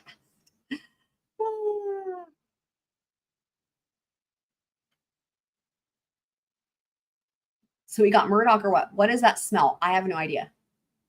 I wasn't planning on doing another stream off topic, but what is the Reardon report? I've never heard of it. Maybe somebody in the chat knows. I don't know. Or like if I Google it, will that take me to the thing?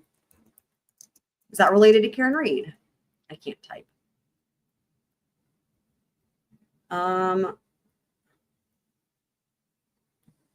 Reardon report.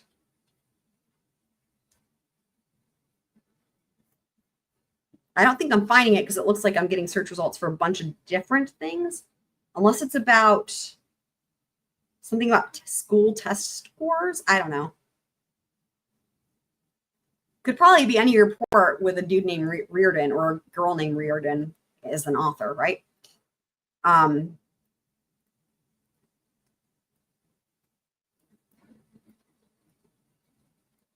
So Murdoch would be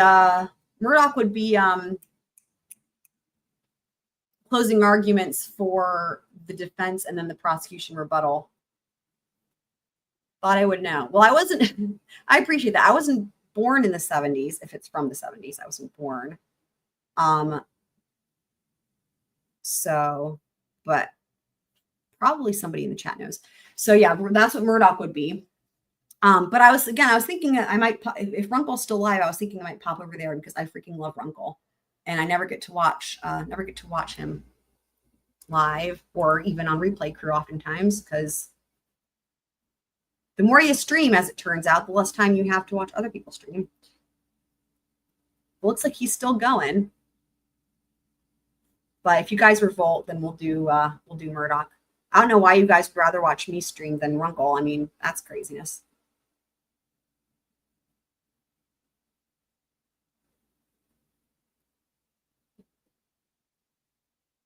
It might still be a thing. I don't know. IDK.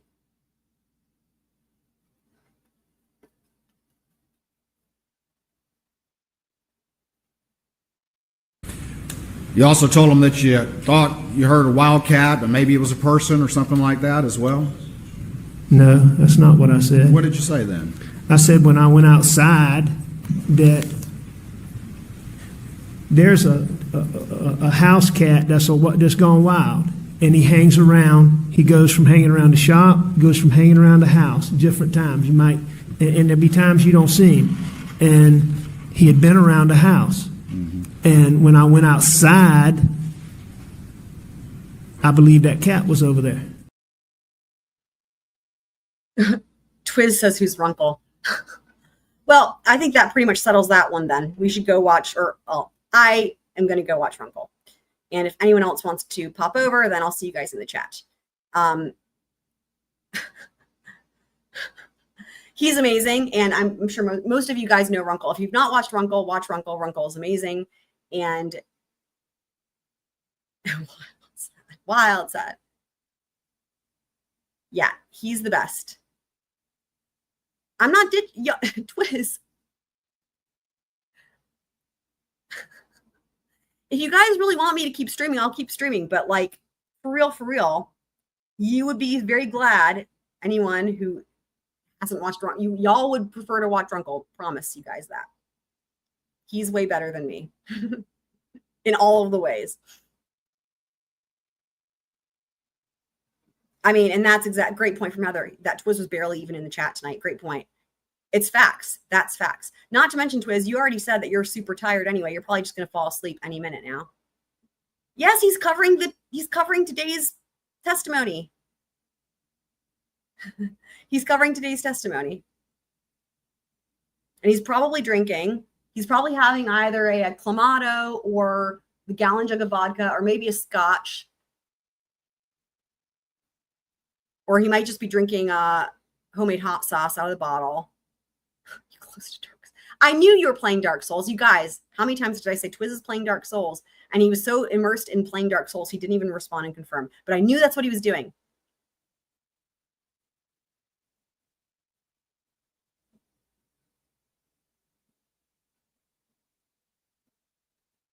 Y'all.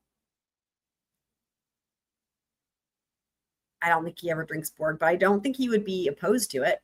He's a very adventurous dude.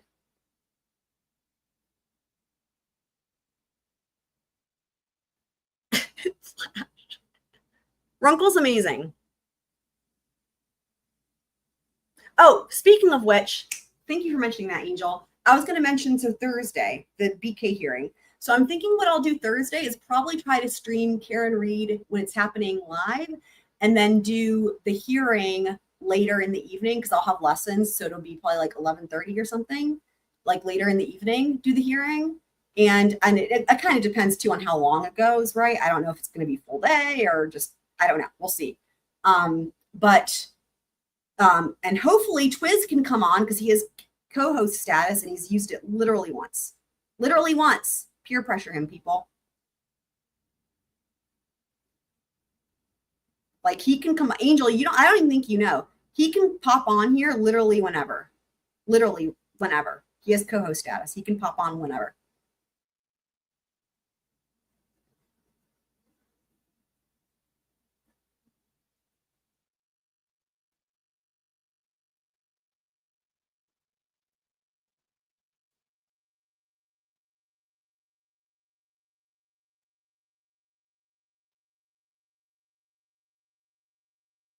Let me see. I'm going to see real quick where Runkle is in the trial test.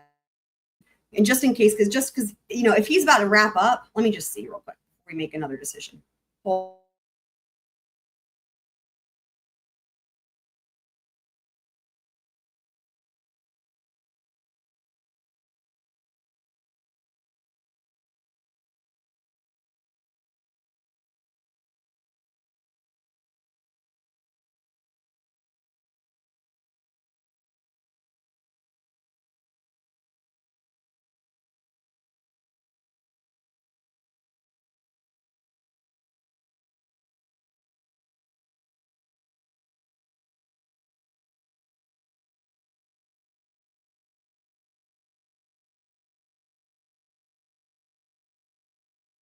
So right now he's answering questions, it looks like. I don't know where he is in the testimony though. And again, for anyone who doesn't know, Runkle goes through every single super chat, every single super sticker. He reads all of the things. And he's only been going for 5 hours. So it's not, I don't know. Anyways, he might be done or he might be wrapping up, but he also might just be catching up on super chats and super stickers. Let me see if I can put it on mute and then put it live.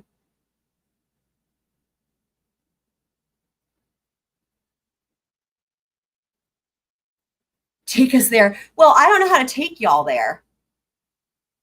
I don't know how to redirect you guys there, but we can all go over there and then we can do an after party when he's done. So just go to Runkle of the Bailey here. I'll put it in the chat. Let's do that. Oh my God, it's on all caps. Heather, Runkle of the Bailey. He's the one with the long silver hair. So we'll do that. He's amazing. Okay, but also we'll be back together as well tomorrow. And depending on what goes on here, we might do an after party. So why are you saying damn? Yeah, I just don't have a way. I can't redirect y'all over there. I don't think. Am I able to do that? I mean, it's not, do I have the powers to do that? I don't see how, let me just see. Maybe I do. Maybe I have a power I never knew I had. Let's just double check, just in case. Special powers. I mean, I'm pretty sure you can only do your own streams, but we'll see. Let me see.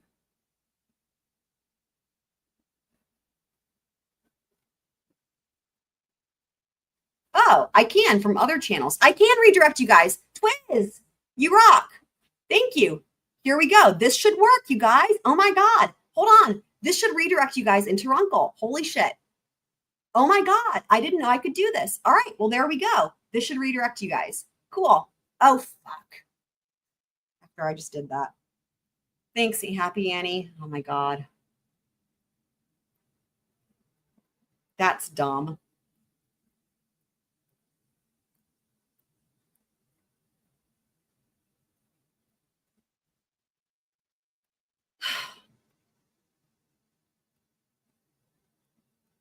All right, hold on. Let me fix this, you guys. Thanks for being patient. Hold on. Let me do this instead then. For those of you requesting more live streaming, cough, cough, Twiz, cough, cough, you better not fall the fuck asleep like usual. You're gonna fall the fuck asleep. Hang on.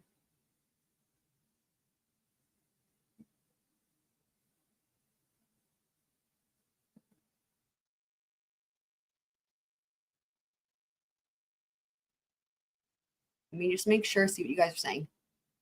Twiz, are you going to fall the fuck asleep?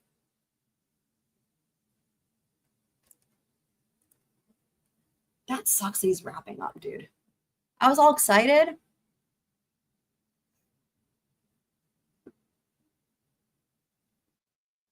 I adore him. If I could ever have like one person from YouTube, like, do something with them, like on a live stream, it would be Runkle, without question.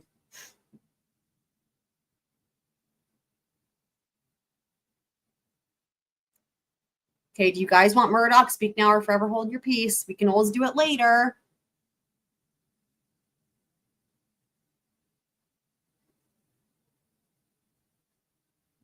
I gotta click the buttons though.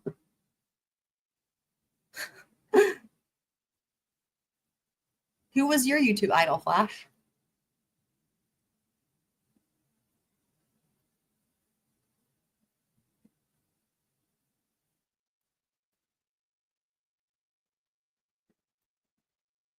What kind of Murdoch? It's closing arguments. Closing arguments. Part 2.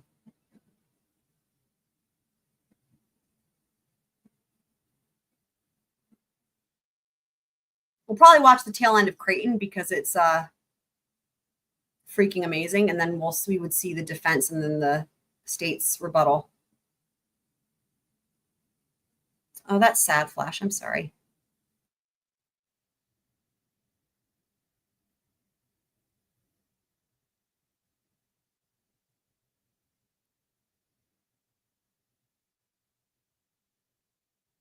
Okay, well, I'm not seeing from you guys that y'all are incredibly like one thing or the other. So